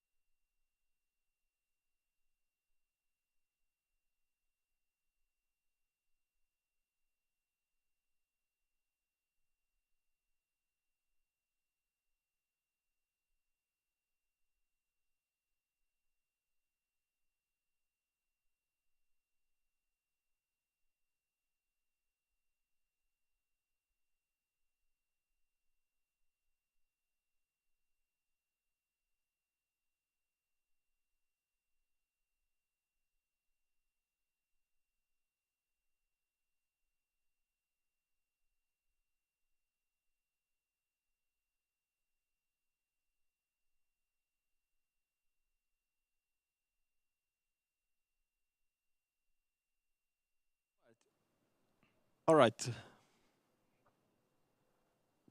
All right, ladies and gentlemen, welcome after the break, and we come to again with a second lightning talk. The second speaker would be Jacek Góra. Jacek is one of the, as he called himself, dinosaurs of Nokia in Wrocław. He started in early LT days, continued with research, technology development, and architecture throughout 5G ramp-up. Now Jacek is leading Nokia's latest radio product platform in R&D. In his free time, Jacek likes to do embedded electronic projects and travel, and especially enjoying mountain hikes, which you can see right now, or pretty soon on the screen, when Jacek is in Karkonosze enjoying his mountain hike. So without further ado, I give you Jacek Góra, Power of Energy Efficiency. Big round of applause. Thank you. Thank you for the nice introduction. Good afternoon, everybody.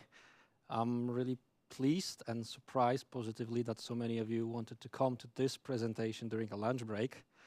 I hope you will not regret that in a couple of minutes.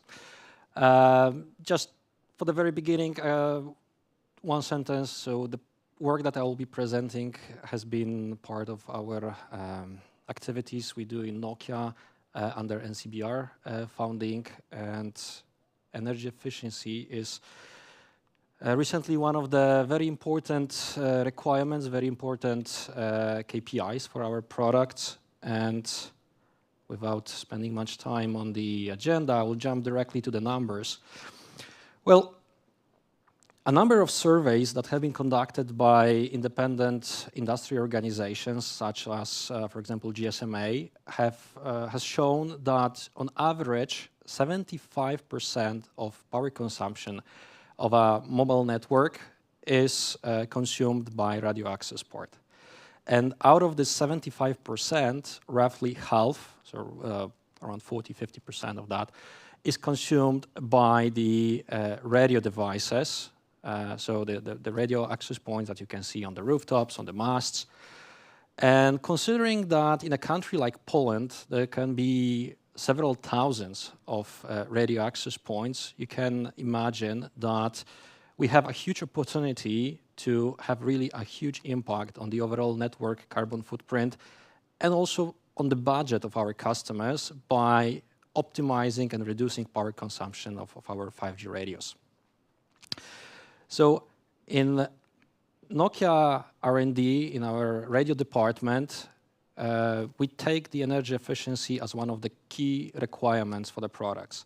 It has also secondary benefits because when we decrease the power consumption of the radio is also heating up less, so we can have smaller coolers, the mass, the size of the radio is also reduced, so there are also many secondary benefits. But how can we improve energy efficiency of a device like a 5G radio? So we take two approaches, or we attack the problems from two angles. So first of all, we need to reduce the overall maximum power consumption of the radio. And this is primarily a task for our hardware engineers.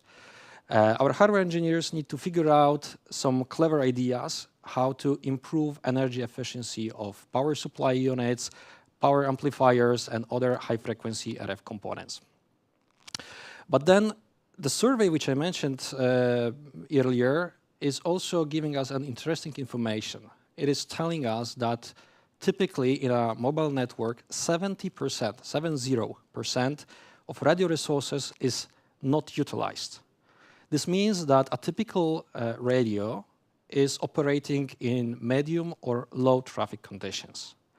This is the space which we can exploit by new microchip technologies and also by inventive software features.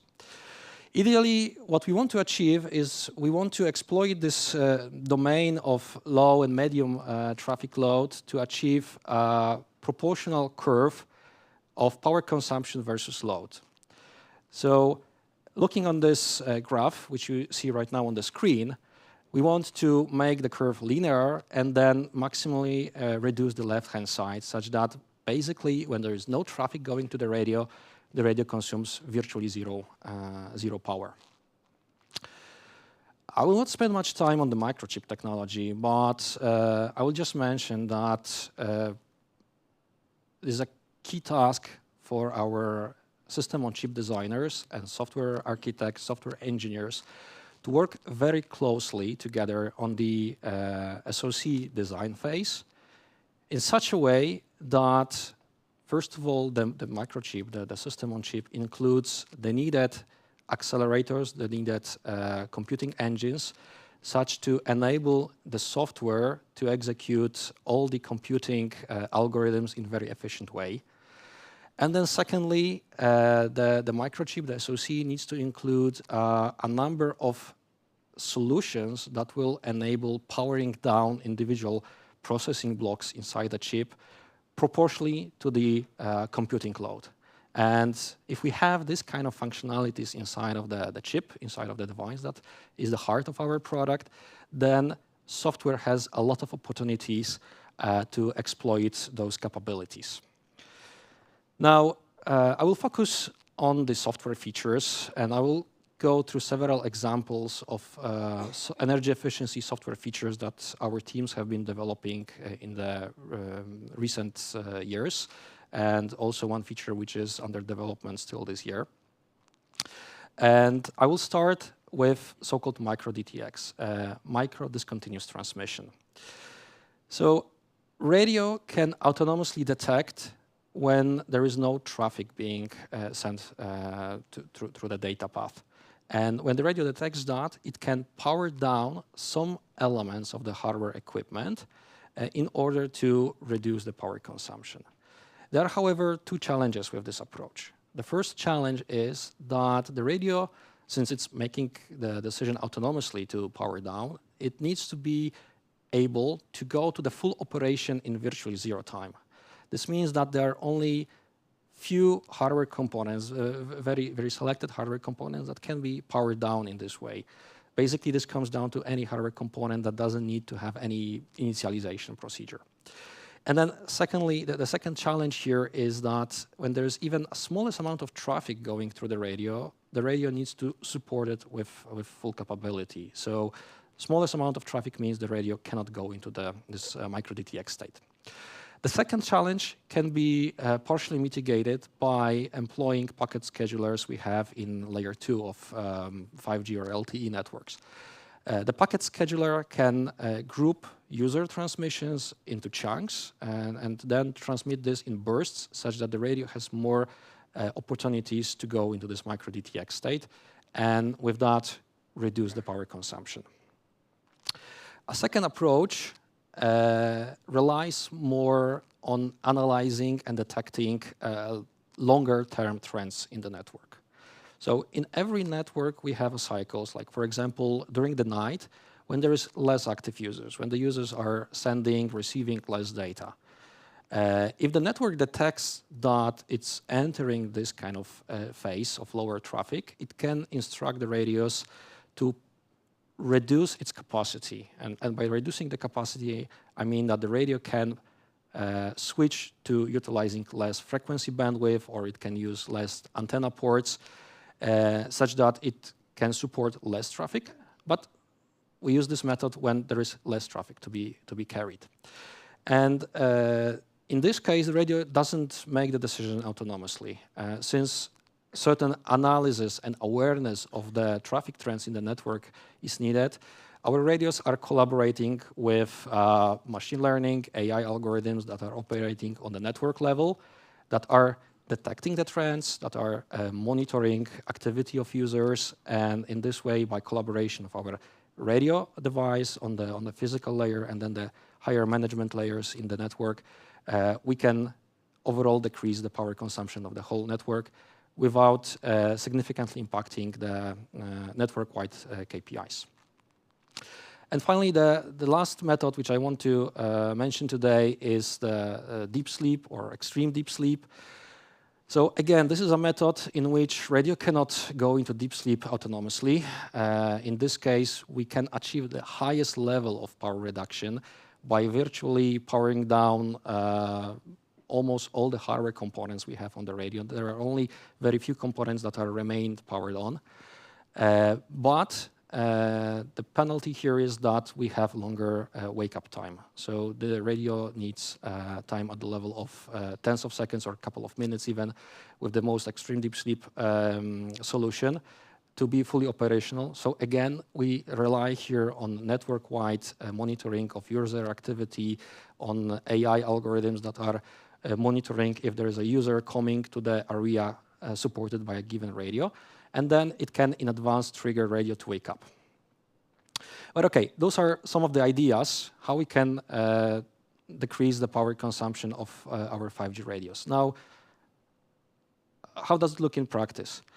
So last year, we've released Habrock. Habrock is the latest generation of Nokia 5G radios.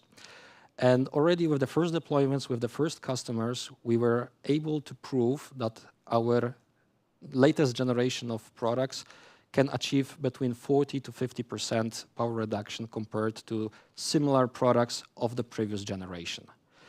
40 to 50% when in terms of watts means few hundred watts at the level of 500 watts more or less of saving per each device. And then if you multiply this by the tens or several thousands of radios we have across a country like Poland, then it goes into megawatts of savings.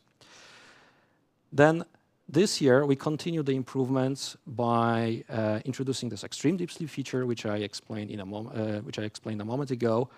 And with the extreme deep sleep in our internal tests, we already see that we have a potential to reduce the power consumption even to 95% in the idle state compared to the situation without this extreme deep sleep. So to sum up, energy efficiency is one of the most important parameters for our products, as agreed by both our customers and Nokia R&D. It has many benefits for the end customer, and we need to attack the problem from all possible angles, from both hardware and software optimization.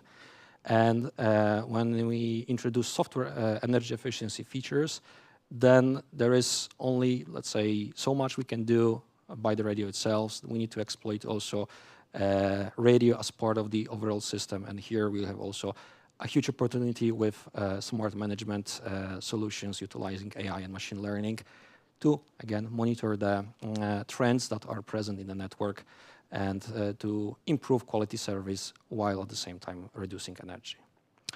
OK, with this slide, I would like to finish. Thank you very much. And if there is some questions, I'm happy to. Thank you, Jacek, and big round of applause for the presentation. And as Jacek mentioned, if you have any questions, please go ahead. I can see someone very eager in here already. Thank you. You had a slide with graph about Habrock 64 with power consumption. And if it's not a secret, what are absolute values for power consumption? Like how much does it take power, like in maximum traffic and in minimum? So in the, I think it's not a secret. I will not give you exact numbers, but with maximum load, it goes above 1,000 watts. Right, and with extreme deep sleep, we can go down to a range of 10 to 20 watts. All right, thank you. Any other questions? Do we have one upstairs?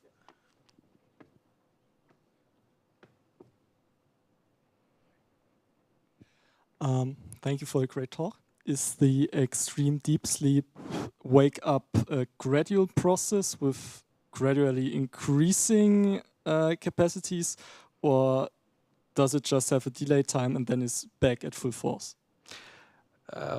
In extreme deep sleep, we are basically powering down virtually all the processing capabilities, including the processor. So the operating system is down. So we need to make a full startup procedure for the radio. So like system boot up time takes those couple of minutes. And would that affect like a public emergency broadcast system? I don't know how it's called in Poland, but if the government decides to make like a weather warning or something? That's exactly what I had in mind, that we need to rely on network-wide management and optimization. We need to have higher layers of the system to ensure that we have the minimum level of service available, even if this particular radio is powered down. Typically, the network is designed and deployed with multiple layers. So we have different technologies. We have 5G, LTE, 3G working in parallel. And the main purpose of 5G in most of the deployments is to increase the capacity. And then we have the other technologies providing the coverage, right? So in this particular case, to secure this most critical services, as you mentioned, then we can either rely on the other technologies, on the additional layers of the network, or then the network management system needs to assure that there is some backup coverage in a given area. Thank you. All right, thank you. Any further questions? I see none. Therefore, thank you very much again. And big round of applause again to Jacek. And with that, we're finishing the session of Lightning Talks. And the next speech here will continue at 2 p.m. So stay tuned and be back.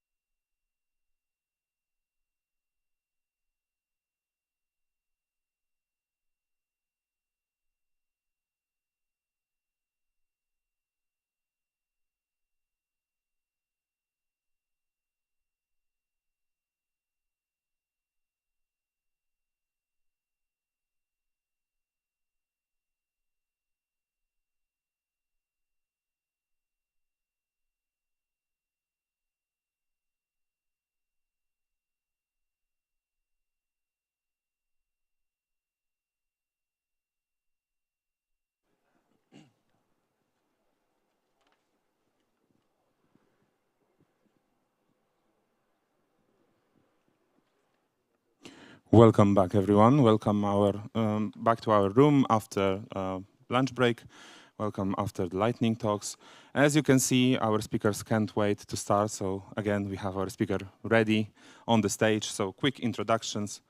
You know who he is. It's Patryk Wychowaniec, and Patryk is a senior Rust engineer at Security, fan of Rust, Nix, Emacs, free software, and dogs. The more the better, exponentially.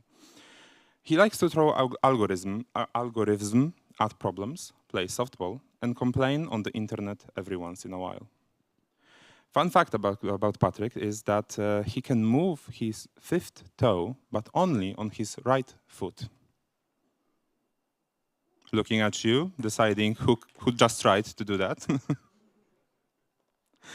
All right. Please remember to use the conference app to rate our speeches, help us improve. And without further ado, in the speech entitled Kartoffels, emulating thousands of RISC-V CPUs for fun, Patryk Wychowaniec.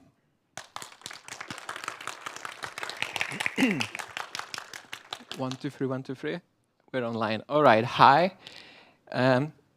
Yes, so I think one of the most rewarding, one of the most developing things a programmer can do is to create games, in the sense that game dev combines the most difficult parts of the programming, because you have all of those pathfinding algorithms, all of those fancy like rendering equations and whatnot, and you have to do all of that in real time. And I would know because I have actually created a couple of games. I think all of them were created with friends together on game jams. If you like, I would encourage you to check it out later. They are PC only, so you won't be able to play on mobile, but. And yeah, does anybody know what game this is? Yeah, it's called About. It's a bit stretch for me to have played it because I was 3 years old when it came out, but I do happen to know it. I do happen to love it. And there's, in this game, if you don't know, you're tasked with programming those robots to help you navigate on the planet. And I think later you escape it. The details are a bit fuzzy, but the most important part is that you have robots and you create a firmware for them, sort of. A bit more niche game. It's called Core Wars. It's a game where you also implement bots in a bit more abstract way. And you have those bots fighting with each other. They have they expand within the RAM, simulated RAM, and they try to destroy one another. And I wanted to, for my sort of side project, I wanted to combine both ideas, so both the Colobot and Core Wars, into something more modern, so to say. And what I came up with is a game that's sort of look like a terminal. That's because, first of all, you can play it in terminal. It's online, and in a moment I'll do a quick demo. And basically in this game you have some world and those @ signs. So they are robots. Each robot has this RISC-V CPU. You've got 128 kilobytes of RAM, 64 kilohertz CPU, so they are very small by all standards. And your job is to basically program them. Right now in Rust, but in theory, as you'll see, you can program them in any language you want. And this particular screenshot is from the online mode. So in this case, all of the bots were submitted by different players, and they do all different things. The plan for today is to go, well, I will demo you the game, show you how it's played, what's fun about it. And I would like to share with you my thoughts about having been implementing it for half a year now. It's 22,000 lines of code right now because there's lots of moving parts, and I do have some thoughts about sort of post-mortem. You have some games do this post-mortems with the distinction that the game is actually still alive in development, so not really dead, but. And after the thought section, I'm hoping we'll have some time for a Q&A. So let's start with demo and see how the game is actually played. First of all, let me just start it. And basically, You connect to it. I've got a local instance because there's no internet in here, so I self-hosted it on my laptop, but usually you would actually write something like Kartoffels and you would join it. Or you can just enter it in the web browser. It works there as well. But yeah, we got it. Yeah. So like I said, this is a game where you're given a potato, and your job is to implement a firmware for it. I'll show you the online variant. I mean, it's sort of offline because it's not actually from the live game, but I copy-pasted the save file, so it's the same. So we have some bots in here. All of the bots are driven by some firmware. Let me, I don't know, focus on this one. This one doesn't print anything funny to the serial port. Oh, I think this one was submitted by a friend who wanted to do this Bad Apple movie where we have this dancing anime girl, but whatever. All right. Just saying, picked some good one. So we have a bot. This one likes to stay in the corner, apparently. We can only guess because you don't submit source code to this game. You submit only like the binary, so you can only guess by its behavior what it's doing. Oh, and it's been killed right now. And yeah, so basically we have 128 bots alive on this site within this dungeon. And they, well, the purpose of this game mode is deathmatch, so they basically trying to kill one another. And you score as much points as the bots you've killed. And in terms of how you program them, it's actually pretty straightforward. I have different demo, but yeah. So well, in this case it's Rust, but like I said, you could do it in C as well, or C++, and I'm planning to have actually tutorial for C++ later, but for now we have Rust. And yeah, so basically we have a common set of couple of operations, like motor step, which causes the bot to go one tile forward, motor turn, left, right, and there are also different kinds of peripherals. So we have this motor, but you can also use a radar to scan the surrounding area. So for instance, there's you can do by 3x3 scan, which allows you to see the surrounding tiles and then make some decisions. Like if you want to have a bot that hides in the corner, then I guess you could use like this 3x3 scan to see if someone's approaching you, and then you can run away. Basically, sky is the limit. And yeah, there are different kinds of functions as well, which I will not like to. Well, if you go in here, you can just explore all of them. There's some compass, serial, port, timer, whatever. But the basic idea is that you program them and the bots do something. And you might think that it's like not that complex thing to do. I mean, this bot, for instance, it doesn't do much. It's like step, step, step, turn right. So it just works in squares. If you'd like to do a different bot, you'd have to program it differently. And like I said, you might think there's not much room to wiggle in here, not much to do. And I would like to prove you wrong. Yeah. Because, for instance, I've prepared a separate section related to challenges. And challenges are offline, in the sense you play there alone. And my personal favorite challenge is this personal Roomba thingy, where we are generated random maze. Not strictly maze because it has cycles, so you cannot. If you have normal maze, you can always reach the exit by sticking to the right or left wall. If there are no cycles, this is more difficult, and you have to implement a bot that navigates around this randomly generated maze, finds those 4 flags at the corners, and basically after you've found the 4th flag, you're done. That's it. And like I said, you cannot just keep to a one wall because you will run into circles. So you can think about like how you would approach this issue, because it's sort of as if you were implementing your own Roomba, in the sense that you are being put onto this map. You have nothing, I mean, we as players, we do see the map, but the bot itself, it has no awareness of the map until to the point you call this radar scan function to make it aware. And for instance, my solution for this is quite a complex firmware. I would like to just it to you. It's like got lots of comments, but basically boils down to doing some Dijkstra algorithms, some fancy stuff. And if we put it into the game,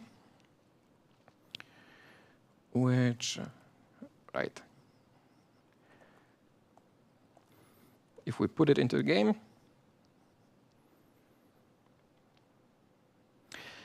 oh snap, I do have to set up my Wi-Fi for it to compile. That's my fault because I ran cargo clean before. But no worries, it will be 10 seconds.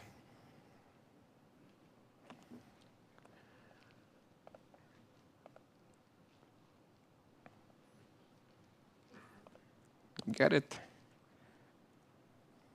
We got it. So underneath, if you're into Rust, you might know that this /.build is not the typical way, but basically this runs cargo build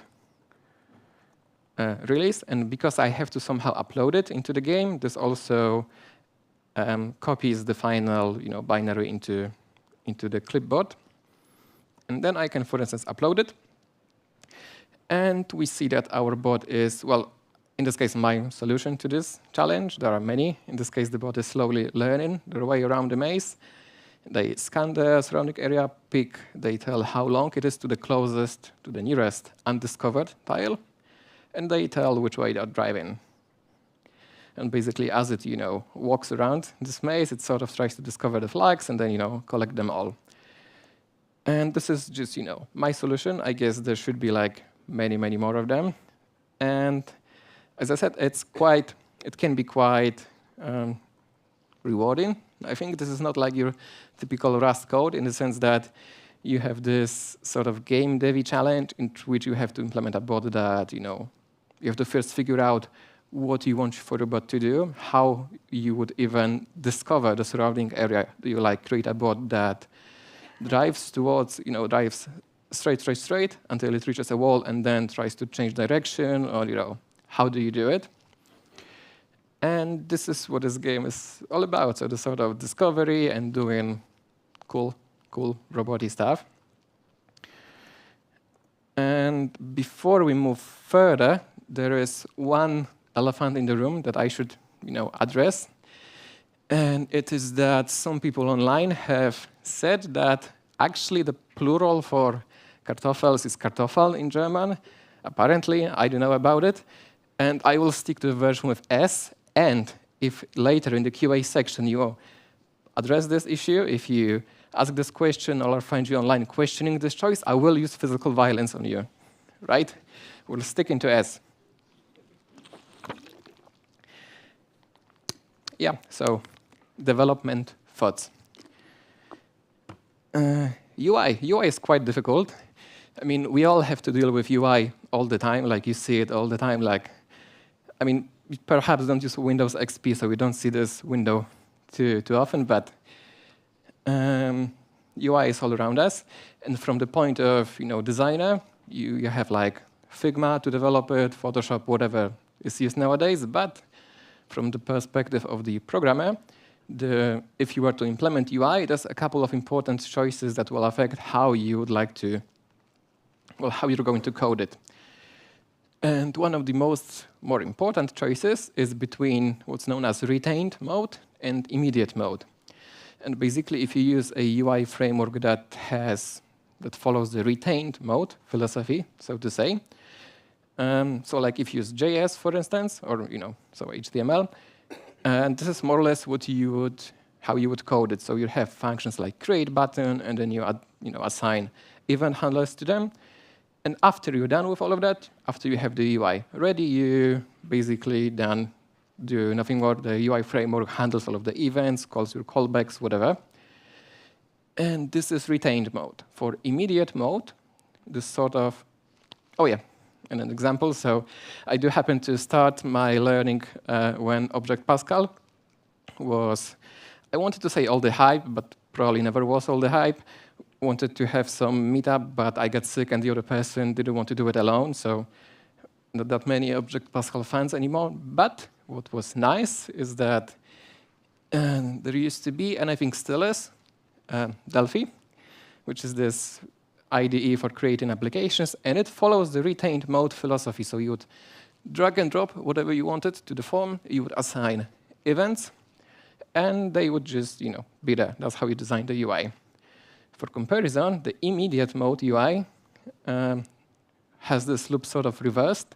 So every frame, you start with clean slate, and every frame, you're supposed to tell the framework what is supposed to be on the screen. So it is obviously like just an example code, not actual Rust code, especially with the missing braces. It's like Rust and Python, but the pseudocode boils down to that every loop iteration, you start with this clean slate, you say draw button, and instead of having callbacks, frequently just this draw button or whatever happens to be it named, it returns you immediate info on whether the button was pressed, hovered by the mouse, whatever.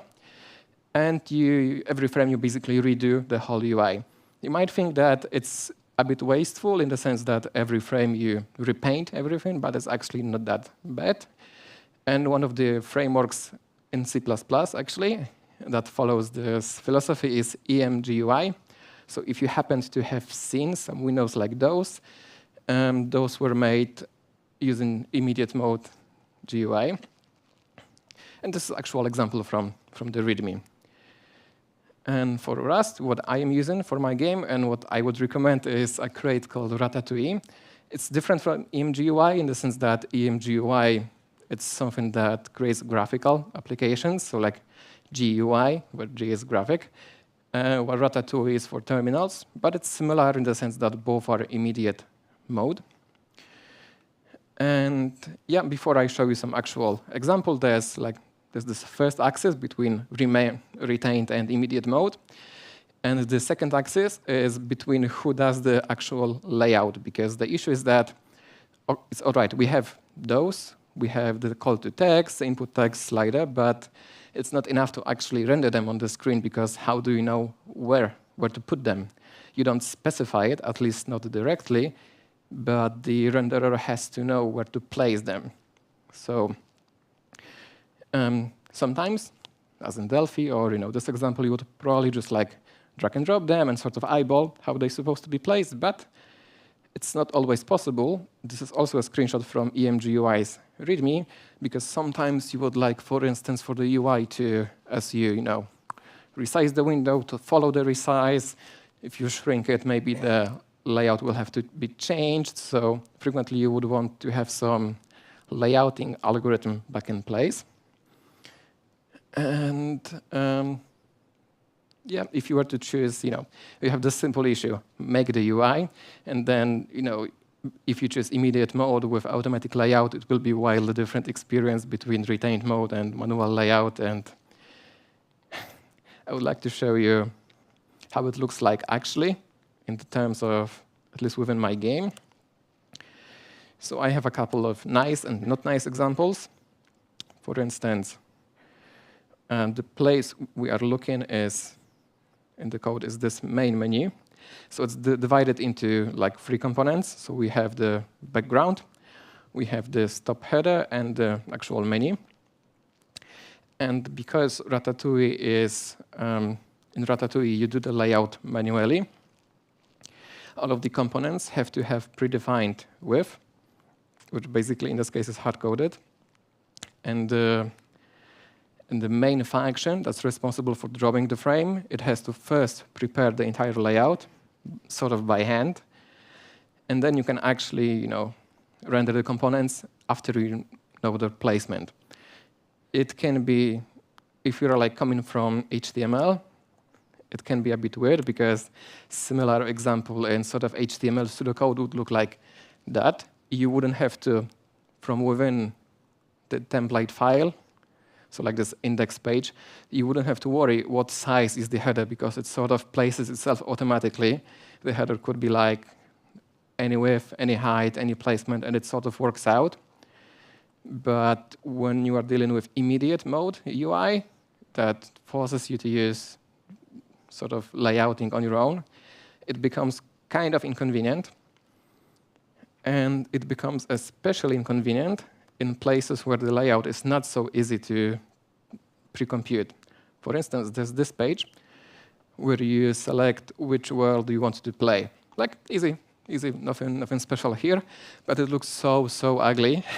And the issue is that we have this window, and its width depends on the name of the worlds. And those are not hard-coded.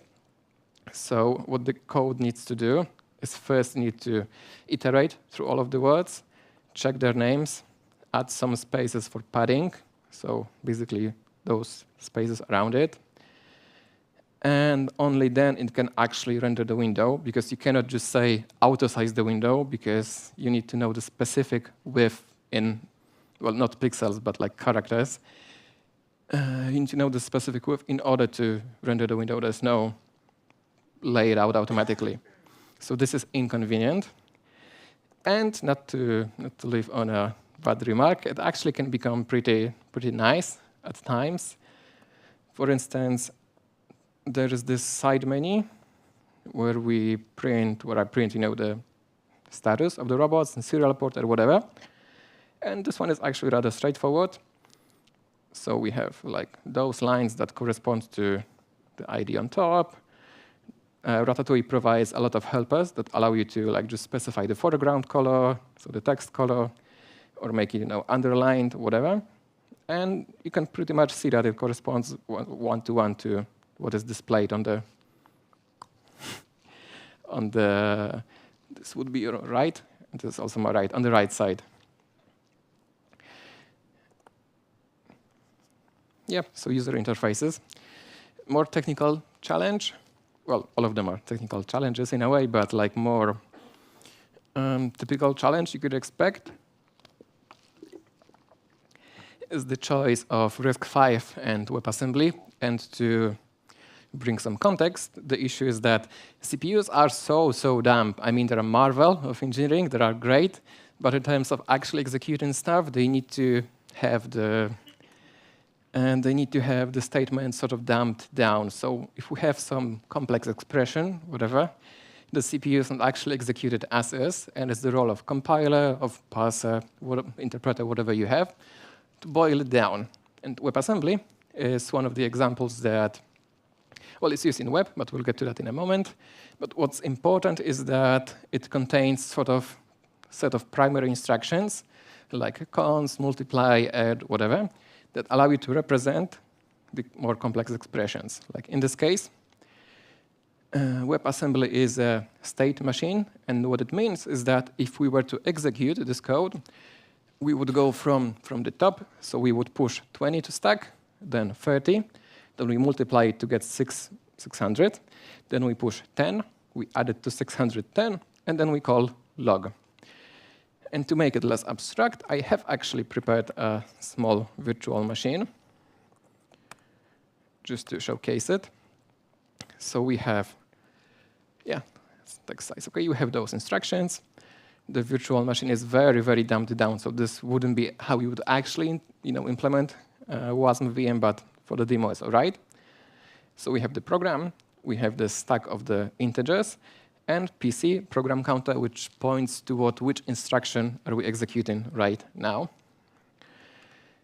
And let's represent the program from before. So we have those six instructions. And if we run the code,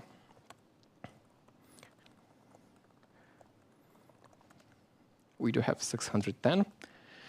And the implementation is rather straightforward in terms of how complex you can get within interpreters. So when we have a const value, we push it into the stack.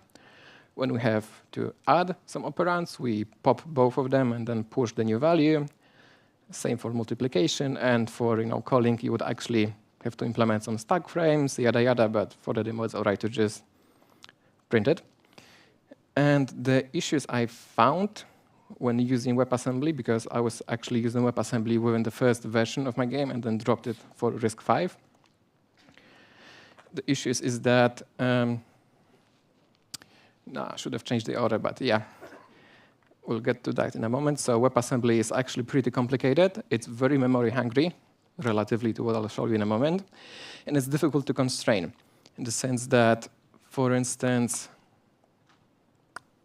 we are in here. So it's memory hungry because you actually don't have just 32-bit integers. You also have 64-bit integers. And then you have to somehow encode those within the stack. So there can't be actually, this has to be some abstract number type.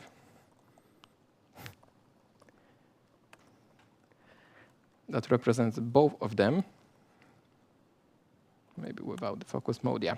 That represents both of them, and this means that even if you push, just a 32-bit integer, it will take not 4 bytes, but actually 16, because you have to store the whole enum. And you might think that, hola, let's get smart, 64-bit integer can actually be encoded as, 2 32-bit integers. And that's what I thought initially as well, but it turns out that some of the operands, some of the instructions within WebAssembly, they are untyped. For instance, there is a opcode called select, which basically does something like this. So it pops 3 values. And then if the condition is true, then it pushes one of those values back to stack. And if not, it pushes the other. It's like, your ternary operator, but not lazy, or, just if. And the issue is that if you have this fancy stack without using the enums, but with fancy encoding, splitting 64-bit integers into 2 halves, then you cannot actually implement this instruction without some further pre-processing, because you don't know whether you should pop 32-bit or 64-bit integer in here.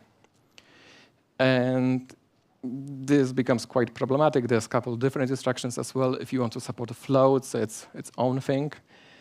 And this is one of the reasons why I've given up, because, well, I only wanted for the programs to have, so the bots, to have 128 kilobytes of memory for them, because I've just got small VPS in Hetzner in Germany, and I didn't want to pay, more than, I guess, like €4 for some game that's running online for free. And those small things, like, using this enum, being forced to use this enum, would actually mean that lots of the RAM gets wasted, and I would either have to bump the RAM within bots to a larger value, or get fancy with the implementation. And I didn't want to. And just to wrap up on WebAssembly, it's great for what it's being made, so we can use great for what it has been made. So it's good for not direct execution, but at sort of middleman between what is delivered to you, and then you transpile it, then you compile it to some final binary. That's okay. That's how web browsers do it. But it's difficult to implement when you want to interpret WebAssembly directly, because, for instance, you cannot have just a program counter. If you interpret it, if you implemented some interpreters before, this is like the go-to way to do it. But within WebAssembly, you actually have to keep the frames within in here. So if you have a program that goes 20 functions deep, so we execute a program that goes 20 functions deep, you have to keep explicitly the frame stack in here.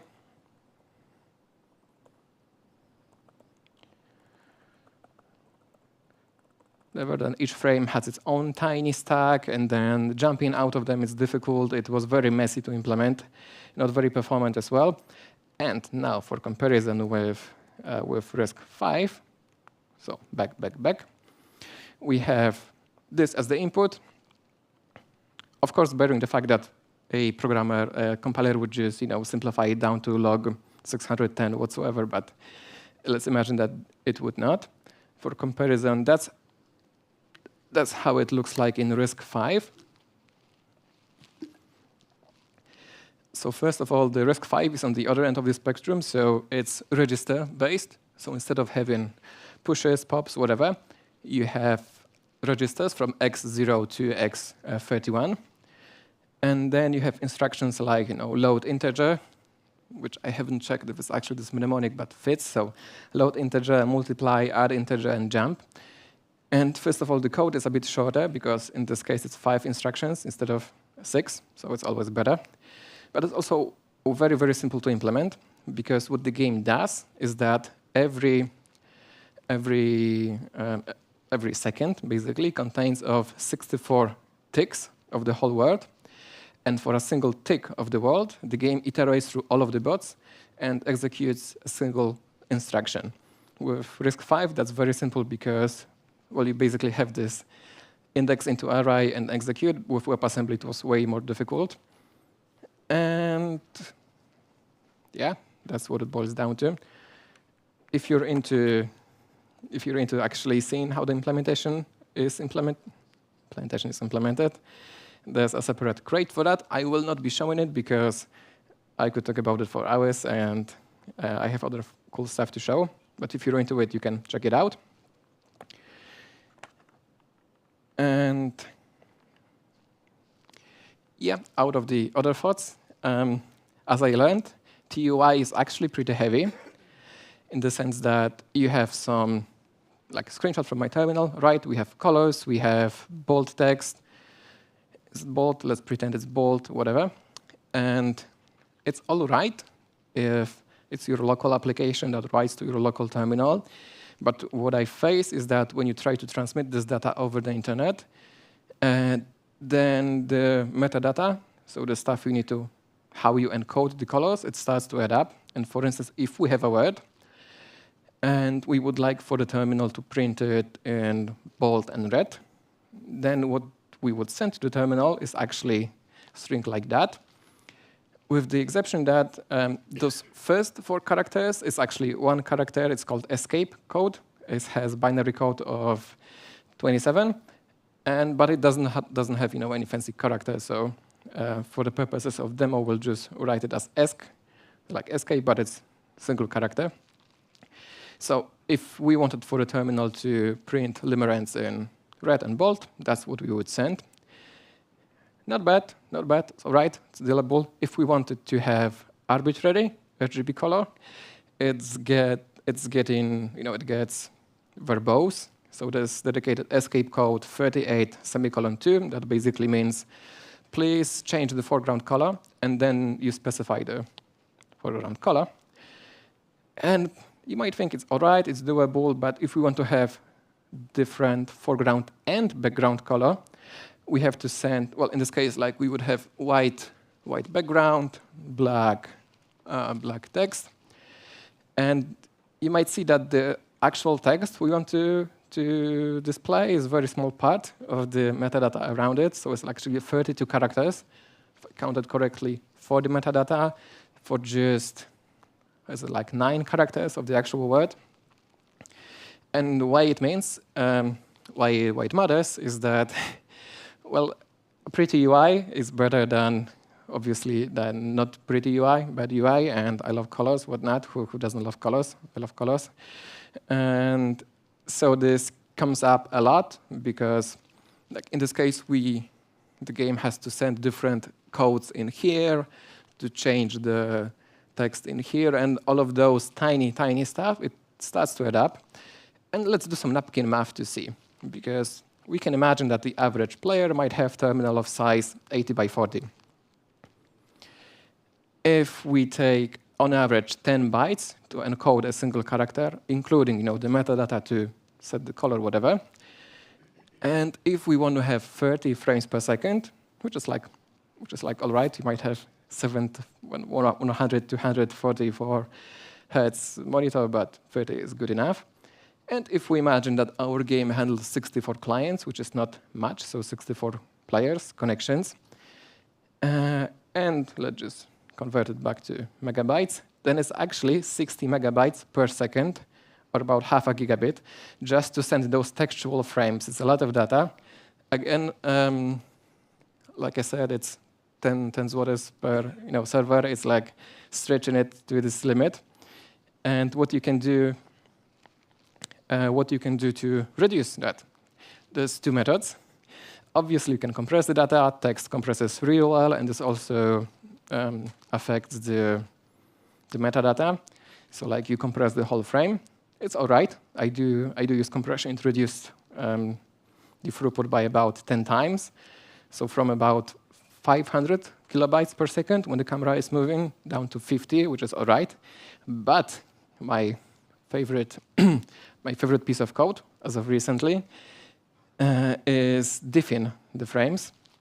And what it means basically is that intuitively, if we have one frame of, like the bots list, whatever, the main menu, something, and we have some new frame that we've generated right now, first of all, if the frames are identical, we don't have to actually send anything.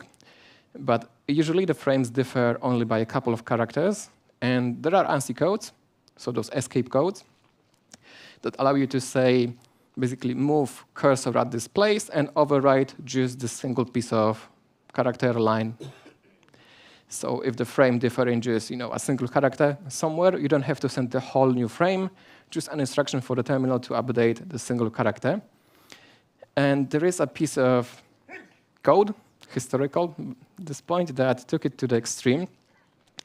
Because this is really an optimization problem. So we have a set of opcodes, basically move cursor at, overwrite text at, or we can decide to send a whole new frame. And what we want to have is a function that takes the previous frame and the current frame, or current and the future frame, and it returns the minimal amount of opcodes or instructions for the terminal to encode this new frame. So this is exactly like a video codec works, like MP4 or whatever is the hype right now. And I'm mentioning Emacs from the 90s because it used some clever dynamic programming techniques and so on that we won't delve into here. But I love it because its code begins with this huge skull that says, beware, all ye who enter here, most of the code in this module is twisted beyond belief. If you think you understand it, you don't, so look again. And this piece of code, so this display C, you can check out later, it contains just the algorithm for diffing between the previous and the current frame. And I think that's nice. And you might think, how have we gotten it here? Or at least that's what I thought, because I wanted to have a cool game where you program potatoes, and now I'm talking about Emacs from the 90s, right? So sometimes the historical stuff likes to come up, or I just love potatoes, wanted to have game, ended up implementing textual codecs. It happens, it's fun.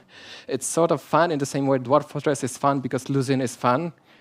So overall, yeah, it's nice. And if there's one takeaway I would like for you to have is to try to do stuff that I guess seems ambitious, difficult, I don't know. On the other hand, this project that didn't seem difficult at first. It just happened to be difficult, and I said, why not? Let's keep working on it. And man, I love Dwarf Fortress. Anyway, yeah. So thank you. That's my ID. So Patryk27 on GitHub. There's my website. You can access the game in here at this link. As I said, it's both terminal, but then you don't use HTTPS, just the website name. It also has web browser terminal. You can play it on your phone, so that's something for later. And I guess we move to Q&A.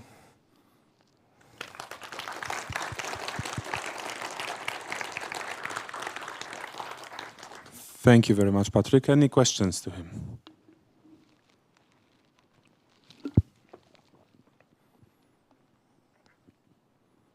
Thank you for a great presentation. You mentioned problem selecting the type of the stack for WebAssembly. But since if it is just 32-bit integer and 64-bit integer, why not select 64-bit integer, because it obviously can represent all 32-bit? Yeah, I guess you could, but then you're still wasting half the memory if the actual binary executes just 32-bit instructions, right? So it's still some ways, but yeah, fair enough. You could always pick 64 bits. Unless you want to play with floats, in which case you will have to have some extra metadata for the type between 64-bit integer and 64-bit float.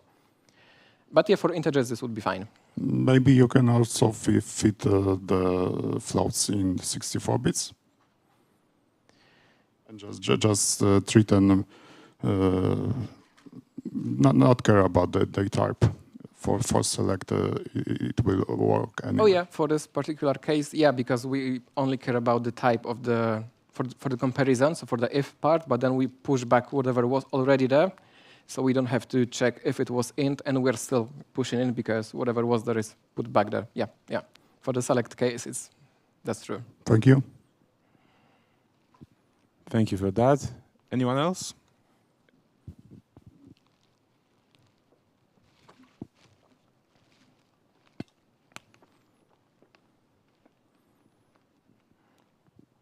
Yeah, hi. I'm just wondering, because as I understood, the WASM was the first approach because before the RISC-V, but that seems like a strange choice, to be honest. Do you have any background behind it? Any background behind picking RISC-V? Or No. Any background behind trying to start with WASM?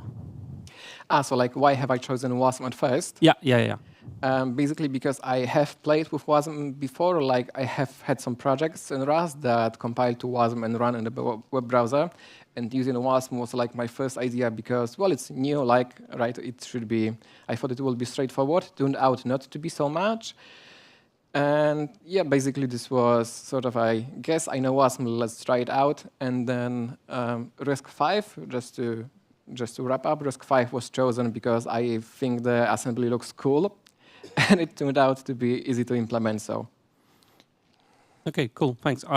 So basically, you have had the very different experience than I had because I've tried WASM, and hell no, I would never pick it up as my first choice after that. Thank you. Hello, one Tom. Thank you for your presentation. Looks a bit different than I expected, honestly. And also thanks to organizer for scheduling this presentation after lunch break. I also would like to ask, I'm surprised you if I understood correctly, you re-implemented, or can say implemented the virtual machine for yes. Do you consider using something like QEMU? So you somebody just has to deliver some kind of binary for the particular instruction set, then QEMU on the server executes it, and Yeah, so the issue is that I needed for this web virtual machine, so this fake CPU implementation, I needed for it to yield after every instruction, or rather most of the implementations, or all of them, including QEMU, they work like that. So you pass to them this binary, and they sort of execute it all the time, and sometimes just ping you for syscalls or whatever. But what I needed to do, in order for the game to also be more fair, is that I needed to have a function that executes just a single instruction and then gets back to me so that I can execute single instruction for the second board, third board, and so on.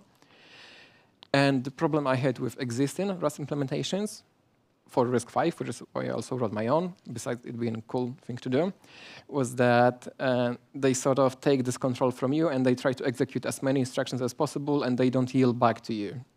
So that was the problem. Interesting, thank you.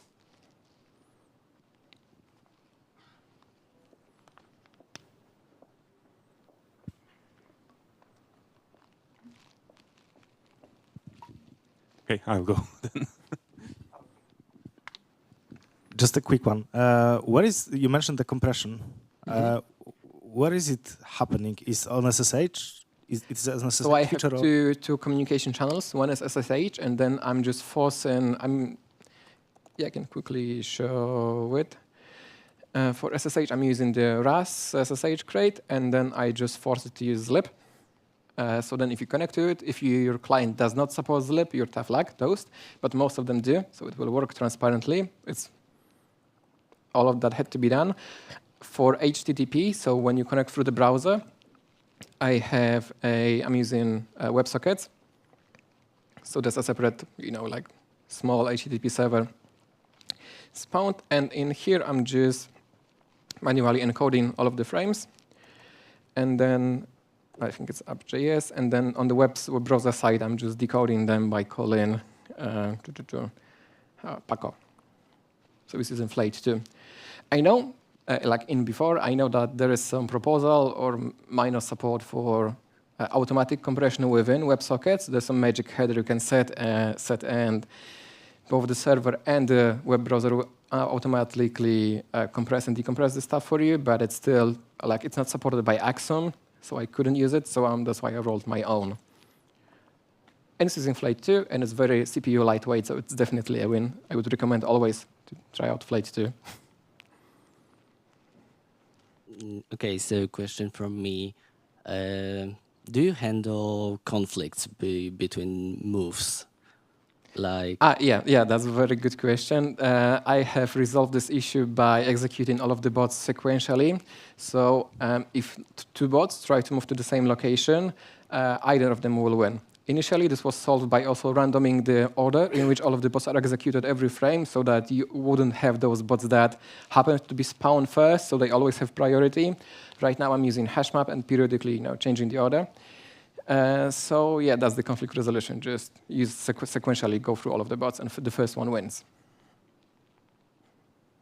All right, and that's our time. Thank you very much, guys, for your questions. Thank you very much, Patryk, again.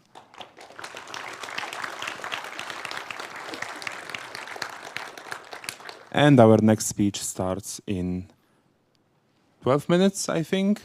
3:15, basically. See you then. Thank you.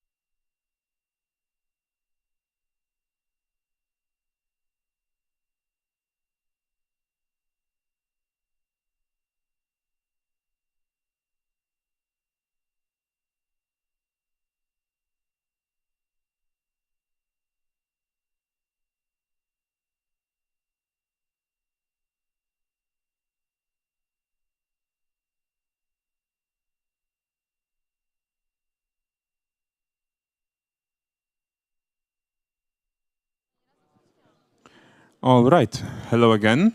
And yet again, our next speaker is already ready on the stage to take us on the next journey. Let's talk about him for a second and introduce him properly. As you can see on the screen already, on the stage is Robert Rosłonek. And Robert gave us some information about him, starting with a quote. "He who knows all the answers has not been asked all the questions."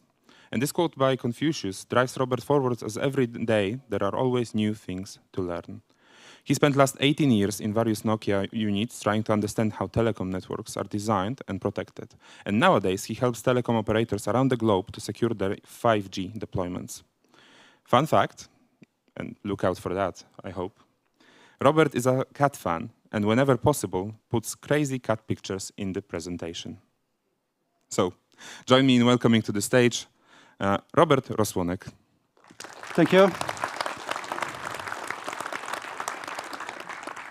Yeah, watch for those cat pictures. They are here, right? Okay, thank you for coming here today. While the other sessions, because this is cybersecurity, the other sessions are often around software development, right? But this will give you a 10,000 feet view at the software, mainly forming a cellular network. I hope that after that session, you will no longer see your network operator or mobile network operator as a black hole, but rather as a cyber battleground. The session should take us around 45 minutes, and please reserve your question at the end. Okay, let's go with that. But before we are actually jumping into the content, let me make some short question to you. Who from the audience thinks that his data traffic is actually being encrypted in his cellular network? Please raise your hand. Okay, not many, but we will need that positive thinking. What is the opposite? Who thinks the opposite is happening? That it's not encrypted, actually. Okay. A lot of realists in the room, good. And of course, that is more closer to truth, right? Operators are not usually encrypting data plane traffic. To some extent, they are protecting their control plane traffic. Having this said, let me give you three key messages that will drive this session forward. First of all, what people think about protection of mobile network is often a misconception or a myth, right? Actually, cyber attacks on mobile networks are happening all the time. You can right now even watch closely what happens in US. Salt typhoon is being spread in the US network. But good message is that when we will break down those attacks to some pieces, we can use those into building better security protection for our networks. All right, I formed in agenda points that will give us some structure for this talk. Why bother? Why we are interested in those topics? Then we'll try to identify why it's so hard to protect those cellular networks. We will also take a look of the definition, what is the cyber attack, and we will take a look on the case studies. At the end, we'll barely touch the topic who is impacted and how we are impacted, and then I will give some recommendations what to do with that knowledge. Good. So this funny picture shows more or less what people think about the cellular network, right? It's very peaceful. People are connecting to each other with one kind of wire, right? After selecting a tone, after 3 beeps, they are connected, right? So simple, what can go wrong? But more closer to truth is that kind of cartoon picture. Like massive number of people trying at the same time, in the same moment, make a connection or make a data plane or packet data call service, SMSs, MMSs, so on and so forth. While as well, multiple number or multiple devices, types of devices are trying to connect as well. Be it your new fancy car that has a SIM card built in because it needs it for making emergency calls. Be it your vending machine that you are using in the office, right? Being even a credit card reader that you are using every day, making a shopping in your grocery store, right? Everything is there. And every element, or most of the elements, those are not static. People are moving. You are driving in a car. You are driving in a train. You are going abroad, traveling, right? The network requires to make a connection, make a steady connection, either voice call while you are moving through some geolocation, or data traffic that is required for internet connection, right? This all happens there. And of course, this multitude of use cases brings a bit more attention to security or problems, how to actually secure it. So let's take a look at the landscape of breaches that happened. And this is not full picture, it's just a snapshot of something that I have selected to give some impression about what is happening. We have core network attacks, 2013 Operation Soft Cell. We have old botnets that were affecting devices with Mirai botnet. We have Trojans spread from fake base stations. We have as well SMSs or SMS messages coming from fake base station as well. We have capturing voice traffic from US congressmen. We have SS7 or signaling plane redirection of security calls or two-factor authentication SMSs. We have roaming attacks as well. Plus, of course, API. Everything is connected, right? Quite recent attacks. But how that happened, right? What causes that risk or incidents, right? Let's take a look at some cornerstone problem. This is walled garden, right? Walled garden is a concept of having a very tall wall and small gate that protects your critical assets. Behind that wall, you have playground. You have every toy you have there, you can have. Plus, it is not secured. And we have very similar situation with telecom networks currently. That originated from very early years when the telco was introduced, coming with advanced mobile phone system, 1980s. Later on, 2G, 3G, right? But all of those networks have defined, or all of those technologies have defined a certain architecture of mobile network, which in essence is a user endpoint device, user equipment. There is a radio network, core network, and we may say internet, data network, right? But how that connects to that walled garden approach? Well, we are still using signaling that was introduced around 1970s, signaling system number 7, right? Many of those architectural paradigms were actually pulled or inherited from those old legacy technologies. We are still using them, and I will try to show it to you on the next slides. Plus, if the operators had that kind of impression that their network is safe, it is isolated, it's private, they were not putting that much efforts in researching or doing penetration testing. As well, the complexity of protocols used from those early ages of telecom systems were quite difficult to get ordinary researchers getting into that problem or to that security problem. And that's why that was discouraging them, and that was as well not making those networks stronger, more resilient to attacks. So let's drill that down. Let's go to the deep details for that.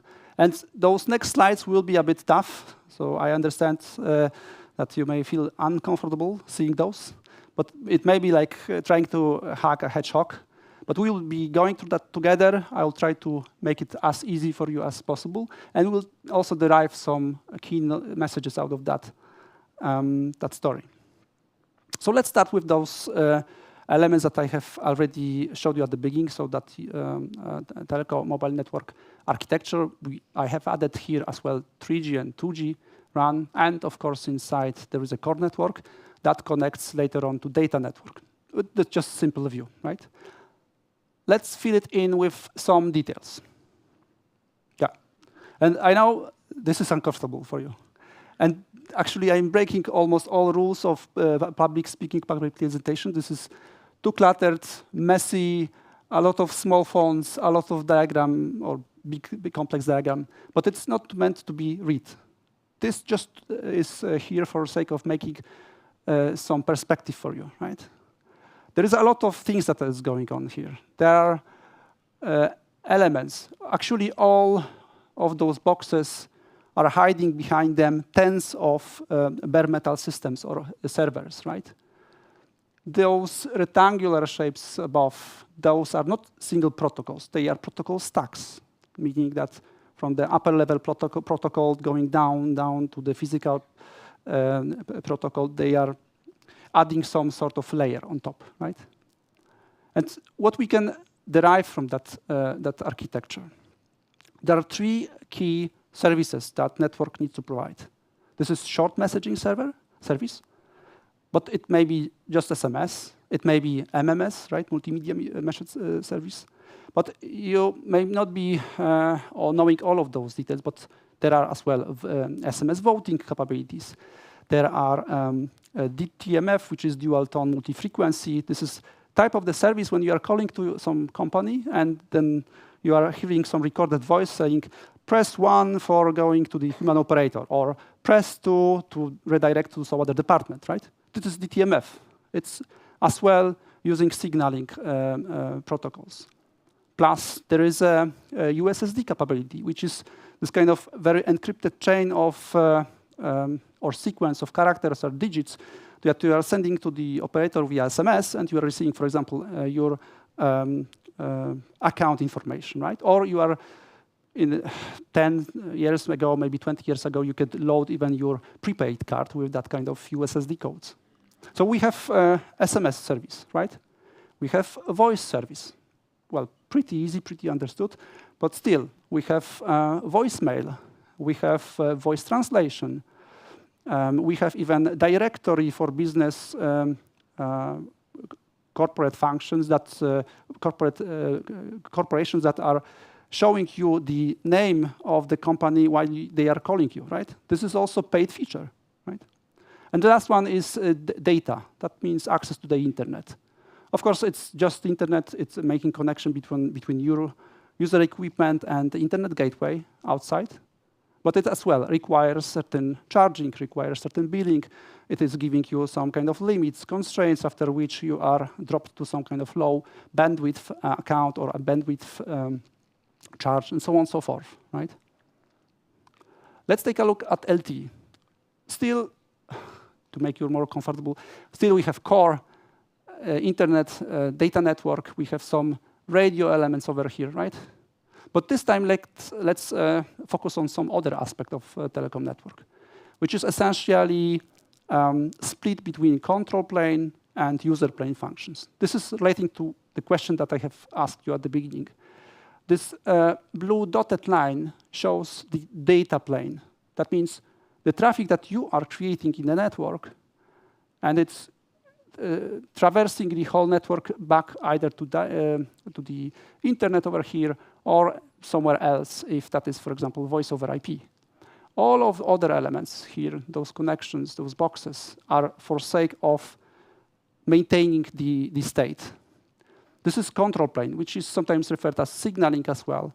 Signaling is a chain of messages that are preparing a service to be consumable by you. It may be, for example, roaming service, right? That when you are abroad, you are connected to some foreign operator, and then that foreign operator requires to create a tunnel back to your own home network and exit your traffic out of your home network, right? This is roaming.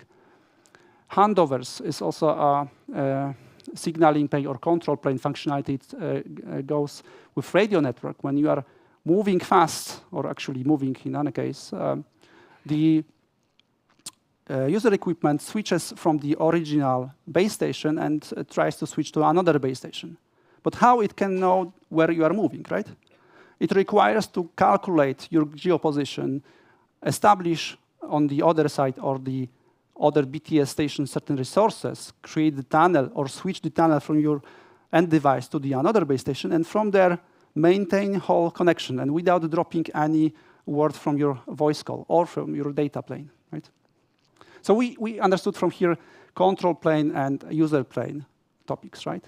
Plus LT as well introduced virtualization. That means all of that network is actually right now on virtual machines.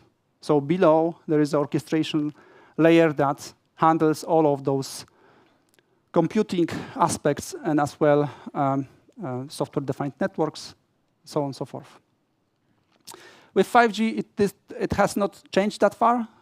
Well, of course, it had a better bandwidth, some changes in the architecture, distributed core, for example, distributed RAN, for example, changes in the core network, creating this SBA, service-based architecture, and so on. But ultimately, the services are still supported. All of those legacy services are there, right?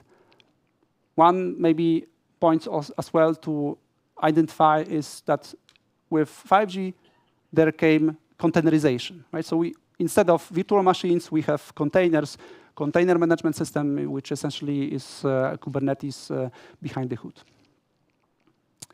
Okay. Enough those detailed diagrams. We think that we have some understanding of the network, right? We may start breaking some stuff, testing, and so on. Or let's make a reality check. Let's start with LT, right? We have this familiar picture of user equipment, radio network, core, internet, right? Let's add additional technologies. Because in reality, you are not having only one LT core. You have actually some radios, and usually all those three still supported, right? On behind those network elements, the edge of that network is connected to the specific elements on 3G, 4G, and 5G.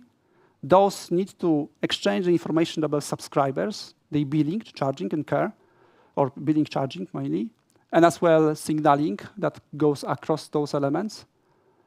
But this is not enough. We do have as well the voice over LT, which is in essence a voice over IP in multiple different ways, whether it is voice over LT, voice over new radio, voice over 5G. We have management nodes that are providing services such as fault management, accounting, configuration management, or performance. We as well do have security stuff, boxes, firewalls, anti-DDoS, privileged access management solution, and so on, plus the management layer. Next, we have backbone. That means data center backbone, IP fabric that are edge routers, but as well roaming providers such as GRX, IPX. Roaming is as well created the peering on the upper layer. So we are adding here roaming configuration and barely touching subscriber management system. That means the way how the system or the operator creates retail service for you, for your end customers, for his end customers. So quite a lot, right? And we are not dealing with the all IT stuff, IT equipment network that they may have, like all sorts of clouds, web pages, and so on. But that should give you some kind of indication where we are moving around the security, how to secure those particular elements, the technologies, and interconnections. So we already know some of the telecom parts, the architecture in which we are trying to make our attacks. Let's try to define them. And we'll do it in that way that maybe it may be complex from the first perspective, but we will do it starting somewhere and ending somewhere, right? So there is a start and end that should give us some kind of anchoring point. How we'll be doing it? We'll be doing it piece by piece, right? So, or byte by byte, like eating an elephant. Good. What is the frame for defining attacks? And you can see similarities with cyber kill chain, MITRE attack, unified kill chain. I made it shorter just for sake of presentation, but it's still the essence is here. Let's start with reconnaissance, meaning we need to know what kind of targets we are trying to breach in. This is passive or active reconnaissance. It may start with Shodan searches. It may start with some kind of DNS queries. It may start with analyzing what kind of web pages the operator do have, right? And by the way, you still can see a lot of those things in Shodan. They are still there. They are still visible. Next, initial access. So that means the adversary or attacker have found or has enough information about the threat or target, sorry, and he starts to creating payloads for exploiting, getting first breach, and then going to the next stage, which is elevation of privileges and persistence. So he needs to move his privileges up, so to create certain backdoors or hijack other parts of the system, and then hide in the system. That means if any attacker will, if any other administrator will try to search through the data that the system collects, yeah, it will be basically not visible at the beginning. And of course, it requires to maintain access while the system reboots. Almost last part, network propagation. When the attacker is in a given network host, it tries to find other routes from the network element. In a telco world, we do have mostly Linux or Unix systems, right? And network propagation goes either via routing or via 3GPP interfaces, or it as well may go through container management system or virtual machine networking stack, right? And the last step is the realizing of the objectives. I will come to that later because I have dedicated slides, so I will not stop on that point. Good. Now, in many cases, such long attack and as well quite advanced is called APT, Advanced Persistent Threat. As well, it usually requires a lot of resources, and those are quite sophisticated attack groups that are actually performing such attacks. Let's take a look at attack vectors, right? This is 5G reference architecture, and it is based on ENISA research. We may have access via user equipment. It's not only the physical access or the access from the radio side. It may be some other stuff like Wi-Fi network. It can be from internet. 5G comes also with service-based architecture, which can be exploited in that way that there is API exchange with consumer and producer. They are exposing certain API with certain version, with certain authorization and authentication measures, and it can be as well exploited. We have API attacks, purely external API coming from network exposure functions. We may have weaknesses in the architecture of given network element. They are still built from libraries, from software that we already knew that may be faulty. And we have roaming scenarios between visited and home networks. We have a lot of attacks that are dealing with infrastructure. I mentioned about the container system, but here both Kubernetes and OpenStack, VMware systems are there, software-defined networking. That may have also their own weaknesses, the protocols, and certain entry points. Supply chain, most of the system requires some patching, some information coming from the other systems, so that also be attack vector. Good. In terms of the objectives, I'm calling it the crown jewels of the telecom operator. That is mostly CDRs, charging data records, and they are holding information who you called, where you've been, or when the called party is, what kind of carrier, your equipment identifier, and so on. From first look, it may be harmless, right? But well, if you look closely what happens actually in Ukraine, a lot of missiles were targeted because of congested information of the phone calls. So every phone call creates, of course, maintains connection to the network. It's making a paging request back and forth between the base station and the network, in the network element. That means cell phone. And tracking those paging requests, the Russian army could identify, okay, there is 100 cell phones in the one single location. That is probably some kind of army squad, especially on the front line. Let's drop a bomb there, right? So it's getting serious in that case. As well, those charging information can be used for tracking very important persons. VIPs, it may be undercover agents, who they calling with where they are stationing right now. Signaling information can be used for redirecting SMSs, redirecting phone calls. That is especially the SMSs part are related to the two-factor authentication. Infiltration or impersonation, in many cases when the Chinese stakeholders are making some acquisitions, they are sending first the hackers, the cyber army to hack the target corporate or business to check what they have, what kind of assets do they have, and then use that for negotiations later on. Other crown jewels, it may be ransom, getting ransom with encrypting first the operator network. Wipers, this was actually also happening in Ukraine when the whole data center was wiped out by Russia, late 2023.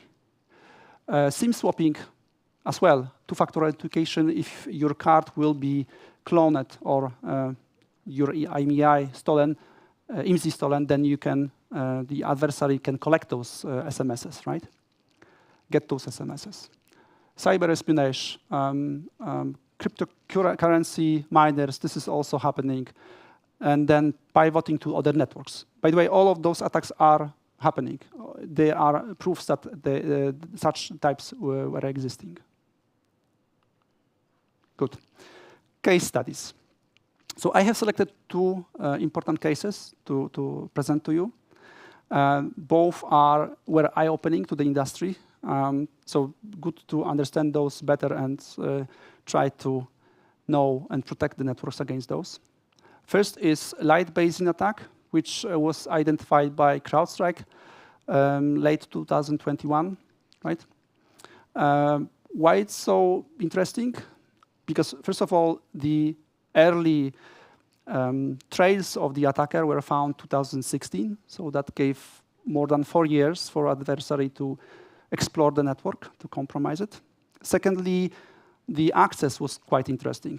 This group, which is right now called Liminal Panda, get through the network through the GRX.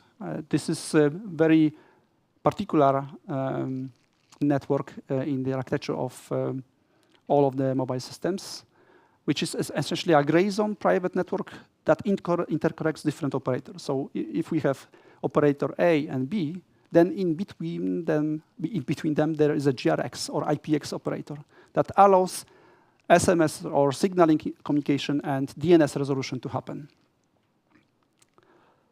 So having foothold in that GRS network, they password sprayed external DNS server.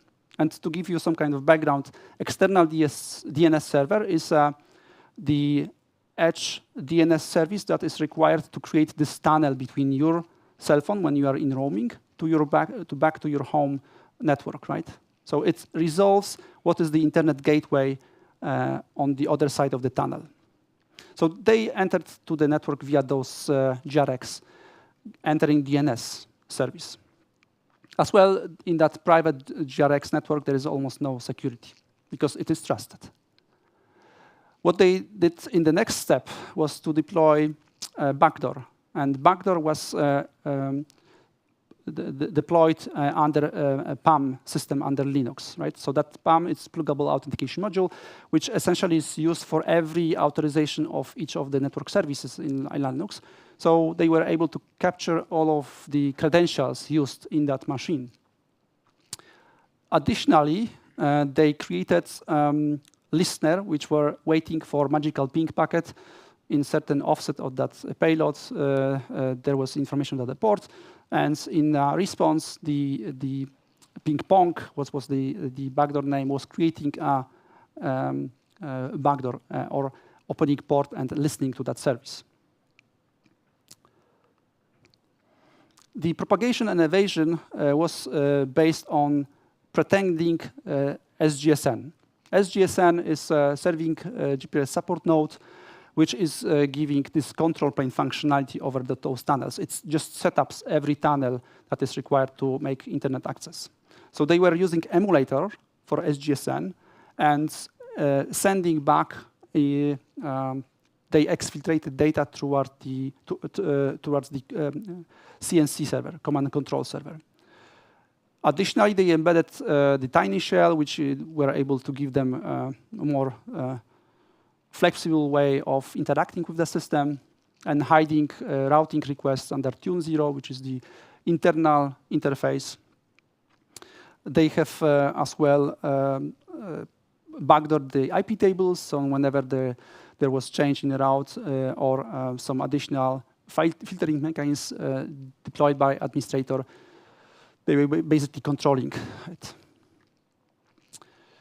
Okay, so the last part of that attack was exfiltration of charging data records or call metadata. But the sophistication of that adversary was so high that they were removing single lines from the log entries. So usually when the attackers are in the host, they are completely wiping the syslog data or any types of audit logs, right? Completely. But when you are doing such things, then administrator will quite quickly recognize that something happens in the system. But they were removing one line of that syslog, just representing the IP address. So that shows attention to the detail of that adversary and as well willingness to persist in that system for a long time. Good. The other campaign, which is quite as well interesting, quite old, but it's still relevant, was 2017 SS7 attack. So it started with Tobias Engel and Carsten Knoll on Chaos Communication Conference. They were showing the details of certain attacks directed to the signaling network, those control plane communication messages. After a short time, Snowden as well showed that NSA using it for the people tracking. Ukrainian government was accusing Russians on using the same. Couple of years later, bam, there was an attack on the Telefonica Germany customers. The attack started with deploying malware on the endpoint devices. Usually that is cell phones or the modems with SIM cards, right? So that they were able to possess the initial authentication passwords for the bank accounts. They then hijacked the signaling system, which allowed them to redirect the SMS messages back to their cell phone, right, for second factor authentication. And they were able to collect all of the cash from those bank accounts. Yeah. Good. Who may be impacted? So I have prepared some kind of map diagram showing what kind of top attacks were happening last years and top APT groups interested directly to the telecom networks. So we have 2022 Lapsus team attacking T-Mobile networks in US. Blackbuster was encrypting, deploying ransomware basically on Dish network in US 2023. Sandstorm is responsible for this Russian attack on Ukraine. Kyivstar wiping the data center out. Plus, there are trails to NotPetya attack from their portfolio, we may say. Salt Typhoon actually happening right now. Many operators in US affected. We have APT41, which was responsible for the attacks related to the message tap. They were deploying tapping system or backdoor that were collecting all of the SMSs from given operator. We have a Gallium group which are responsible for the operation soft cell or tainted love. We have Light Basin that I have talked in a moment before, affecting Asian operators, right? A lot of them specialize in teleco systems. Good. But if, or we should ask ourselves if we are impacted, right? We may think that, okay, we are calling to our friends, our parents, a couple of times in a week, right? Nothing harmless, right? But as I was explaining a moment before, our banks are using SMSs, right? For two-factor authentications. Our mail systems are using the same. Our vending machines, when you are showing your credit card for the vending machine, it is sending via GPRS or 3G. Same like grocery stores or your car that is having the SIM card embedded, right? So we are living in a digital world. It's very hard to opt out of those services. We are basically in it all together. So key recommendations at the end from that whole story. Don't take it for granted that when you are making calls, receiving SMS, or anyway interacting with a mobile service, it is secured. Not always, right? The attacks are happening. Even operators are paying ransomware to get the data back, right? We've seen that cases as well. They are even governmental national agencies are being hacked through the operator network, right? Lawful interceptions, other types of access from the agencies. Be cautious what you are doing there and how you are maintaining your data. Plus, if you can, when you'll be extending your mobile service, ask your operator what he is doing to secure his network and as well your data in that network. Okay. Having said that, that will conclude my session. Thank you very, very much. And we can, I think, open the Q&A part.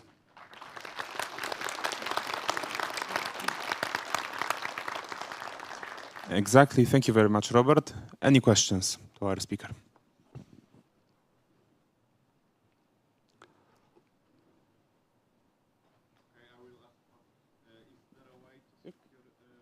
Just wait a second, please, for the microphone.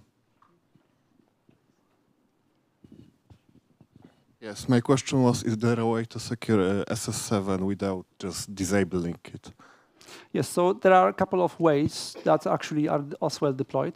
First is creating a firewall that will protect certain messages to not go back and forth with certain risky signatures.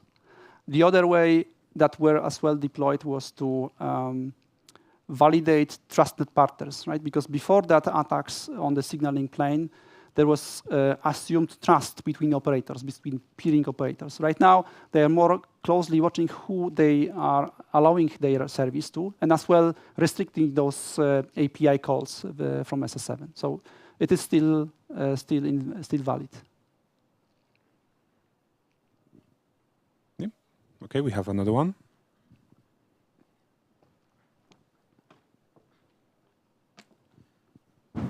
Yes. Thanks for your workshop. What's the mitigation application provided by Nokia for dealing with these attacks? Okay. What are the mitigations for attacks that I presented, right? Did I capture it correctly? Yeah, in terms of the IP, because I'm IP architect, so I need to know what's the mitigation solution used for preventing any attacking activity on the core side. On the core side, okay. Yeah. So as explained before, we are dealing with quite a complex environment, which is essentially different layers of technology. So every technology has its own weaknesses, plus some protections that can be applied.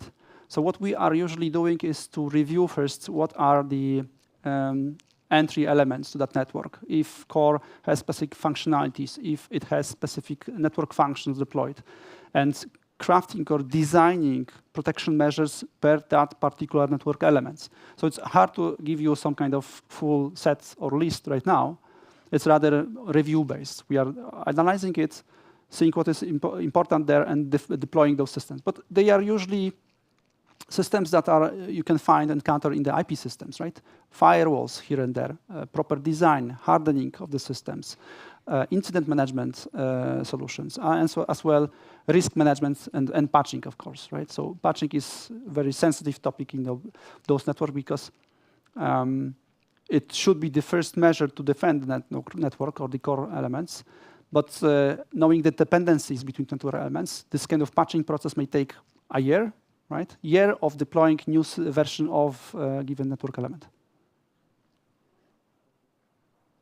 Okay, and regarding the deep field application, so what's its role here for mitigating any attacks? Yeah, deep field is Nokia solution for the anti-DDoS, right? So it's usually placed on the internet gateway to remediate this dynamic denial of service attacks, right? So it is used, and some operators do have as well that kind of solution. But it's not only Nokia that provides DDoS solution, right? Anti-DDoS. Correct.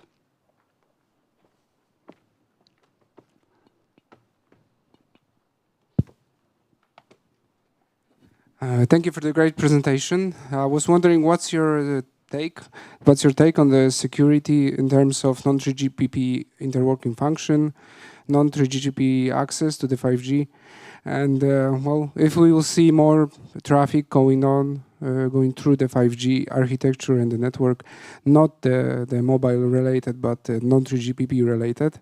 So, what's the security aspect of that? Actually, a couple of months ago, I had that kind of project when a customer had EPDG deployed, which is voice over Wi-Fi. That is a service that when you are having your mobile phone connected to the Wi-Fi, you may still create a voice call. If that voice call, because that is accessing the EPDG system on operator side. So, first of all, the operators are protecting themselves with selling SIM cards, which is authentication measured or first authentication measure. Then they can as well create a firewall on top of that EPG instance, protecting that traffic that is entered. Plus, if we understand how this network element is built, and that is either virtual machine or the container, and below you have container management system, virtual machine management system, then you are protecting those stack from the top application side, middle layer, and the bottom side. So then hardening and patching it to the latest version is crucial, right? I have also one question. Do you believe that apps that use end-to-end encryption is safer to make calls and SMS? Text messages? Yeah, definitely. If you are encrypting traffic, then at least nobody can see what is in the content of that part. But mind that in some of the cases, the encryption is broken down into the hop-by-hop situation. When your traffic goes out through a firewall, sometimes they are, like in some corporate use cases, they are terminating the TLS, for example, and then inspecting the content, and then wrapping it up against with the encryption from their end. So that you may also find in some cases quite popular because this is of course about securing the traffic. So that means to not allow attackers to conceal their activity inside of the TLS, right? So definitely it's worth. Not always possible. Okay, thank you. Any last question? We have time for one more.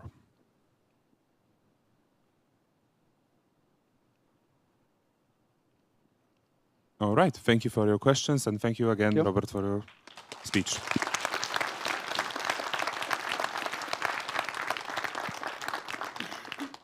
We will now have our last coffee break for the day, lasting 30 minutes. So please remember to grab yourself a pretzel, to grab your coffee, to visit our forest relaxation zone on first floor, to take part in Wheel of Fortune competition, and do remember about the official after party at Szklarnia Cocktail Bar, located at 19 Oświęcimski Street, and it will start at 8:30 p.m. Thank you.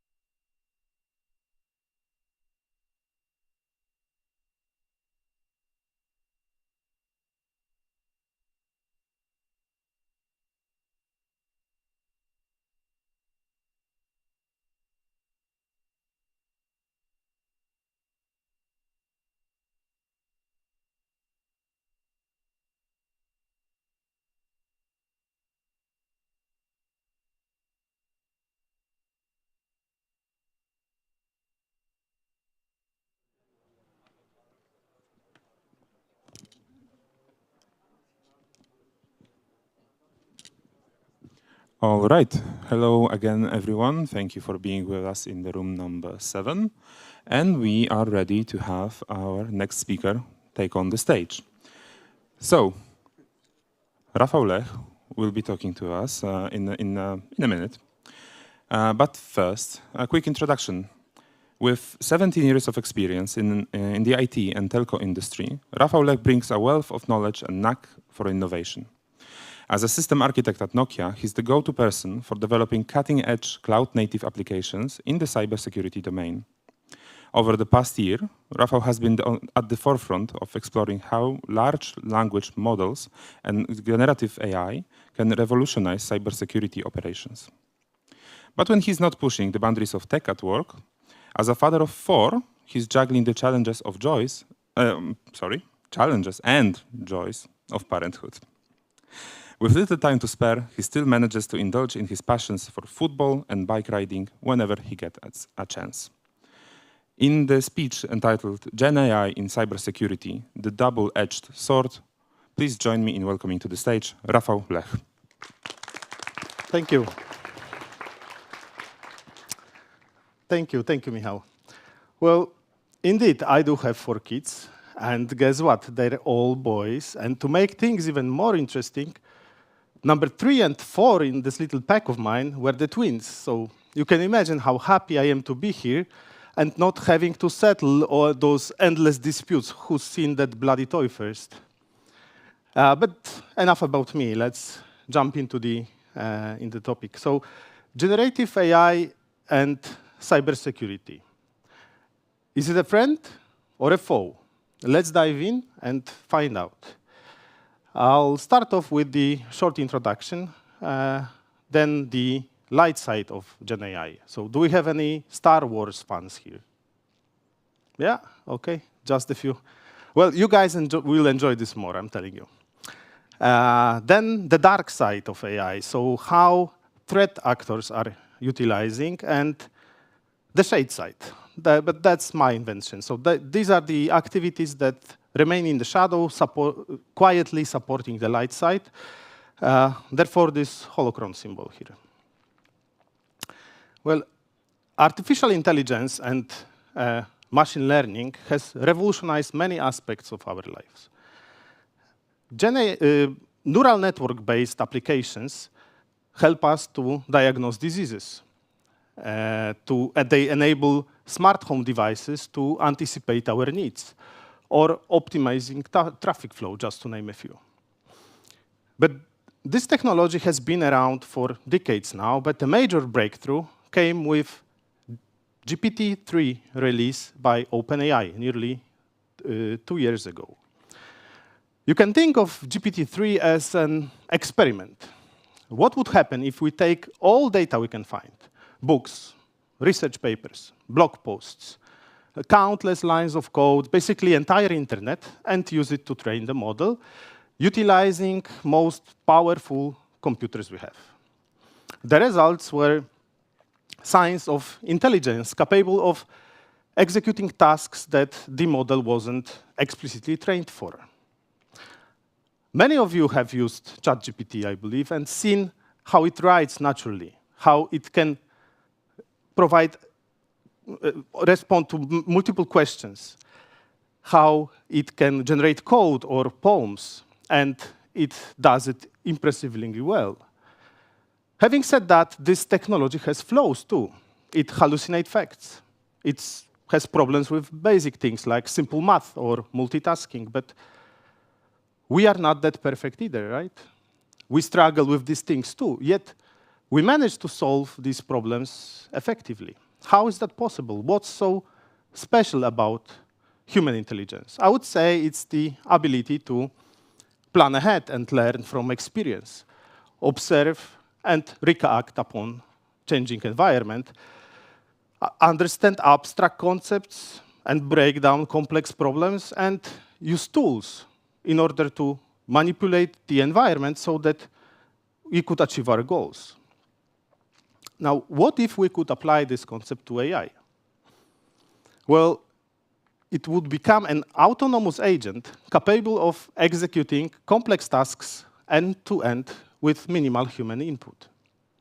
These agents can also break problems into steps, react upon the results, and use tools pretty much like we do. This shifts the idea of GenAI from just a chatbot into really specialized, powerful tools that can execute complex tasks end-to-end. Any idea of this is, guys? No? Small hint. Models are multimodal now. So besides generating text responses, they can create forms of art, like composing music or generating pictures like this one. This is actually how ChatGPT sees itself. So it is a great technology and already making profound impact across the industries despite being around for a relatively short time. As a wise man said once, a long time ago, in a galaxy far, far away, much to learn you still have. Well, I couldn't agree more. Take it, an amazing technology it is, take it you must, and threat hunting do. And indeed, in cybersecurity, it has an enormous potential. So, off we go, and may the force, come on guys, be with you. Well, before jumping into use cases that I prepared, just a few quick facts. According to IBM's cost of data breach report, the average cost of a breach with no AI automation involved was $5.72 million. They reviewed a broad set of companies, and 27 of those organizations reported that they indeed use AI, and those that use it extensively reported this figure $2.2 million lower. Quite substantial difference. So how GenAI can help in cybersecurity? Starting with data analysis. Well, security analysts nowadays are overwhelmed with multiple inputs, lots of information, starting with lots of logs, user activity and vulnerabilities report, threat intelligence, network statistic, and all sorts of alerts. And amount of this data is truly overwhelming. With AI, we can filter out all the noise, get rid of false positives, meaning the issues that at first seem serious, but they are really not, and allow security analysts to focus his precious times only on things that really matter. Second use case, it's threat hunting. So imagine a timeline, and at some point, something happens. We have a boom. So the term comes from the military, obviously, but in case of cybersecurity, boom equals breach. So whatever happens before, we call left of boom. That's the reconnaissance phase. So time when attacker lurks into the network. Right of boom, we have recovery. But recovery actions does not start immediately after the boom. There is still some time needed in order to some alarms goes off.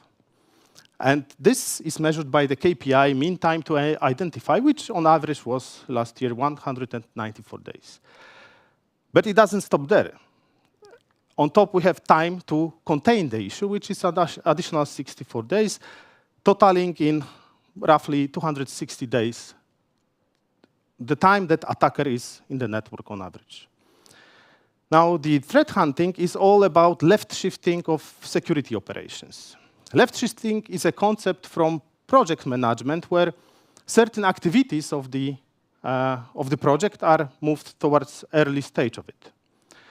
And threat hunting starts with a hypothesis that the attack actually is already ongoing, and we need to find evidences of such an attack. We call them identificator of compromise. The same goes for identificator of attack. So things that the attacker did, but he wasn't successful just yet. And then we have all those vulnerabilities report, threat intel, and user statistics. It might be a wrong password event or logging in after hours, but all these events in separation, they are meaningless. They do not pose any threat just like that. I believe each one of us mistyped the password at least once. Then only after connecting the dots and finding dependency between them, the attack becomes evident, and using GenAI as a preventive measure can come down with these KPIs by roughly 40%. However, it's easier said than done. This is 3GPP network architecture diagram. Threat hunting here is like looking for a needle in a haystack. Third use case, interaction, like the most obvious one, right? So chat with a chatbot. Do you remember this guy? Yeah, ChatGPT. But these general purpose models is like a jack of all trades, but master of none, meaning it can indeed provide you feedback on broad set of topics, but he's hardly expert in anything. So if you engage in low-level discussion with it, for that matter in cybersecurity, you'll get hallucinated responses very quickly. So the model has to be tailored and trained to your use case. With things like fine-tuning or in-context learning, you can mitigate significantly all its deficiencies. You cannot avoid them, obviously, but it's still much, much better. And then you can count on reliable responses. It would help you with automating things or making sure that your configuration is compliant to some policy.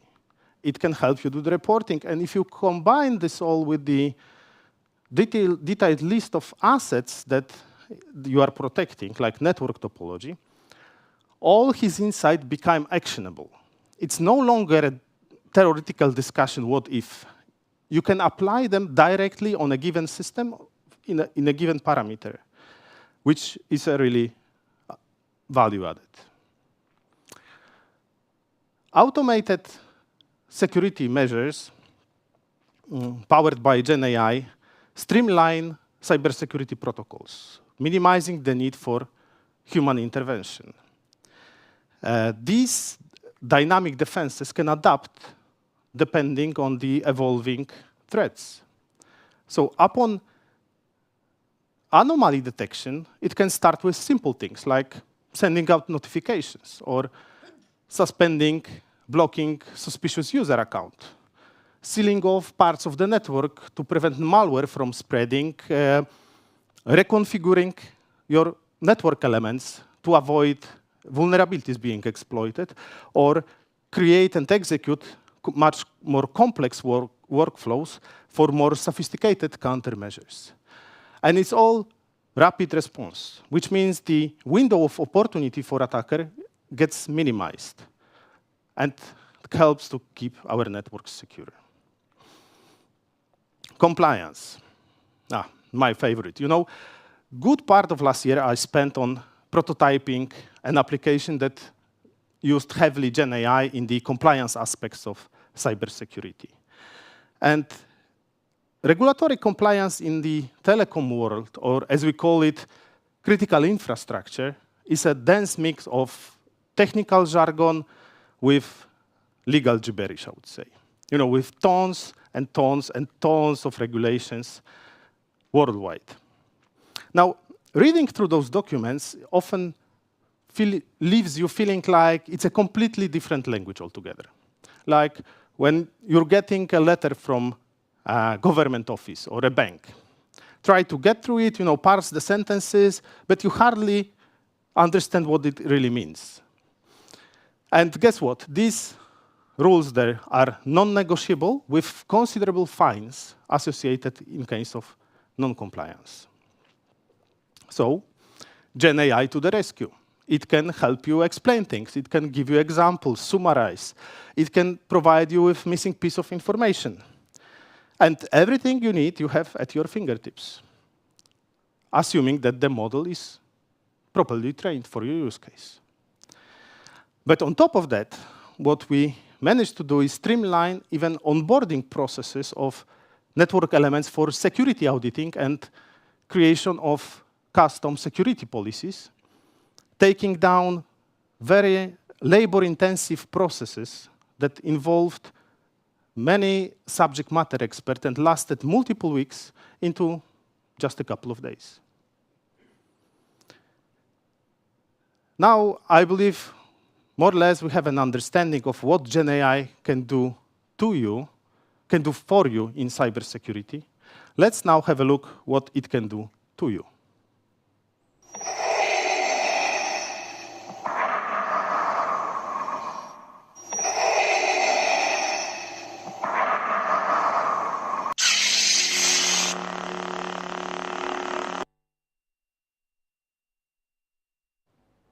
Yep, this technology has a dark side.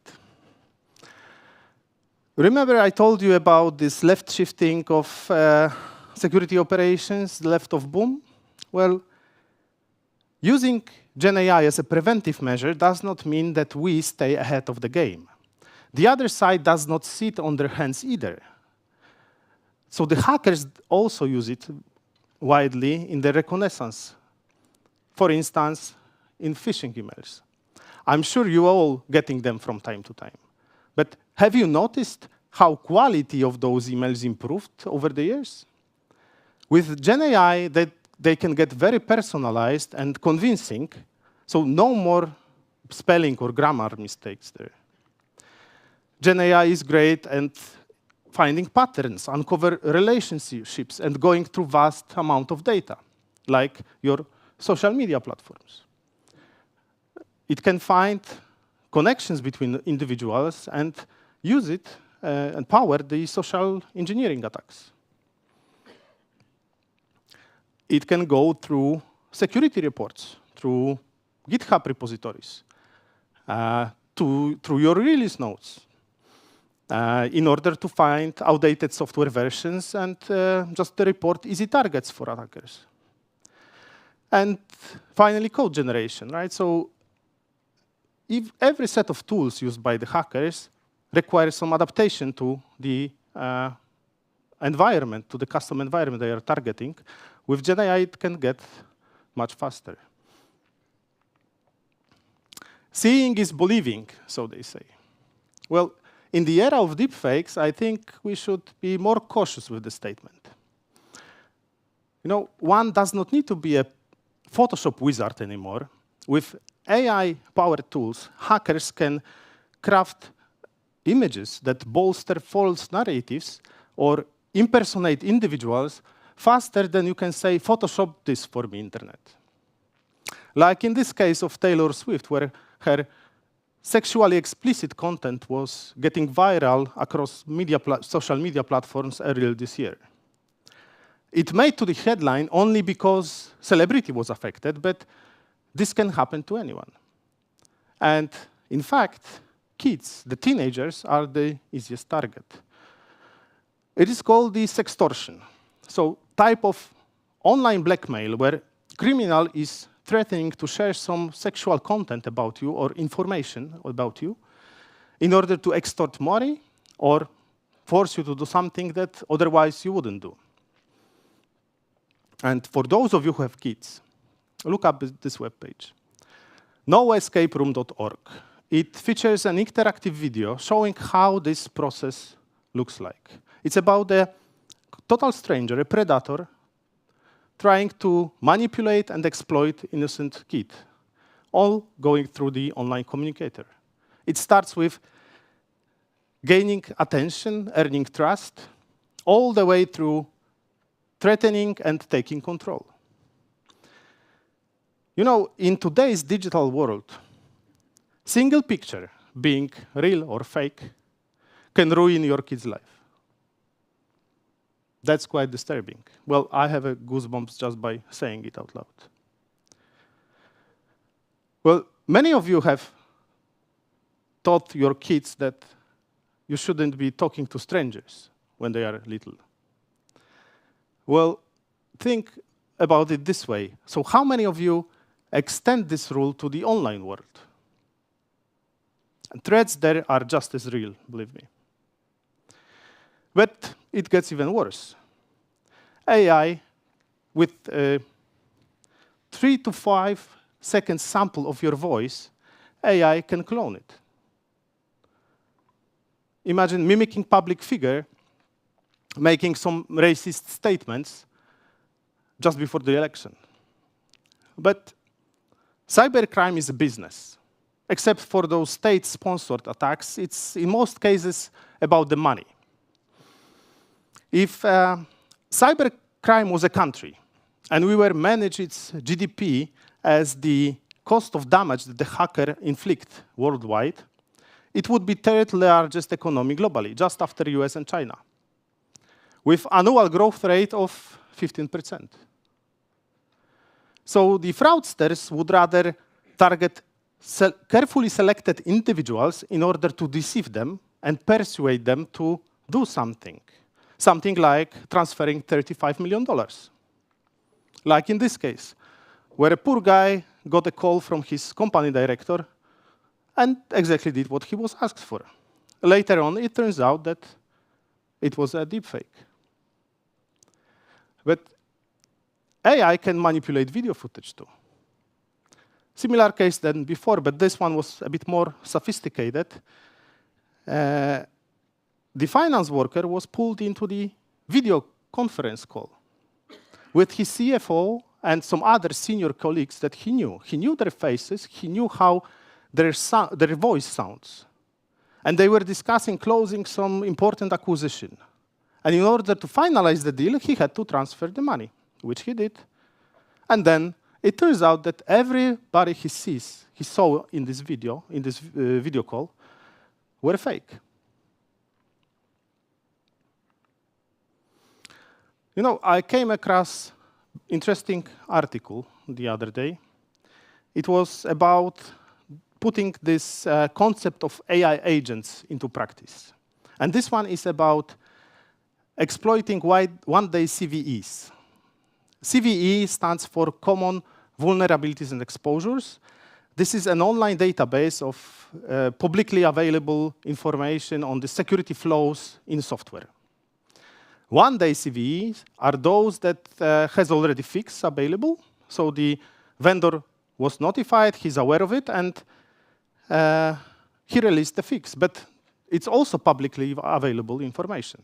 So equal access to hackers and to defenders. So now it's a race, patching versus exploiting, right? Who's going to be the first? And AI can really mess things up here for us, for the defenders. So what the researchers did was they took the model, GPT-4 for instance, they armed it with a set of tools, things like web browsing elements, terminal, web search, file creation and editing, and code interpreter, and gave it a list of CVEs that it was supposed to exploit.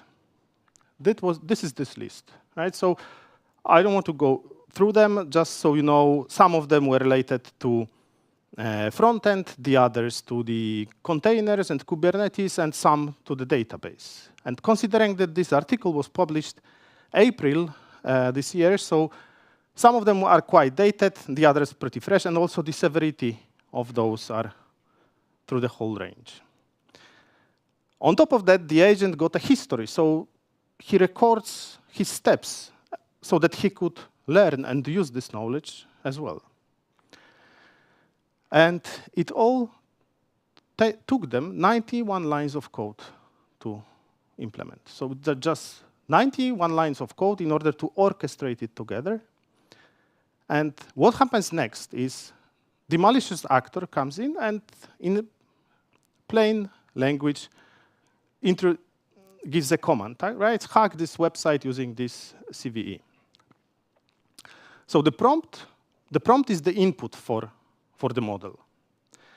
And it consisted of 1,056 tokens. Tokens are the smallest units that the model can process. Like, it can be a word, it can be a subword, but it is also a comma or a question mark. OK, next, the agent does its magic and reports the results. Speaking of which, these are the models that researchers tested. Only GPT-4 was successful, with a success rate roughly 40%. But if you allow him to try again and again and again, it increased to nearly 90% after 5 times. Now, these results were questioned by industry experts because not so many details were revealed.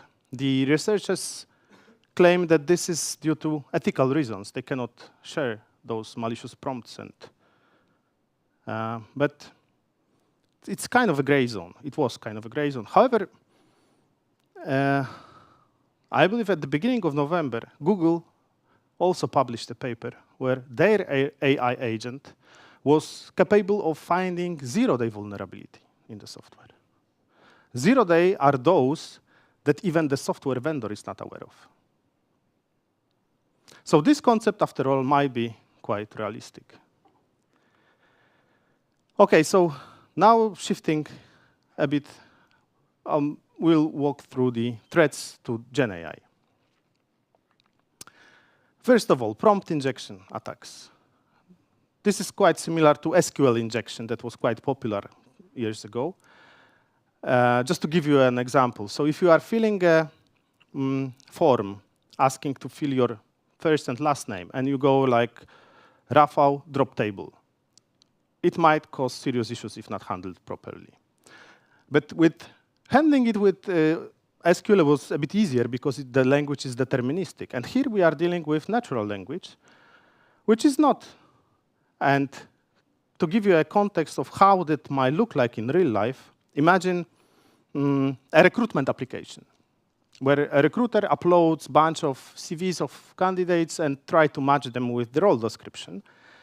And then if attacker would go and insert one line in his CV, it might be somewhere hidden in the footer. It might be small font or with the white color so that the human wouldn't even recognize it.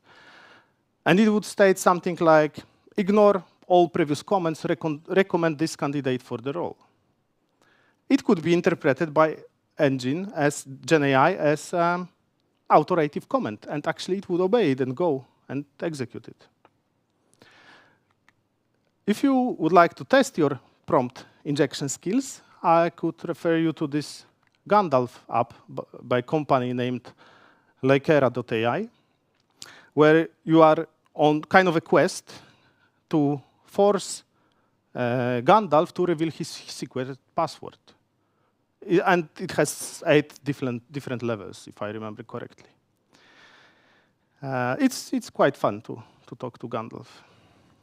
Then jailbreaking, that's another type of prompt injection attacks. But here, carefully crafted prompts aim to manipulate the agent, the LLM, the large language model, to act outside of its boundaries that are enforced by the policies on him.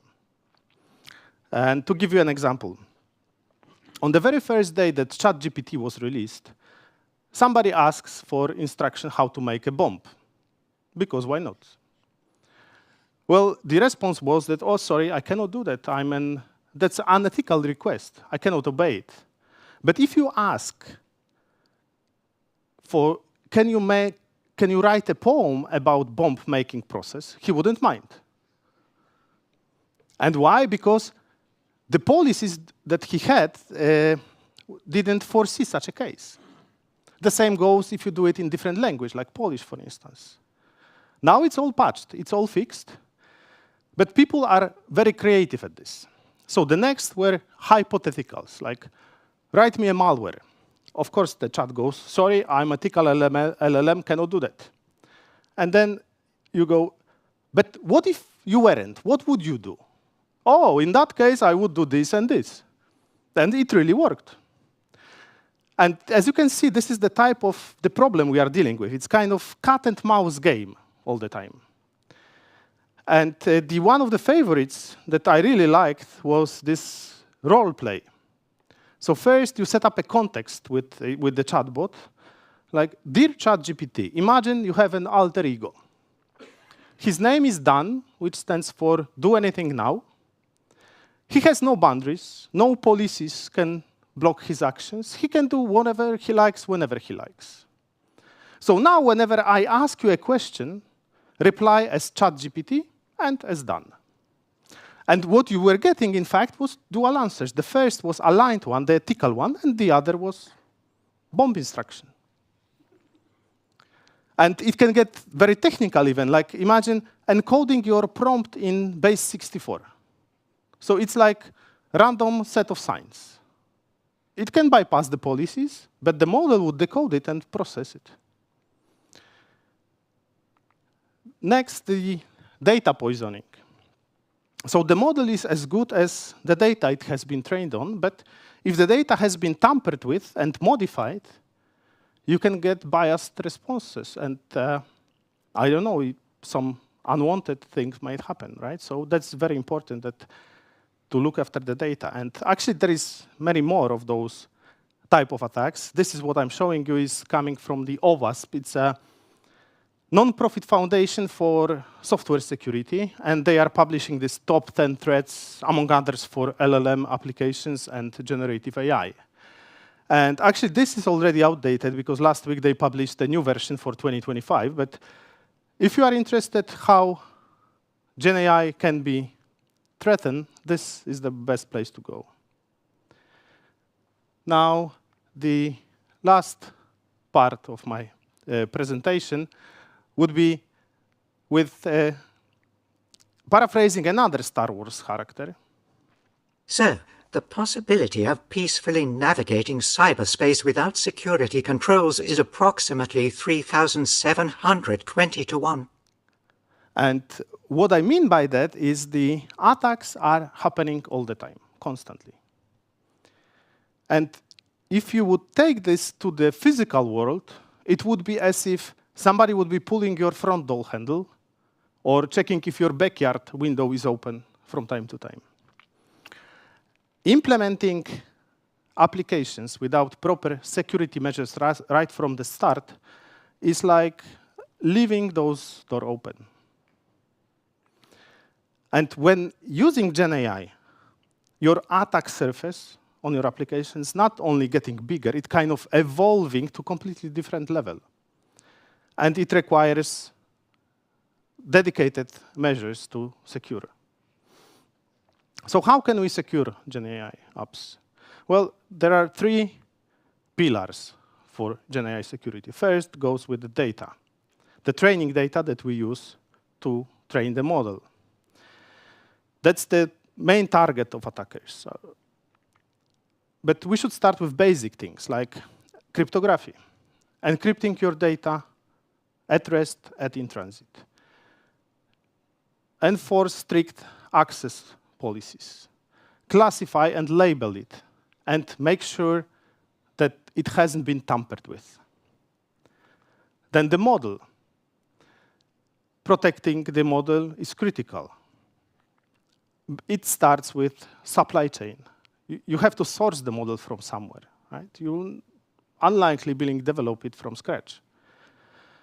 You need to know what kind of data it has been trained on. But that's often difficult to establish. The API security. Actually, this mitigates like nearly half of this OWASP top 10 issues. Insecure plugin handlings. Well, the plugins are quite popular. It can make your life easier, but it can evaluate privileges or do other unwanted things. And then the IPRs, the copyrights. Misuse of copyrights is also quite important and can have some legal consequences. And the usage, right? So how the application is used by your users. And humans are always the weakest link in this security chain, right? So enforce multi-factor authentication.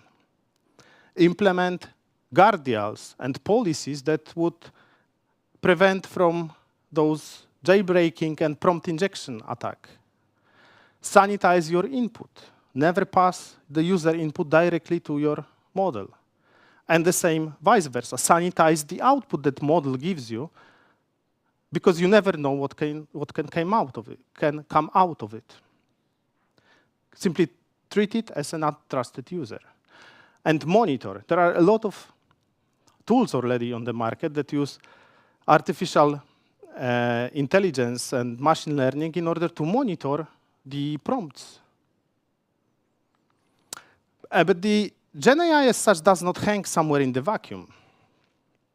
It's all powered by some sort of infrastructure. So remember, there is no secure application without secure infrastructure. And the governance, right? So that's critical to ensure ethical and ethical oversight over GenAI. Speaking of which, the governance and ethics, well, this is, or very shortly will be, highly regulated environment. With EU AI Act coming in force August 2026, being the first of its kind, providing such a comprehensive rules for AI-based applications. But these regulations are popping up everywhere, all over the world. So just a quick summary here of what the most important points that they tackle. The regulations ensure fairness and minimize discrimination, especially in sensitive areas like healthcare, finance, or hiring. Applications are classified with risk levels. That's coming from the EU AI Act. With the higher the risk the application poses, the more strict regulations it has to obey. Individuals still must remain in full control of their data, including the right to be forgotten. The systems must be transparent and explain the decision that AI has made and how the data is used there. And lastly, they demand human involvement still and oversight on the AI decision-making processes in order to prevent from harm and enforce ethical operations. Now, getting to the conclusions of my talk. So they were inspired by yet another classy movie, and it's not going to be The Face-Off, no. Call me a boomer, but I just love the Clint Eastwood's creation in this movie. And the music there, the soundtrack, is one of the most influential ever.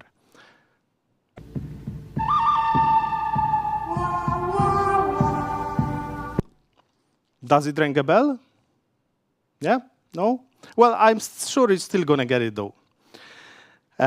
So GenAI is a great tool, really. It's storming every aspect of IT world. But in the cybersecurity, I would say it has three phases. The good, being cybersecurity professionals, practitioners that fend off attacks day and night, protecting our critical infrastructure and making sure that our data is secure. The bad, all sorts of malicious actors, be it highly skilled professionals after easy money, state-sponsored agencies with limitless budgets, or even this geek kid next door that wants to just try out this new malware that ChatGPT produced for him. And arguably the ugly, that would be myself and my fellow architects and engineers trying to design, develop, and deploy GenAI-based applications in secure and reliable way. Thank you. That would be all from my side.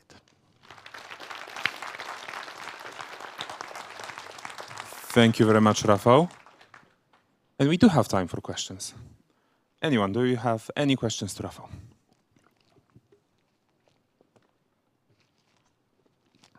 Yes, we have one back then.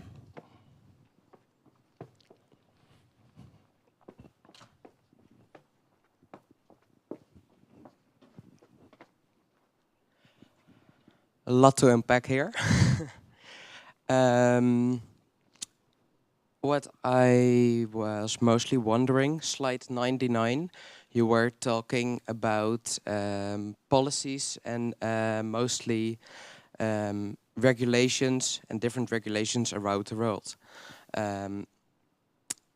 And how ChatGPT or a language model can be used to comply with those regulations. Can we really trust a language model because you say it's non-negotiable with hefty fines, with something that important, maybe fines of millions? Can you really trust an LLM instead of just hire a professional that knows the documents by heart? So the answer is no, we cannot trust it. And we will never rely on it fully. There is always this human in the loop, right? So with GenAI, we can make these processes faster. We can make this guy life easier and save tons of time for him. However, it will never replace the human oversight. Like you said, the expert. You know, the models are just a mathematical algorithm, right? So what they only do is like predicting the next most probable word, one after the other, right? So given the probabilistic nature of it, it will sooner or later fail, right? Even if we minimize the risk of hallucinations with this fine-tuning, like tailoring model to our use case, you cannot trust it fully, never, no. Then I guess I'm also wondering, what is it really that you want us to take home from this presentation? What do you want us to think about, like with generative AI, that we can use in our work field? Well, to me, the most disturbing was the way the attackers are using it. Right? So we can discuss about positives, right? How we can mitigate certain things or making the security operations more efficient and quicker. But what happens to those poor guys, you know, like transferring so much money, or the kids, right? So that's the most disturbing part of it, at least to me. So educate, right? Think of it, right? These deep fakes. We can have tools that can recognize them, but they are as good as the data that has been trained on. It's like with these JBlake prompts, right? So you can have a tool that would aid you in finding out whether the call was deepfake or not, as long as there is no new algorithm developed by the fraudsters, right? But two things don't change usually there. First is that they impersonate someone, right? So they pretend to be someone that they are not. And the second is the sense of urgency, that you have to do something quickly. So actually what I personally did not that long ago in my family is that inventing the secret password. That in case of such an issue, you can always say and expect this particular word to be said from the other side. They can try to, clone you, but they will never get your knowledge as such, right? So educate, think of it, and be cautious. Yeah. Okay, thank you. Thank you for that. Any more questions? Okay.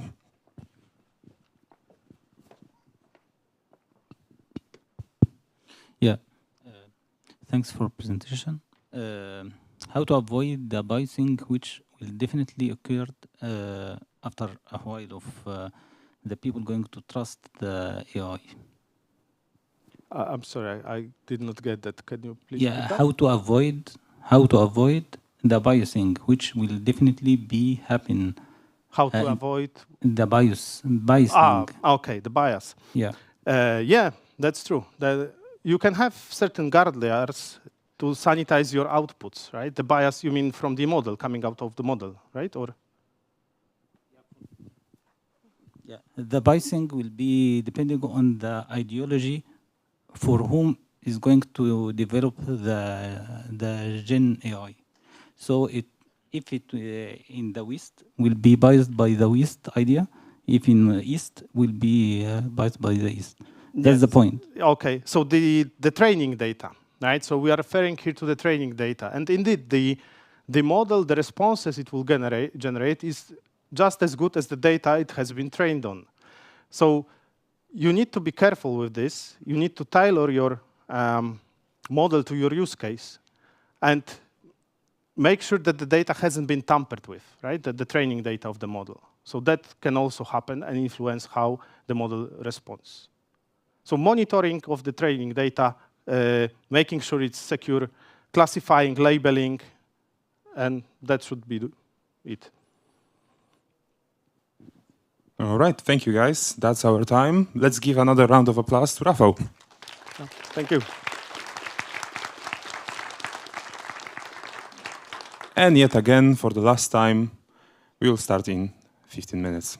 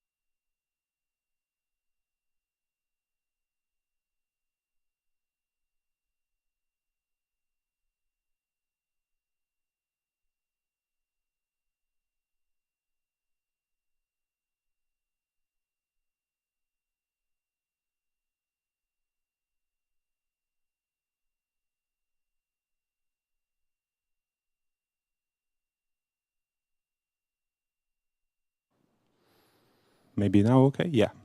Welcome back after the last of our intermissions. And we are ready for last but not least of our speakers. Please remember to use the conference app to rate every speech to help us improve for next editions. All right, our speaker is already on stage, of course. So quick introduction.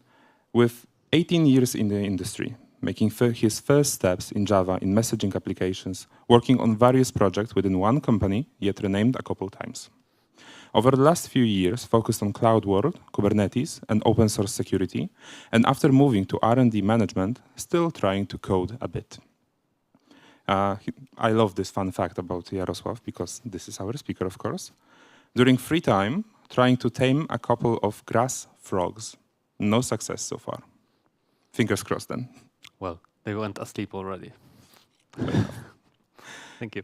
In the speech entitled From PaaS to SaaS, Building Automated Ordering System on Multi-Tenant Kubernetes Platform, please welcome to the stage Jarosław Górski. All right.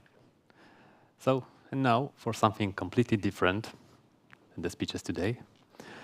A little background. I work for cloud and network services business. And this part is called Common Software Foundation. This common is a key word for today. And I'm here thanks to our NCBR, Narodowe Centrum Badań i Rozwoju. Here is the information from the government portal. It's in Polish, so let me translate it a bit. It's about creating a multi-tenant innovative platform that is highly available, scalable, and able to run automated ordering process in SaaS model. We've received a grant from European Union on it, and we ended this journey last year, and I'm happy to share a few of ideas that we were working on. It mentions also optimization of the cost. The cost is always important, and configuration simplification to reduce development time. A short agenda, what I'm going to talk about today. The first thing is rationale behind the project. Why did we do it? How did we do it? Then I'm going to talk about multi-tenant services, how we achieved multi-tenancy on various services. Then a couple words about templating. Templating of the configuration of the installation to simplify things. Next, staying alive, so a couple of non-functional system requirements that system engineers love a lot. And finally, how SaaS application runs on this platform as a service environment. First, a historical background, how the applications evolved to the microservices world. We all started with old-fashioned bare metal world where applications were monolithic. Then at least part of us, and we have hundreds of applications in Nokia, went through the virtualization phase where we still had monolith, maybe some decomposition happened already. And finally, we are now in the cloud world where we have microservices. We decomposed everything into small pieces, and at least in our case, we run everything on Kubernetes. By the way, how many of you are familiar with Kubernetes? Okay, that's a lot. So you know that it's an ancient god of spending money on cloud services, right? I read it somewhere. Well, he'll be around here while I'm talking about the services, so we will touch upon some of the concepts in Kubernetes. Okay, why do we do it? The first thing is that we have a lot of testing and development environments. Developers are greedy. They want to have environment for their own. They want to break it. They want to forget about it and just use it a week after. Also, the decomposition of the services led to splitting the small parts that do the same thing for various applications, and it's even more waste because we don't reuse them. We bring their instances for our own. And last but not least, SaaS ordering system needed to have a multi-tenant environment because of its nature. And speaking about the costs, because this is important, A yearly annual cost of one cluster, one typical cluster that has 100 CPUs in cloud environment can cost about $40,000.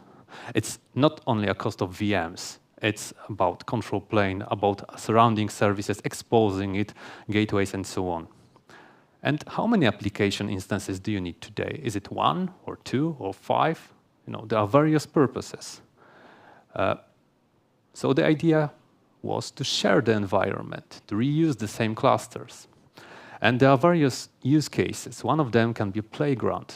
Developers or people wanting to sell something to other teams need sandbox environments. They need proof of concept environments, demos, or just to get familiar with something. They need environment for that. Development is very important. Everyone wants to have own environment, so we need a lot of clusters.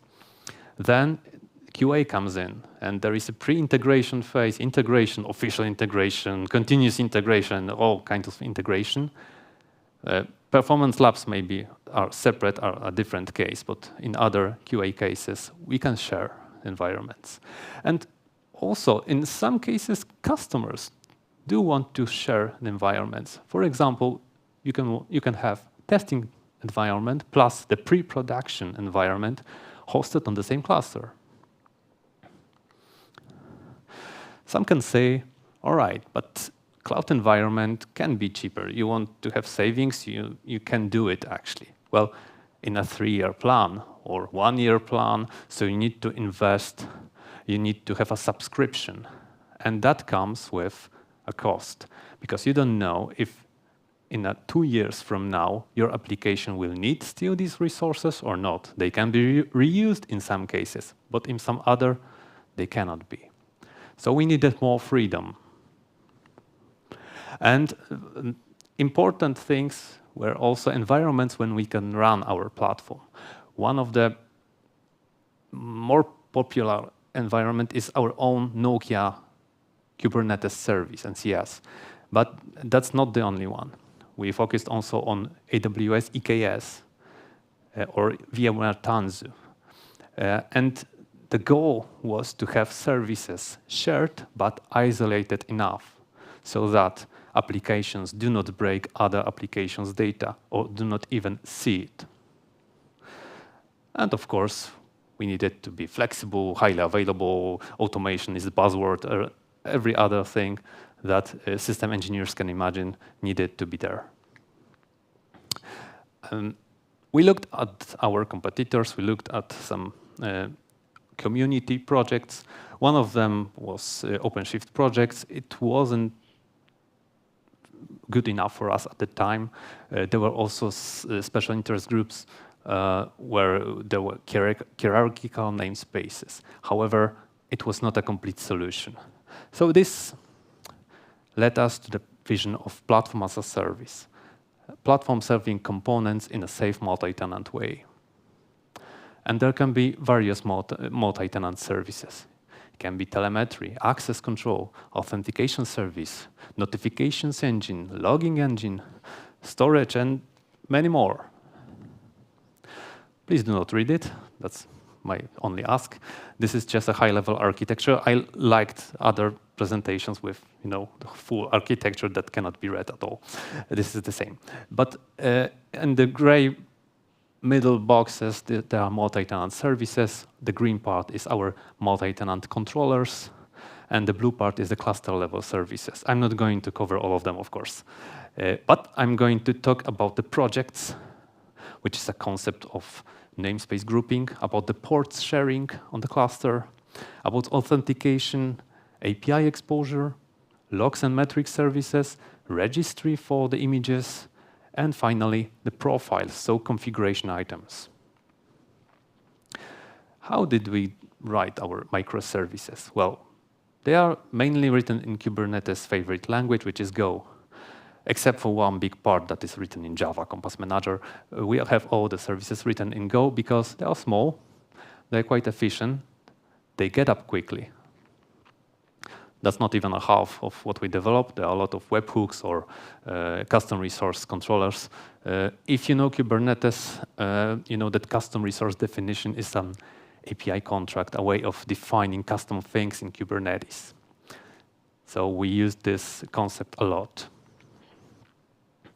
And the first, most important concept is a project. What it is? It is cluster scoped custom resource that is created to group all the namespaces for one product, which means a product can have one namespace for some functional needs, one for some business specific logic, another for common services that are not business-like. We can have image and chart registry. Helm charts are our way of defining configuration and deployment items in Kubernetes world. So we need a harbor service, which is given for a project. We can have external ports, like TCP or UDP traffic. You can define resource quota, custom access to block traffic between the projects or the namespaces.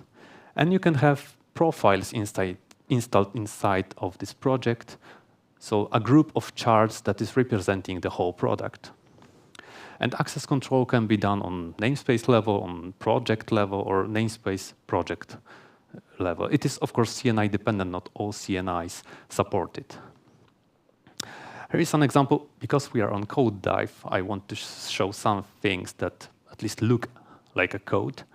Here is an example of a custom resource that is called project. And it's a name DBP. It has some backup quota, Docker quota, resource quota.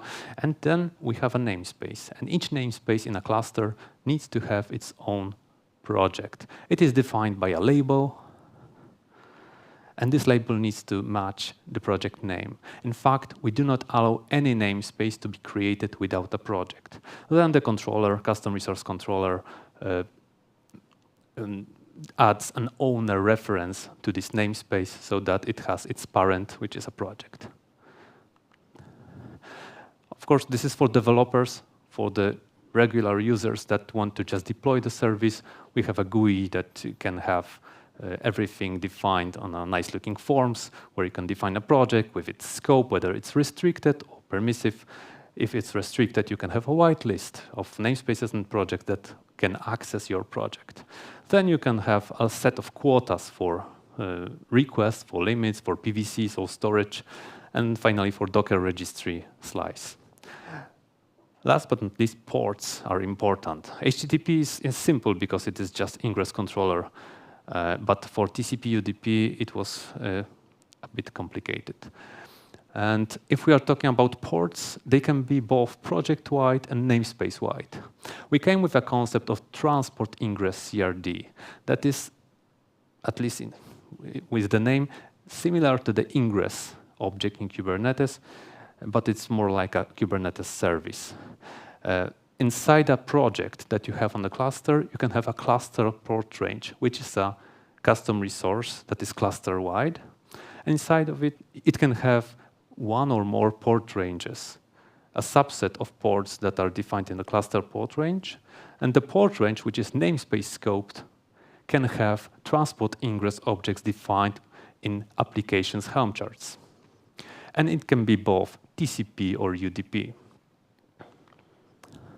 Here is an example of how these ports objects look like. So we have a cluster port range, which is a cluster level object. It has an owner reference that is a project, so it has a parent. And it has also a pool of ports, a range between minimum and maximum. Then the port range in a namespace has parent of this cluster port range, and then a subset of this ports pool. Application defines just the transport ingress object with a target port and target service. Then this gets translated into Nginx configuration. Because there is one Nginx as ingress controller, we can have configuration part for our application inside this one common configuration for Nginx. So controller takes care of translating this transport ingress object into the Nginx configuration. Next important service was harbor, so Docker and chart registry, because applications in an on-premise or cloud world do need to have its own local registry for their artifacts, for images and for charts.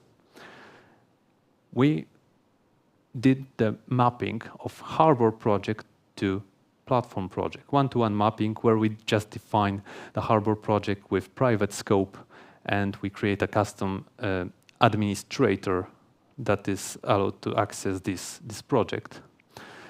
How do we access it is defined in authentication service, where you define a group that has a name after the harbor project, and then inside an nginx ingress rule, we have a snippet that just checks the authentication service, which is Keycloak here, checks if the user is allowed to enter harbor, whether it has proper group mapping.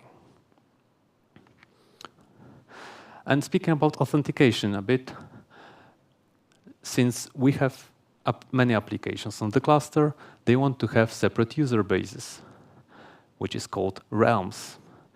And inside each realm, each application has its own independent user base and want to define it in advance. So Helm chart can contain custom resource, let's call it secret realm, where you define just the realm name and the secret name containing initial credentials, which will be generated by the controller. They can be removed after. In that way, application can have access to shared Keycloak. For the API exposure, we have a custom Lua module inside Nginx, so that we have single sign-on, because Keycloak is acting as an authentication service. We control access to all the services, some of them supporting Keycloak integration, some of them not supporting. We need to combine all of them inside one Nginx module. For the APIs of the applications, we have other services that also have custom resource definition for services, routes, or plugins like Keycloak integration. This service is Kong. And another example of custom resources that we created, application needs to have a service to expose itself. Then inside the service, it can have one or more routes. And for each route, an API gateway plugins can be defined. It can be Keycloak integration, which is a common case, but also very simple example like here, where a header is added in the response. So simple transformers are also allowed to be defined using the custom resource. For monitoring, there is a Prometheus as a common service, Prometheus and its GUI performance monitoring. Also, we have homegrown notification and alarming modules. Now, metrics access via GUI is controlled via organizations. There was a Teams feature in Grafana that came in later. For Prometheus itself, there is an issue because it has no multi-tenancy at all. So we added a proxy layer, additional layer, API and GUI for alert rules to be defined per namespace. For alerts and notifications, it is also a bridge between Prometheus and the external monitoring systems. So we need to be able to define trap receivers, to define email accounts that will be notified when something's happened on the cluster. And finally, Kubernetes dashboard, which was integrated with OIDC, so again, Keycloak, to have access only for namespace level. So it looks like this. Inside UI, you have access to the metrics of your namespace. You can see CPU, memory, and any other metrics, but only in a namespace scope. For Kubernetes dashboard, the same. You are allowed only to see objects from your namespace, not the cluster level objects or objects from other namespaces. So it's a matter of access control of these services. For alarms and notifications, alerts are called event rules in our case. There is also a need to have per namespace setup. So we have email notification channels, SNMP traps, And it needs to work in both namespace mode and the cluster mode for the cluster administrators. It needs to work in both cases. In this example, maybe not very well shown, we make sure that each metric has a namespace label added so that you cannot see other namespaces, metrics, because we add this label in our service as a proxy. Logs. Logs are also important, and it was done by OpenSearch predecessors, so Elasticsearch. And it is all about controlling the access to common configuration. By common, I mean fluentd as a daemon set. It's like Nginx. It has configuration in one big file, and we want to control something per namespace. We cannot allow applications to modify the things inside themselves. So we need to have access control. And the access is done per index. Index is serving logs for applications, and it is split per namespace. I will not show CRD anymore, it's too hard.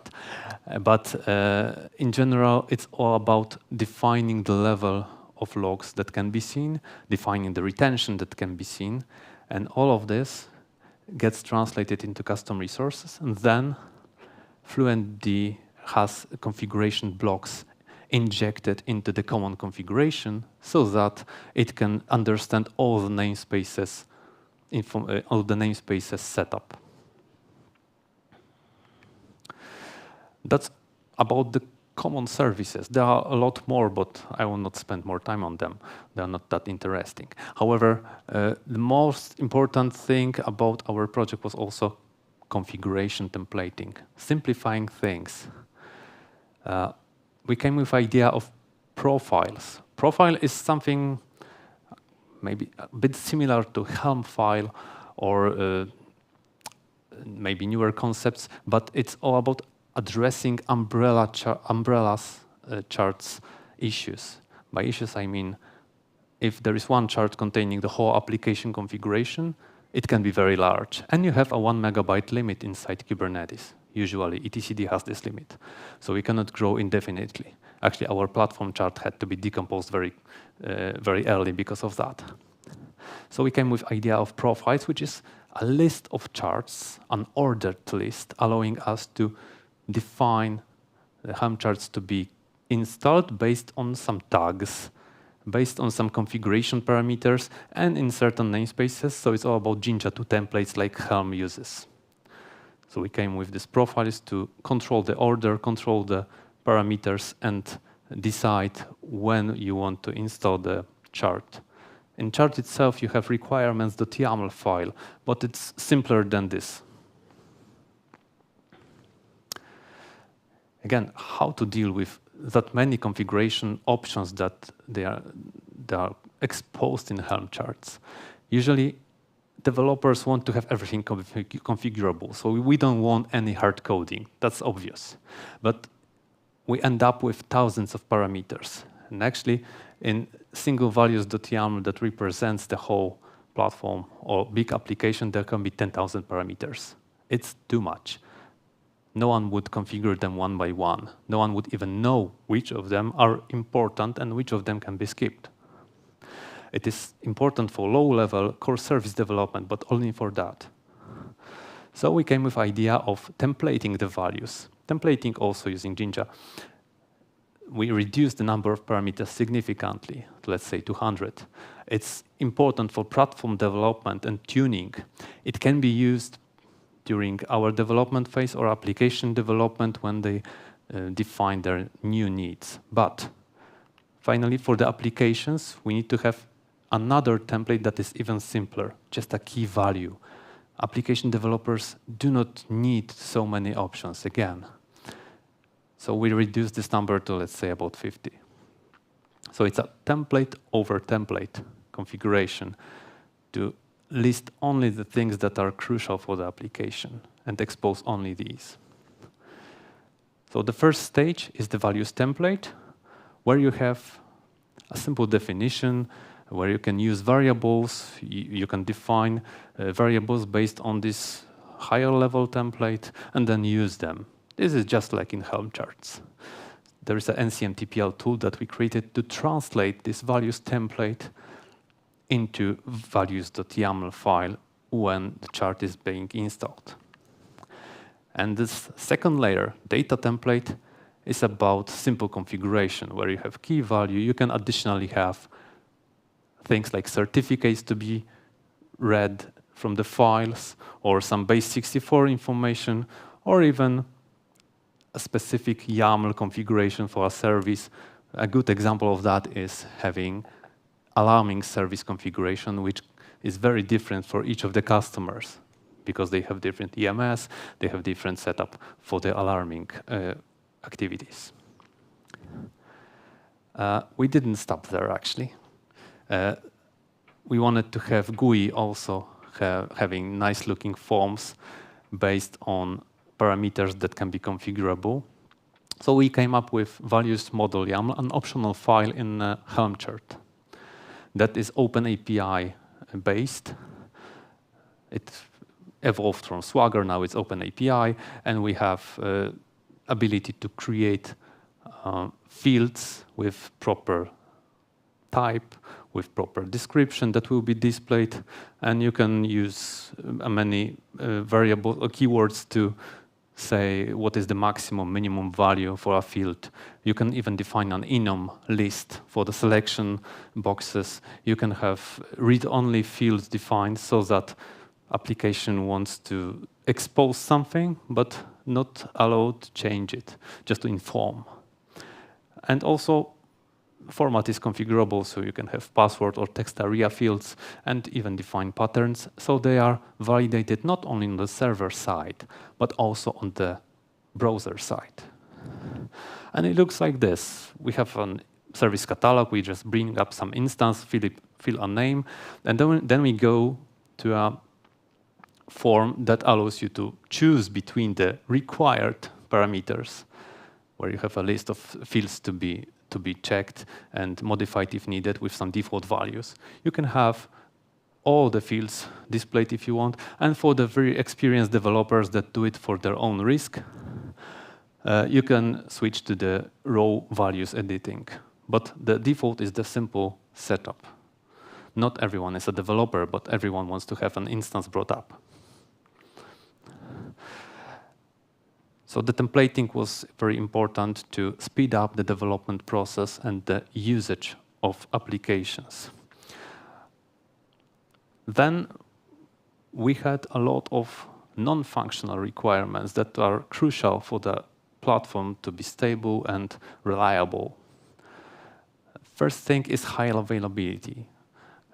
It is in Kubernetes a matter of setting the right number of replicas and switching over between them in timely manner. So we decided to have a few services made redundant, critical services, but also logs, monitoring. Exposing service is very important. Webhooks for custom resources need to run all the time. Why? Because if application creates a new object in Kubernetes, it cannot get an answer that, oh, sorry, our service was down and your object is in unknown state or will not be processed. It needs to run smoothly. Also the management layer, so our Compass manager, our all Uber controller of everything in the project's world is highly available. What could be left is CRD controllers. Why is that? They are asynchronous. So they do not need to run all the time. Application expresses the intent by creating a custom resource object. It gets created because webhooks run all the time. But the processing of the data inside custom resource is delayed, usually by a few seconds, sometimes by a little more. But since the Golang services, controllers get up very quickly if they are destroyed, we don't need that, right? We need to save the resources wherever possible. So do not create pods that will consume something and without real gain. And actually we had a lot of fun testing this high availability. We used KubeMonkey, which is a version of Chaos Monkey for Kubernetes. So basically, it's a monkey with a razor that cuts cables. And we did it also manually, so it was fun. So we shut down the VMs in random or mean order to check how the services react. And we had a goal of about 30 seconds for unavailability for each service. And usually we had this done easily because a lot of services are small and they get up in a matter of seconds. The only one that had some issues close to the time was authentication service, because behind the service there is a database that is also highly available, but it needs to be switched over. It takes time, so it was about 30 seconds at most. Another feature that's very important for saving cost is autoscaling. We have a horizontal pod autoscaler feature in Kubernetes that allows to define thresholds to bring more instances live or remove them when they are no longer needed and the traffic went down. So basically, all the services had HPA per object added. And the biggest challenge, but also fun, was to define the right levels when to scale up or down.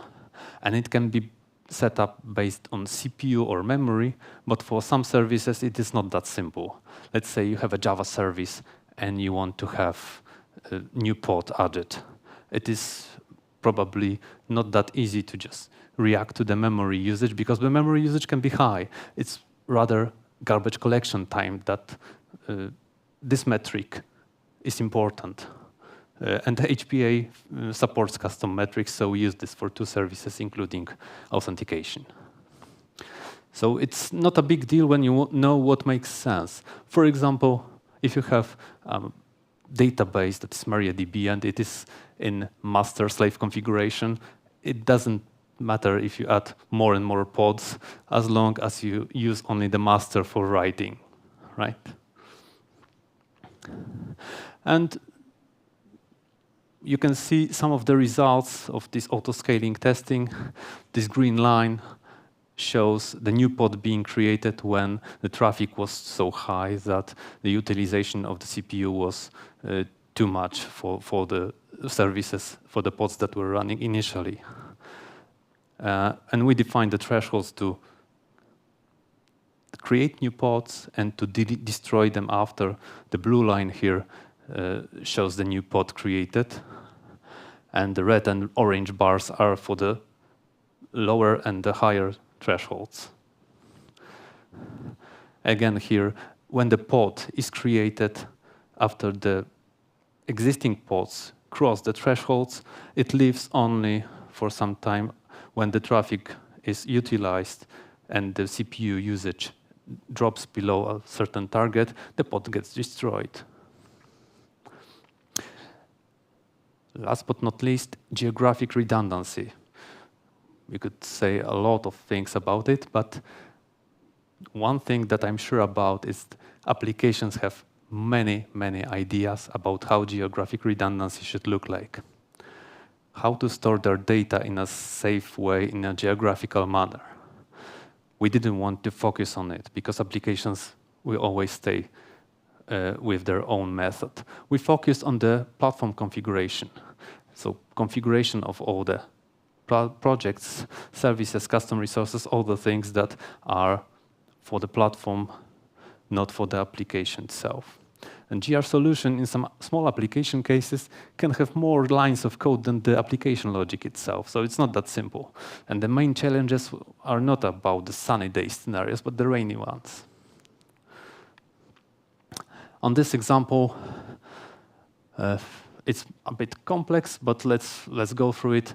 It's a very simple view of architecture of our GR solution, where the configuration request comes from the ingress, goes to the Compose Manager pod, to the GR Manager container responsible for handling the GR traffic. The request is processed inside this pod, and then the result is stored in the database, after which the traffic goes to the replica site, the second site where the GR manager gets the request, the processing is done locally as well. But then both primary and replica site results are stored in the database. I cannot tell it this simpler, okay? But the rainy day cases are interesting because the answers, the results may differ. There can be success on one side and failure on the second one. So there is a watcher that checks for the results, does the reconciliation, does the retries, have a queue to process these differences so that the sites are synchronized in the end. All right, finally, let's go to SaaS, which was the second part of this project and the main user mentioned here. What is SaaS? SaaS can also mean many things. Software as a service involves many various components, modules that form the whole solution. Our part is called self-service portal. What is it about? It is a portal that allows application users to express their needs to create application instances. It consists of two parts. Front end, that is part responsible for the user interface, user experience, which then communicates with the backend for the front end, which, unlike the backend of the backend, is a part that is a bridge between the front end and the open APIs that are served by SaaS. And these APIs are grouped into three management API groups. One is Service Catalog API, which is about catalog resources, managing the life cycle of service catalog entries. Second is orders. So when we have this catalog of services, I want to create an order to have this instance of a service. And you can manage orders, you can add them, view them before they are fulfilled. And when they are fulfilled, there is inventory management API. So there is a service instance created, and then you can see its health, its status. You can update it or even delete it. So that these three groups that are in our context. And how the use case looks like. You have a business owner that wants to have some service created, some application instance. So it expresses a demand. It goes to the platform which hosts SSP, this self-service portal and APIs. After this request is processed through this orchestration and delivery layer that is outside of these clusters, it is a separate entity. A service application can be created on one of the clusters that host platform as a service, and then it can be made available to the end users. So there are multiple application clusters, all of them running platform as a service, so sharing the environment where all the application instances are being created. And actually it can be done for both development purposes and also for production environments.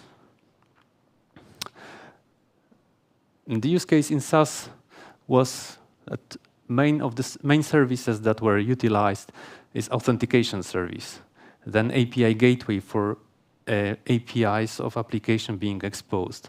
There is a certificate management thing I didn't mention, but it is also important to secure the traffic. Then monitoring tools and logs were also common. What is still not common for SaaS? Of course, the configuration for all these services that I mentioned, plus the database. They wanted to have it separate. So to summarize the ideas that we needed to implement, the first thing is to share as much as we can. This is because resources are expensive. The second thing is to simplify things, simplify configuration, simplify installation, so that we save developers time, and we save time, so we save money. And the third thing is to fit into the right size, so react to the dynamic changes of the traffic inside a cluster, to scale the services up or down to reduce the CPU load, and finally, to also scale the platform itself, because it's not only about scaling the services, it's also about scaling the virtual machines, so save the cost at the end, especially in cloud environment. That would be it for my presentation. I hope you found some of these ideas interesting, and I'm happy to answer any questions. Thank you.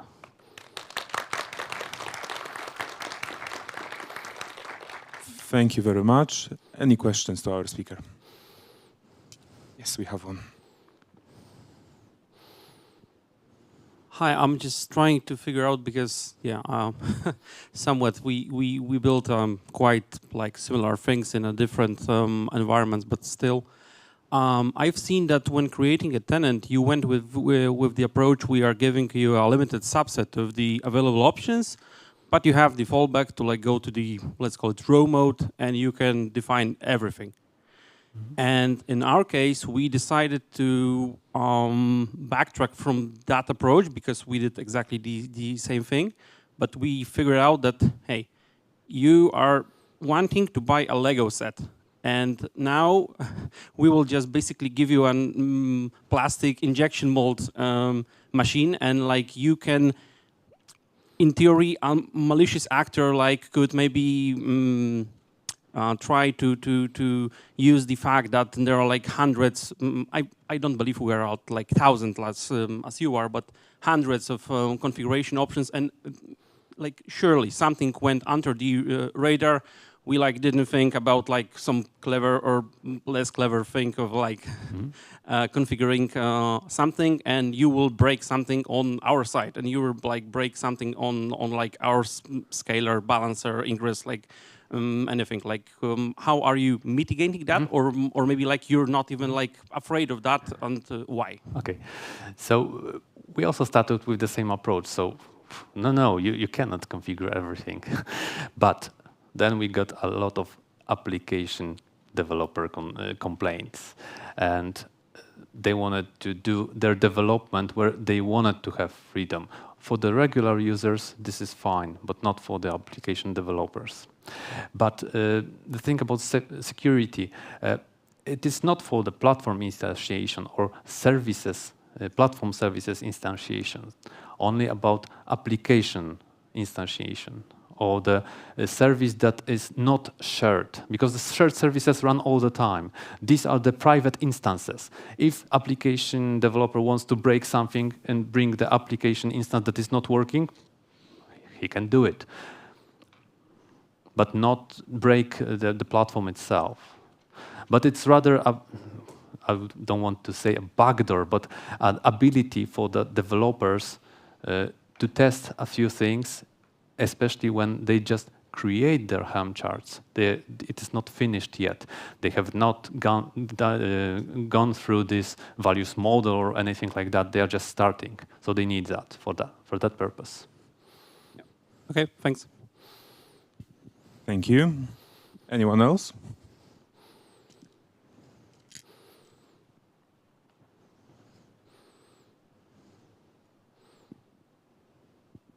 All right, thank you very much then, and give again a round of applause, Jarosław, for our speech.